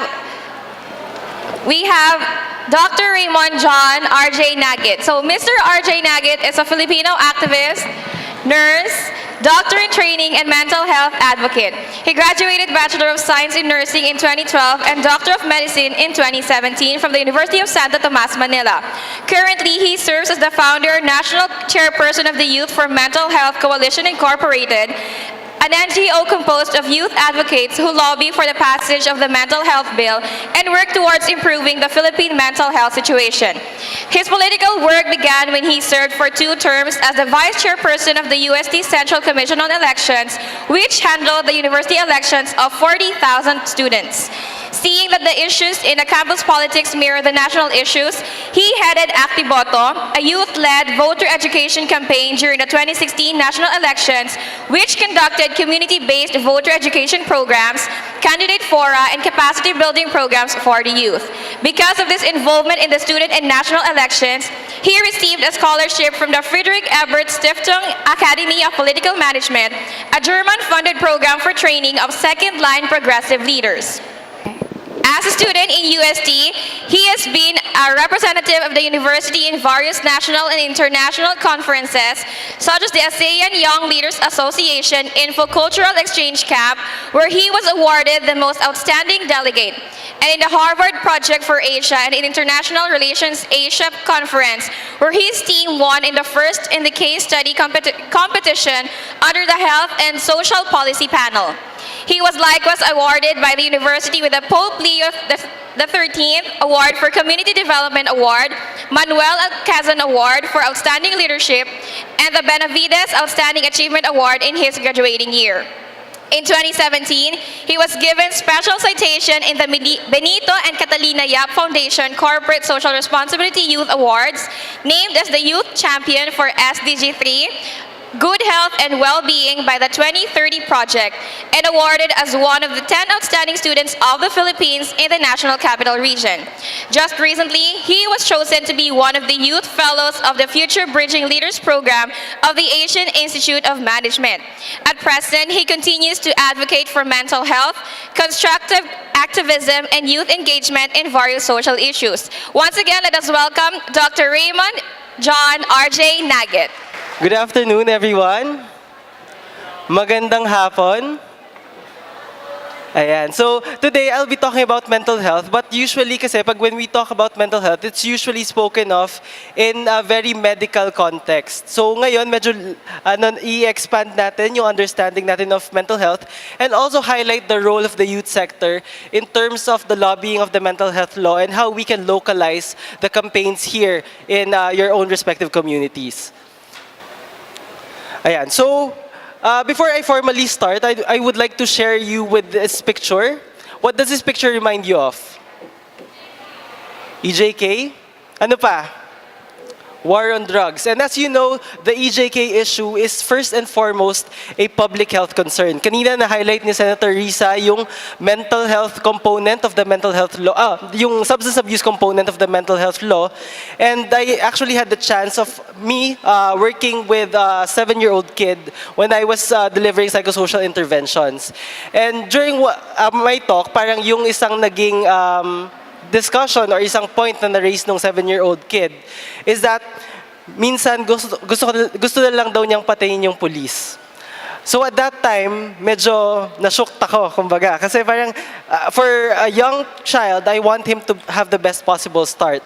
But unfortunately, in those kinds of situations, it's not happening. Next slide. Itong picture na to, what does this picture remind you of? Marawi. Uy, best in participation. So, Marawi, actually I had the chance to go there after the siege happened. And one of the interesting concepts about the culture of the Maranaos is that they're actually the elites of Mindanao. Sila yung mga businessmen, sila yung mga traders doon. And one interesting rin about their culture is that they don't believe in the concept of banking. So lahat ng pera nila, lahat ng yaman nila, nasa bahay nila. So imagine the stress that they had to go through when they were forced out of their homes. And nagkaroon ng stress doon. And the thing is that they don't accept it as a form of stress for them. And of course, sometimes mental health problems are also in our own backyards. Sino dito yung may kakilala or yung friend na may mental health condition or having emotional problems? Can I have a raise of hands? May kakilala or friend? Yeah, some of us.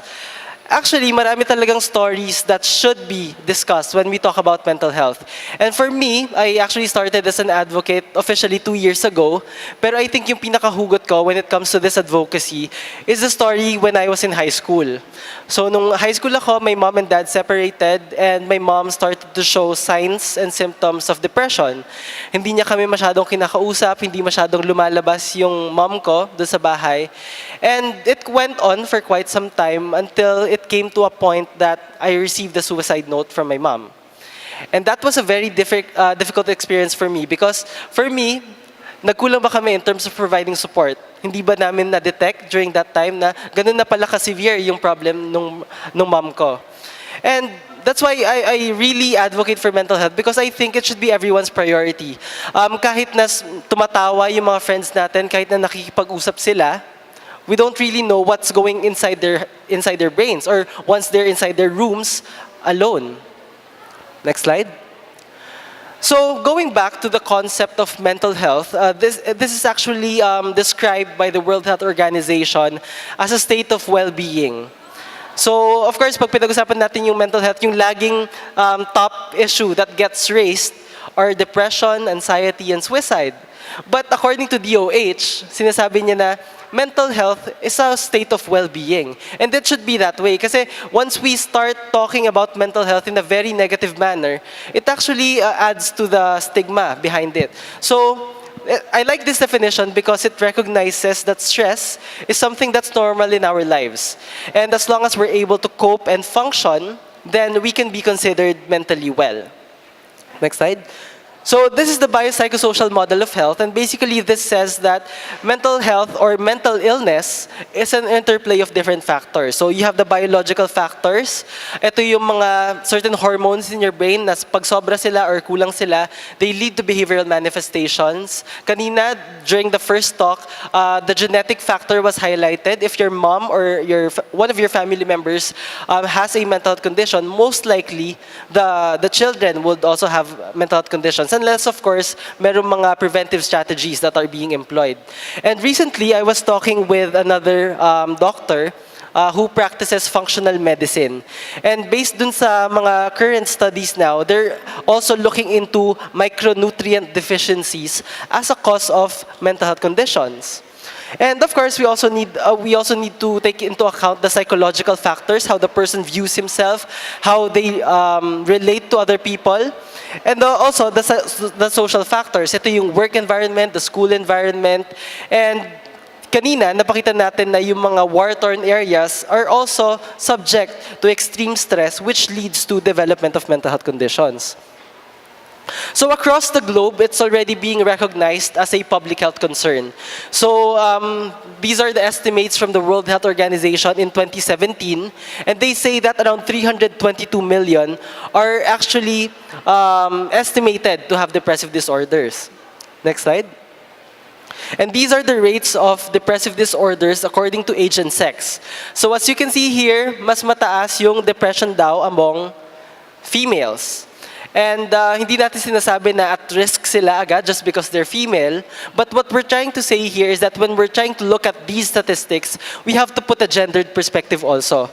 Because any intervention should also be gender specific. An intervention that might work for males might not necessarily work for females. Next slide.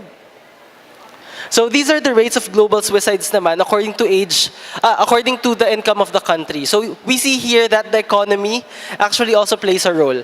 So dito nakita natin na in the low to middle income countries, mas mataas yung rates of suicide. Next slide. And in the Philippines, we actually have around 3 million who are estimated to have depressive disorders. Next slide. So this is an interesting study done by UP, and it's called the Young Adult and Fertility Study. And basically, it studied the time trends from 2002 to 2013. So for 1 decade, they saw that suicidal ideation, ito yung suicidal thoughts pa lang, actually went down. But in terms of suicidal attempts, nothing much has changed. So siguro somewhere along the mental health advocacy or somewhere along the delivery of services, medyo kulang pa rin tayo in terms of really addressing the problem. Next slide. And of course, yung study na to is done by the National Youth Commission in 2015. There are a lot of questions with regard to its methodology, but the results are actually interesting. So they surveyed around 1,800 students aged 16 to 24 years old, and they found out that around 26% of the youth thought at least once in their life that life was not worth living. And around 14% actually considered some form of self-harm, already did suicidal attempts. Next slide. And of course, when we're trying to look at data, we have to take them with a grain of salt, because most of those data are maybe just underestimates of the real problem that we're facing. Because as you know, in the Philippines, the social stigma that comes with mental health conditions is still very high. Of course, the usual concept, pag pinag-uusapan natin yung stigma, is what we call the social stigma. So these are negative perceptions given by society. But what's actually more saddening is the concept of what we call the self-stigma. So ito yung the social stigma gets internalized by the person, and it becomes self-fulfilling prophecies. So if we paint people with mental health conditions as unproductive, it gets internalized by the person, and it becomes a reality. And of course, it also occurs in a cycle. Once people are stigmatized, they avoid seeking help, which leads to a more severe form of mental health conditions, and of course, nagkakaroon ng problems, which compounds to the stigma. So what mental health is? Mental health is for all. Wala siyang pinipili. It can be an advocate. It can be a student leader. Anyone can develop mental health conditions. Second is that if you would look at how mental health is defined in the mental health law, it doesn't only address the psychiatric conditions, but we also need to include the developmental as well as the neurologic disorders. So yung developmental disorders, ito yung children with exceptionalities, yung mga may learning disabilities, children with autism, also need to be included. Sa neurologic disorders naman, ito yung mga children with epilepsy, or for the adults, dito yung may Alzheimer's disease or dementia. A previous slide, please. And of course, it's multifactorial, as said earlier. And of course, treatment is available already. So we have the medications, we have psychotherapy, and right now we're trying to evaluate yung mga complementary and alternative forms of medicines. So kanina na-bring up yung issue ng mga indigenous people. Actually, I attended 2 days ago stakeholders meeting regarding the research agenda on mental health. And I highlighted there the need to study yung mga indigenous practices and how we can use those to also address yung mental health conditions. Kasi iba talaga yung paniniwala nila from the mainstream na discussions on it. Next slide. Definitely, mental health conditions are not a result of demonic possessions or lack of faith. Not all are violent or unpredictable. If you would look at the statistics, people with mental health conditions are actually more vulnerable to violence and abuses. And of course, given the right amount of support and treatment, then they can function well in schools and in the workplace. Kasi usually, nakaka-encounter kami sa Manila ng mga cases of people getting dismissed just because they were diagnosed with a mental health condition, or hindi na-renew yung contract nila sa work. And of course, definitely, it's not a first world problem. I can attest to this because I worked in the public health sector. And I can say na iba lang siguro yung pagkakaintindi or iba lang yung pagkaka-communicate ng people in the barangays as compared to how we describe them in the scientific community. Next slide. So, the Youth for Mental Health Coalition is a SEC-registered, non-stock, non-profit organization of youth advocates in the Philippines. So, we started 2 years ago when we were still students in UST. Next slide. So, these are the founders. Si Isaac is from UP Cebu, si Cassie is from UP Diliman, and myself from UST. Next slide. So, basic lang naman yung gusto namin mangyari. We want a stigma-free and mentally resilient community. So we do that through three things. So number one is through public education. We raise awareness. We go to different schools. We conduct trainings for suicide prevention. Second is that we also engage with the policy sector. So if you are familiar with the passage of the mental health law, kasama kami dun sa nag-draft ng mental health law. And right now, we're still working with the Department of Health for the implementing rules and regulations. Kanina na-bring up yung need to educate media. Actually, kasama na yun dun sa mga youth recommendations that we already forwarded to the Department of Health. So, if you still have some recommendations that you would like to bring up, you can message us and we will forward it to the task force. And lastly, right now, we're also trying to pilot some service delivery initiatives. Before, meron kaming mga mental health missions that we conducted. Usually, di ba, medical mission yung ginagawa natin for medical and surgical cases. But right now, we're trying to explore also how to bring mental health services in the community level. Meron rin kaming initiatives of working with some guniang kabataan so that we can map out sino yung mga youth at risk in their area and then referring them to the appropriate services. So, ayan, estudyante pa lang ako nung nag-start kami ng campaign. This was taken during the filing of the mental health law. So, that was 2 years ago na. Next slide. And the thing here is that sometimes we have to also use social media in terms of forwarding our campaigns. So, yung first step namin as a coalition is to release a position paper online. So, this was a call for other youth groups to support the passage of the mental health law. And it got around 250 signatures all over the Philippines. And that's what we used during the public hearing of the mental health law. So, yung youth sector, na-represent siya during the public hearing on it. Next slide. And of course, yung first campaigns namin when we talk about mental health is sa school level. Kasi doon naman talaga kami nag-engage talaga. But the thing with schools is that before they actually create policies or certain projects, they ask you for data.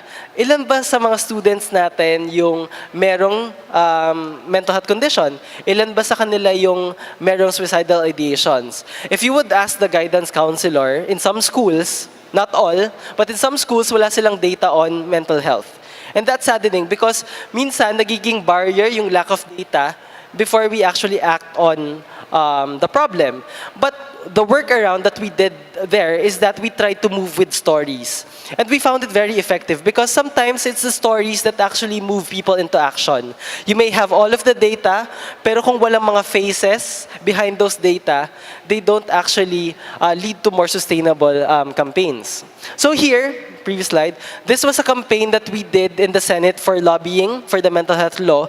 Nag-collect kami ng stories of people living with mental health conditions, and then we forwarded those to the different senators. So we found it effective because it already passed after 1 year. Next slide. And of course, there was also an instance, kanina, di ba, parang we're trying to convince people to take up our advocacy. Pero for the youth sector, minsan nadi-disregard tayo just because we're not professionals yet and they deem us uncredible to speak about a certain issue.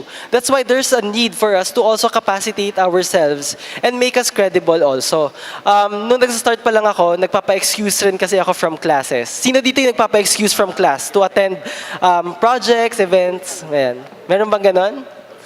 Yeah, meron, di ba? So, ako, nagpapa-excuse ako noon sa dean's office. Tapos sabi sa akin nung college secretary namin, between yung gusto mong mangyari na baguhin yung mundo at maging doktor ka, mas madali yata maging doktor. So, instead of feeling down or feeling sad about it, I took it as a challenge. Nag-attend ako ng a lot of trainings. I tried to get awards. Of course, we're not promoting na we be awards-based, but it actually helps in terms of building your credibility. And iba rin pag meron kang media exposure, kasi minsan pagkakala nila pag na media interview ka, legit ka na, di ba? Yun yung concept ng iba. But it actually helps. Next slide. And of course, there's a need to, especially if you're starting, is to engage with like-minded people first. Ganun yung naging start namin when we were students. Before mental health, my advocacy was on voter education. So yun yung mga unang tinap namin na networks. And I think that's also one way of really bringing together the community. Kasi any advocacy would not be sustainable if wala siyang constituency about it. And of course, social movements actually also recognize the need for organizing also. Next slide. Ayan, medyo oily tayo dyan, di ba? Pero one realization here is that when I was in USC, it's a very conservative university. And one realization there is that institutions are not monolithic. So if we want change, we must recognize that institutions, especially schools, are also built by people. So may mga iba-iba silang pag-iisip, meron silang different ideas, and if you want to work with the system, then you engage those who believe in your cause first. Kasi it pays na hindi natin binabangga yung wall when we're trying to push for certain advocacies. And there's also a need for us to diversify the advocates. Social movements are participatory in nature for them to succeed. And here, we wanted to paint that it's not just an issue of the healthcare professionals, but everyone needs mental health services. Even the LGBTQI community, who are the first supporters of the mental health advocacy, sila rin yung tumulong sa amin when we're trying to campaign. So yung sa taas na part, kanina may representative from NYP. So we partnered with NYP for us to have the National Youth Congress on Mental Health. And this is basically similar project, pero here we sourced out policy recommendations from the youth sector on how to integrate mental health in different aspects, like mental health in schools, in the workplace, mental health and substance abuse.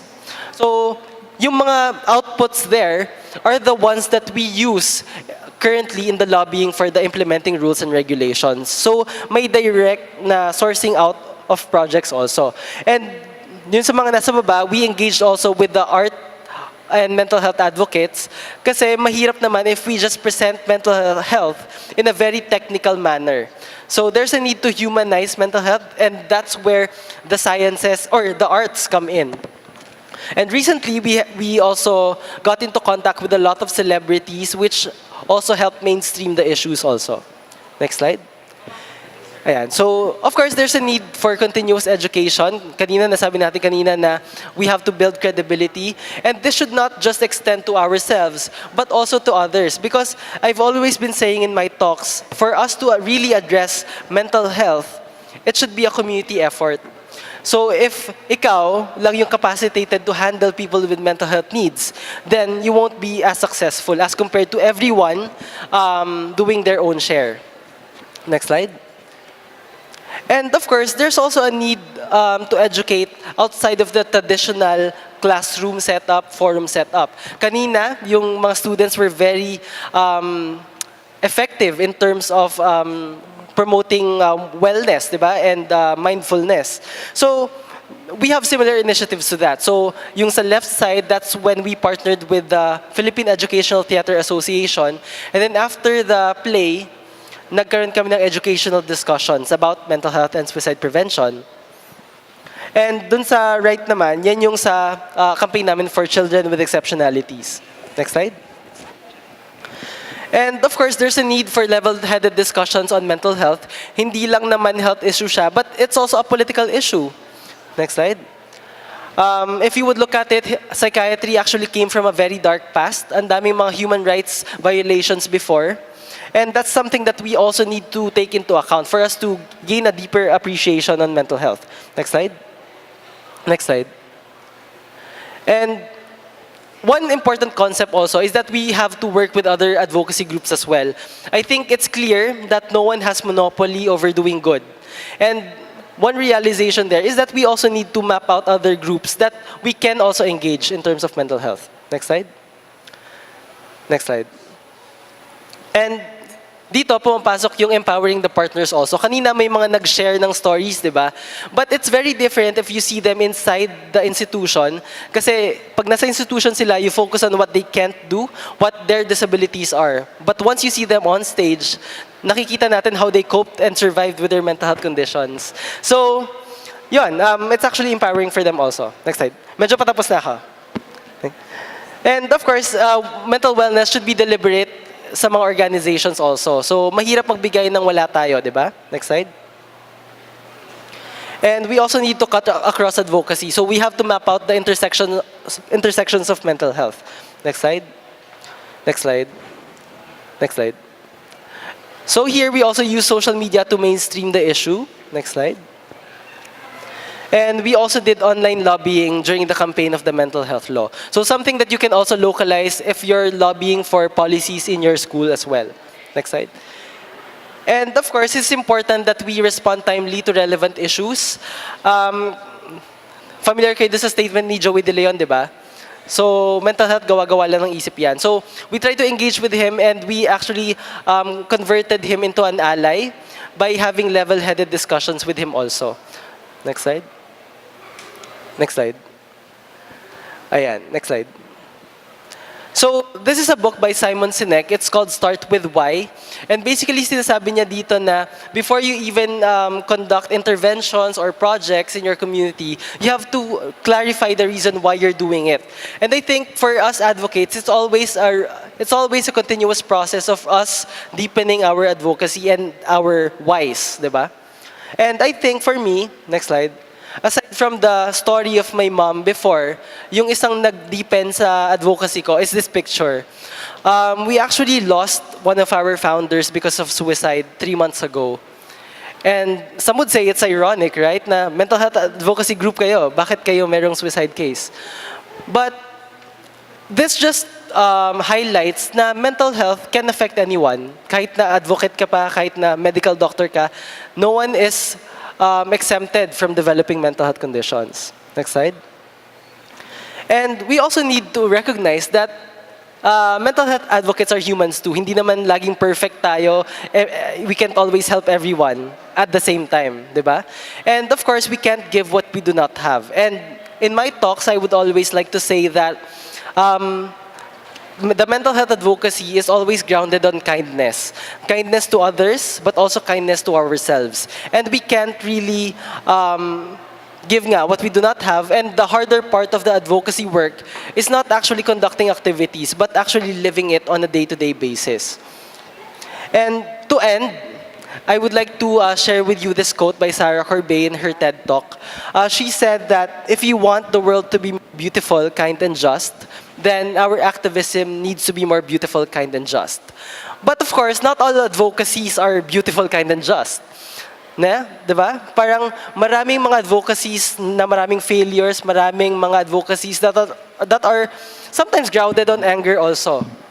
But I think the beauty and the beauty of advocacy or the mental health advocacy is by recognizing that it's a complex issue and how we continue to advocate for mental health kahit na maraming mga frustrations and maraming mga disappointments along the way.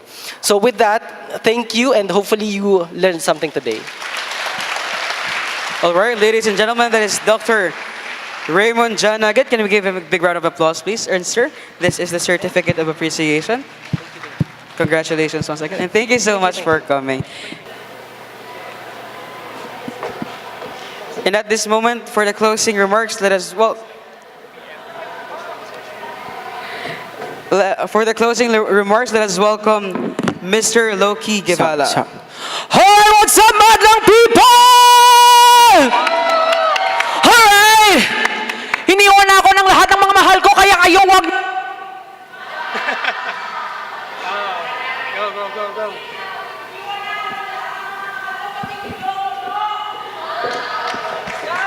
Test 1, 2.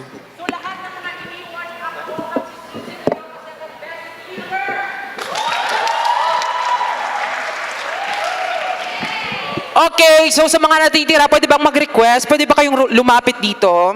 Alright, para intimate tayo. Alright, please, medyo step forward. You know, everything happens for a reason, di ba? Siguro, kayo na lang yung natira kasi God really wants na magkaintindihan tayo. Amen? You know, I'm not religious, I'm not churchy, but I believe in God and I believe na magkakaintindihan tayo. Di ba?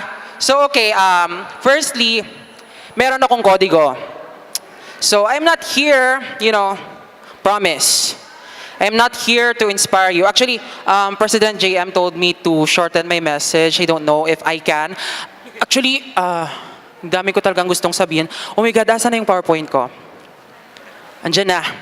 Andiyan na. I have 23 slides. So, let's prepare. So, second, I am nervous. And third, I realized maybe I am nervous is because I think what I'm going to say to you is that magi-impact talaga, di ba? Di ba? Pasudlon yung ginasutok nyo, di ba? But lastly, I think this event is called PAG-AMLIGANAY for a reason. Nga mo kulbaan ako kay PAG-AMLIGANAY ni.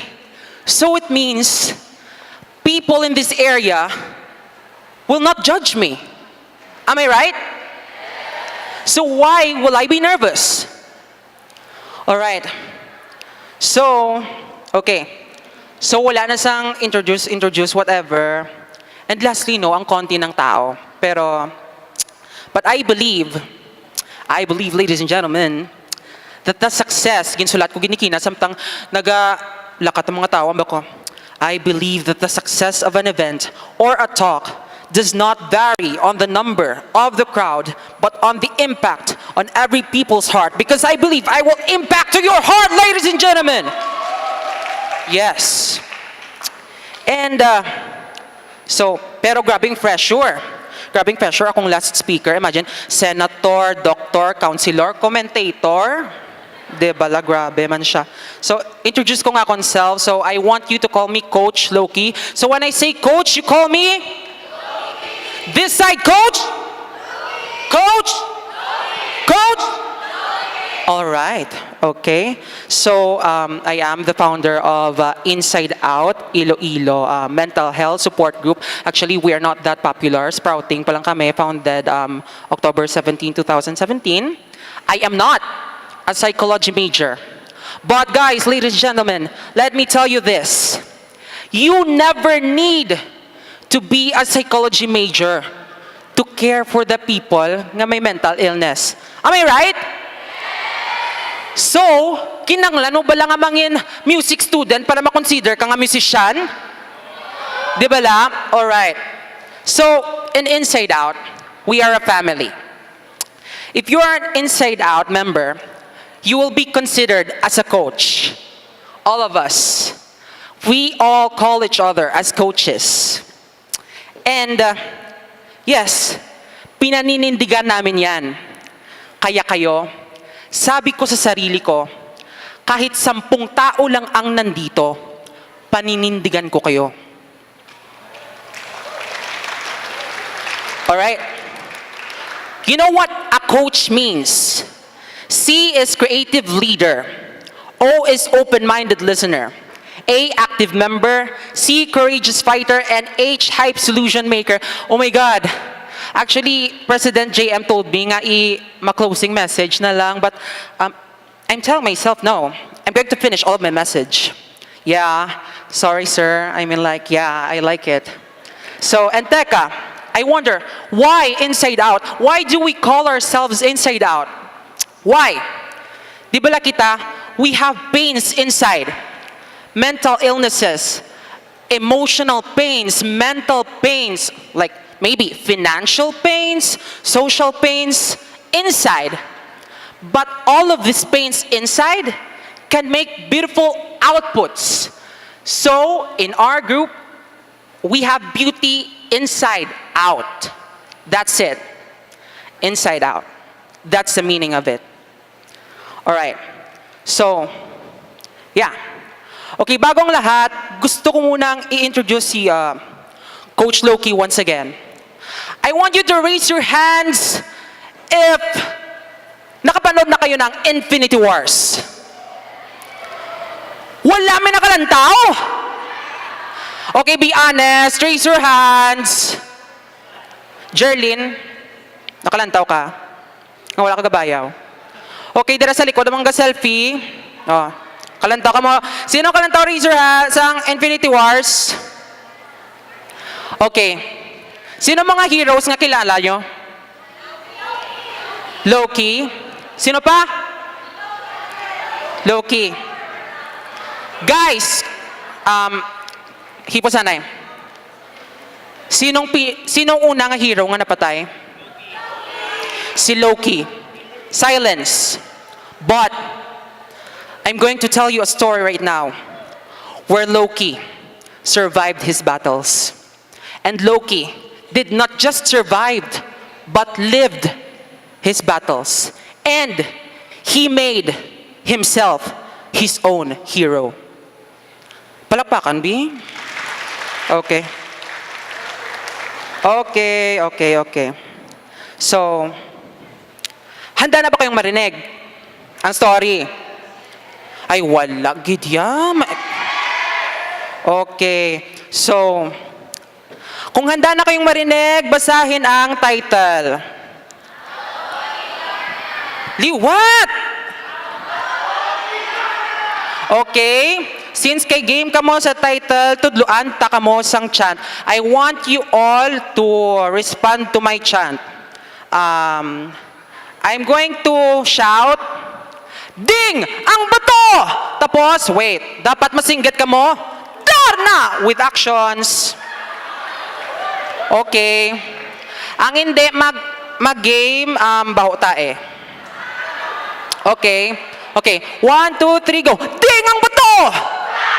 Alright, very good. Okay, let us try this side. Ding ang bato! Ding ang bato! Ding ang bato! Alright, very good. So, tanan games sa bato. Alright, so, okay, next slide. So, grabe, no? Intro pa lang daw kadamo na sang bato na to, no? Alright. So, din ako nadula ng bato, pick. Yes, ang bato ni Darna. So, later on, nabalaan, grabe galin, no? So, damo ginagyan si Loki before siya mag-amo ni. Amo na sang una si Loki. Tandaan nyo kanina ang istorya ni Sir J.P. Peñol nga tambok-tambok siya. Si Loki, mapati ka mo, 120 kilo siya sang una. Next, di ba la? Okay. So, but, ginbuli man na siya sa mga tao. Na-depress siya. But then, gintulon niyang bato ni Darna. Gintulon niyang tanan nga bulis. Gintulon niyang tanan nga sakit. Tanan-tanan to. Tapos, ding ang bato! Diba? So, what happened? I am here right now, standing in front of you. Diba? Palakpakan! Alright. Okay, so what we're going to discuss right now, next slide. By the way, I would like to acknowledge, of course, my very helpful model mentor friend, si Coach Nix, dere sa Dalom, na nag-help sa akon sa pag-enter ng slides. Dabda versus Darna. Sino kabalusang Dabda? Dabda? Hindi Dabda nga, like, muna Alright. In our lives, we have stages sa aton lives, sa aton kabuhi. Di ba la? When we have problems, we have stages of grief. But it's up to us kung how do we cope with it, deal with it. And you know the meaning of Dabda? You want me to say it? Dabda, tandaan nyo D is for denial, A, anger, B is barter, D, depression, and A, acceptance. But you know what? Kung anong ginimo ni Coach? Ano ginimo ni Coach? Naging positive si Coach Loki. Nangita siya sang waya. Hambalya, hindi ko gusto sang stages of grief. Gusto ko i-change ko ang grief into something positive. Balan niyo kung anong ginimo ni Coach Loki? Ginimo iya stages of love. Because, ay po nga, nagapadalom ning akon nga mga slides man, ay Diyos ko. Because, no matter what we do, di ba la, we do everything out of love. You go to school out of love for your parents, di ba la? Kay, palangga mo sila, kay nag-work hard sila para simo. You sing because your passion is singing. And my stages of love is Darna. Alright. So, ding ang bato! Alright, so next slide. Denial versus discovery. So instead nga i-deny ko ang mga problems nga to, gin-discover ko on how to deal with them. Amo man na kamo? Kamo? Yes or no lang? Amo man na kamo? You should be. You better be. It's just a matter of perspective, guys. Okay, time's up now. My God. Kadali lang gid ya. Okay, dali ko na lang gid. Okay, next slide. Anger versus acknowledgement. Anger versus acknowledgement. Din ako nga part sa akong nga speech. Anger versus acknowledgement. That part is when I acknowledged that gaka in love, manggugali. Sino ni kaking in love? Ha? In love? Raise your hands. Okay. Last na lang ne. I'm going to sing a song. Just a small favor. This song is a self-written song. I just have a small instructions for you. You can read there. Feet, right, left, ay, sala. Right, left, right, left, right. Try nyo, be. Come, go, be. 1, 2, 3, go. Right, left, right, left, right. Sige, be. Para maganahan kung magkanta. Dilian nyo. Okay, time first. Kay, sang na in love ko, na-compose ko ng kanta. Kaya ko, what do you call this? Sang na-in-love ko siya, hindi siya na-in-love sa akon, kitambo ko to kaglaway ako. But me, instead of ma-depress, instead of maglaslas, I found something nga like output, which is songwriting, to make myself better. So that's it. Okay? So like, can you do it for me? Like right, left, right, left, right, left. That's just it, okay? 1, 2, 3, go. Right, left. Wala lang ba? Ano lang. Sige na. 1, 2, 3, go. Right, left. Right, left. Kape. Gusto mo ng kape. Kapirasong pagmamahal galing sa puso ko. Keso, kailangan mo ng keso. Keso rap ng pag-ibig mo galing sa'yo. Kahit anong gawin, pogi man at habulin, sayo pa rin ang damdamin. Continue. Oh, please lang. Next slide. Ready? 1, 2, 3. Oh, please lang, huwag ka nang magmaang-maangan. Please lang, prinsipe mo na may ipaglaban. Please lang, di ba lang, nag-concert. Welcome, thank you, Oroneta! Woo! Di ba? Like you attended a talk and a concert at the same time. Okay, so skip na natin, kaya times up na nila ako. Alright, next song, ay next slide. Okay, so that's it. That's my point. If ma-depress ka, or like, if you're sad, if you're going through something, you find an art. You find something na i-express mo imong self. Medium. Yes, clap yourself. Clap. Very good. Okay, so next. Dito. Bargaining versus reciprocate.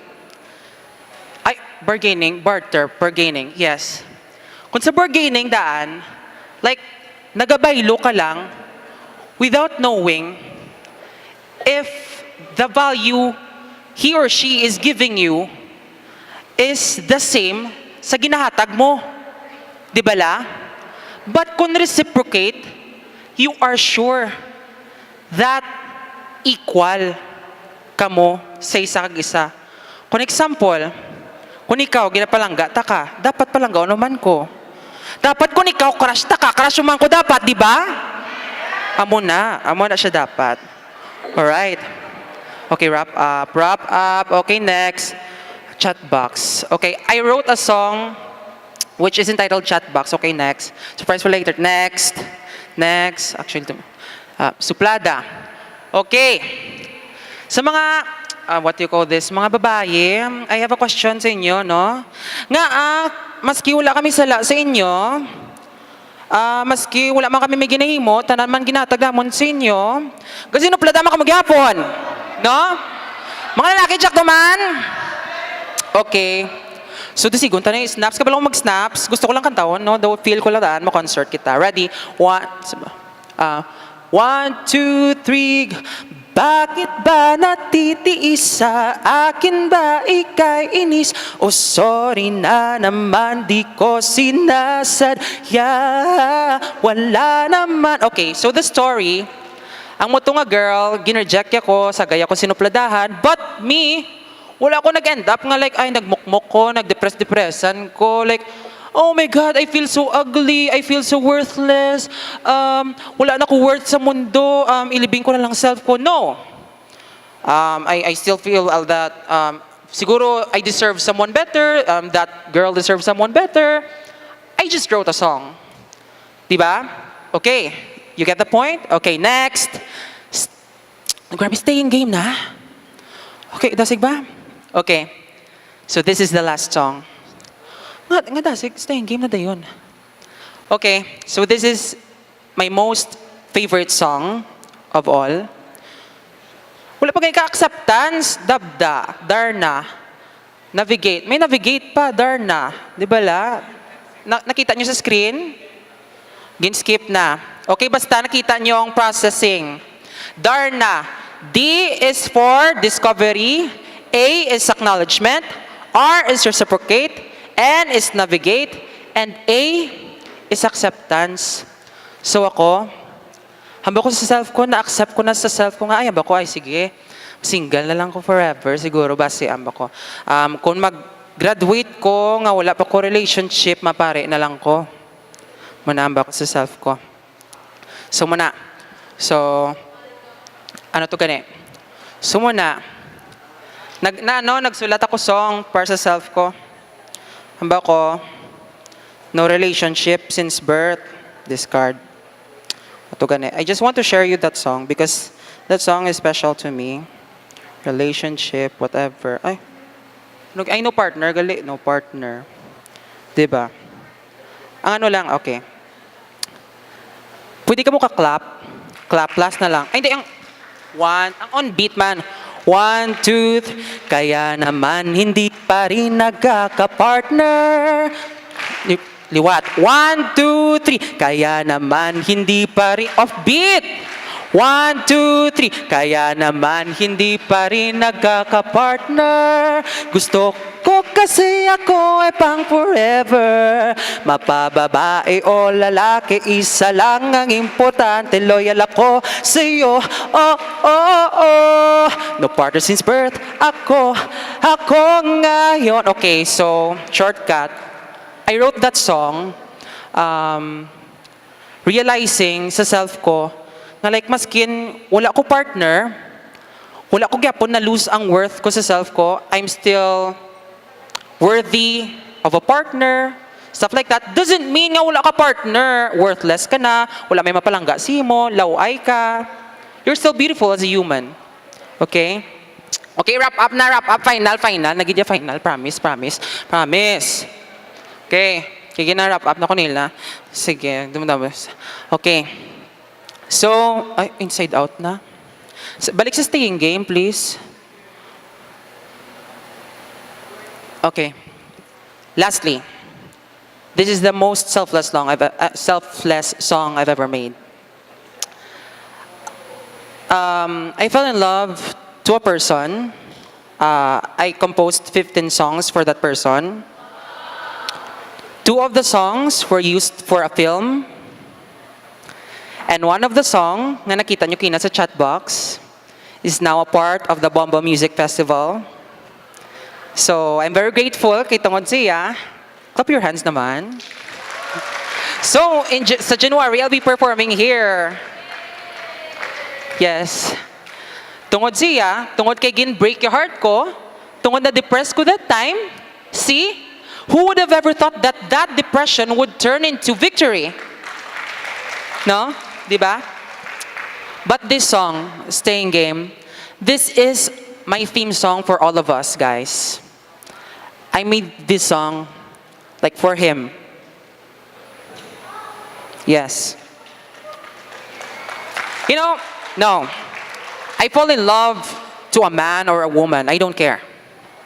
As long as that person makes me happy, I don't care. So, here is it. Hambal ni Justin Bieber gani. Love. So, paano ka kapalangga sang tao nga, hindi palangga yourself? So, that time, what I did, I made him love himself. Maski balan ko nga wala, may mabalik sa akon. So, here's the song. Kanina, ginpa hulag ko feet nyo, ginpa snap ko kamo, ginpa clap ko kamo. But right now, all I want you to do is just to listen. How can you possibly love someone who doesn't love himself? How can you possibly do? When I'm near to hear all those tears, you drive me way too soon, saying how can you possibly do? Help me help you, help me love you, and love me by loving you. I told him like, buligi ko nga palanggaon ka, buligi ko nga palanggaon mo kaugalingon mo. And sa pagpalangga mo sa kaugalingon mo, maski hindi mo ko palangga, para sa akon palangga mo na ko. Once again, ladies and gentlemen, Sir Loki Guevara, thank you very much. Chorus pa, wait. Chorus. Last. Amo ning main point sang sang message. 1, 2, 3, go. Sige, clap na lang kamo para hindi ma-stop. Ready? 1, 2, 3, go. No matter how much you explain, no matter how hard you drive me insane, I'm here, making you love you. No matter how hard shining eyes I choose to stay, no matter how fast you can just send me away, I'm here. Cause even if I don't understand, I'm here to stay. Guys, kita, hindi naton kinanglan sang tao, nga pilito nila ila ko galingon, ngayon sindiyon kita. Kinanglan ta, ang maski, ang hindi, sila kayo hindi sa aton, ara sila nga gastay. Cause even if I don't understand, I was there to stay. Thank you. Thank you very much, Mr. Loki Guevara. And at this moment, for our closing prayer, and just to wrap up everything, thank you very much to everyone for coming. Let us all rise for a closing prayer. Our gracious God, thank you for what has transpired in our midst today. Help us, Lord, to be a community where compassion and love prevail. Dismiss us now with your love and your choicest blessings. May the Lord bless you and keep you. The Lord make his face to shine upon you and be gracious unto you. The Lord lift his countenance upon you and give you peace. Amen. God bless everyone. Thank you. Thank you very much for coming, and we'll keep you updated through our Facebook page for more information.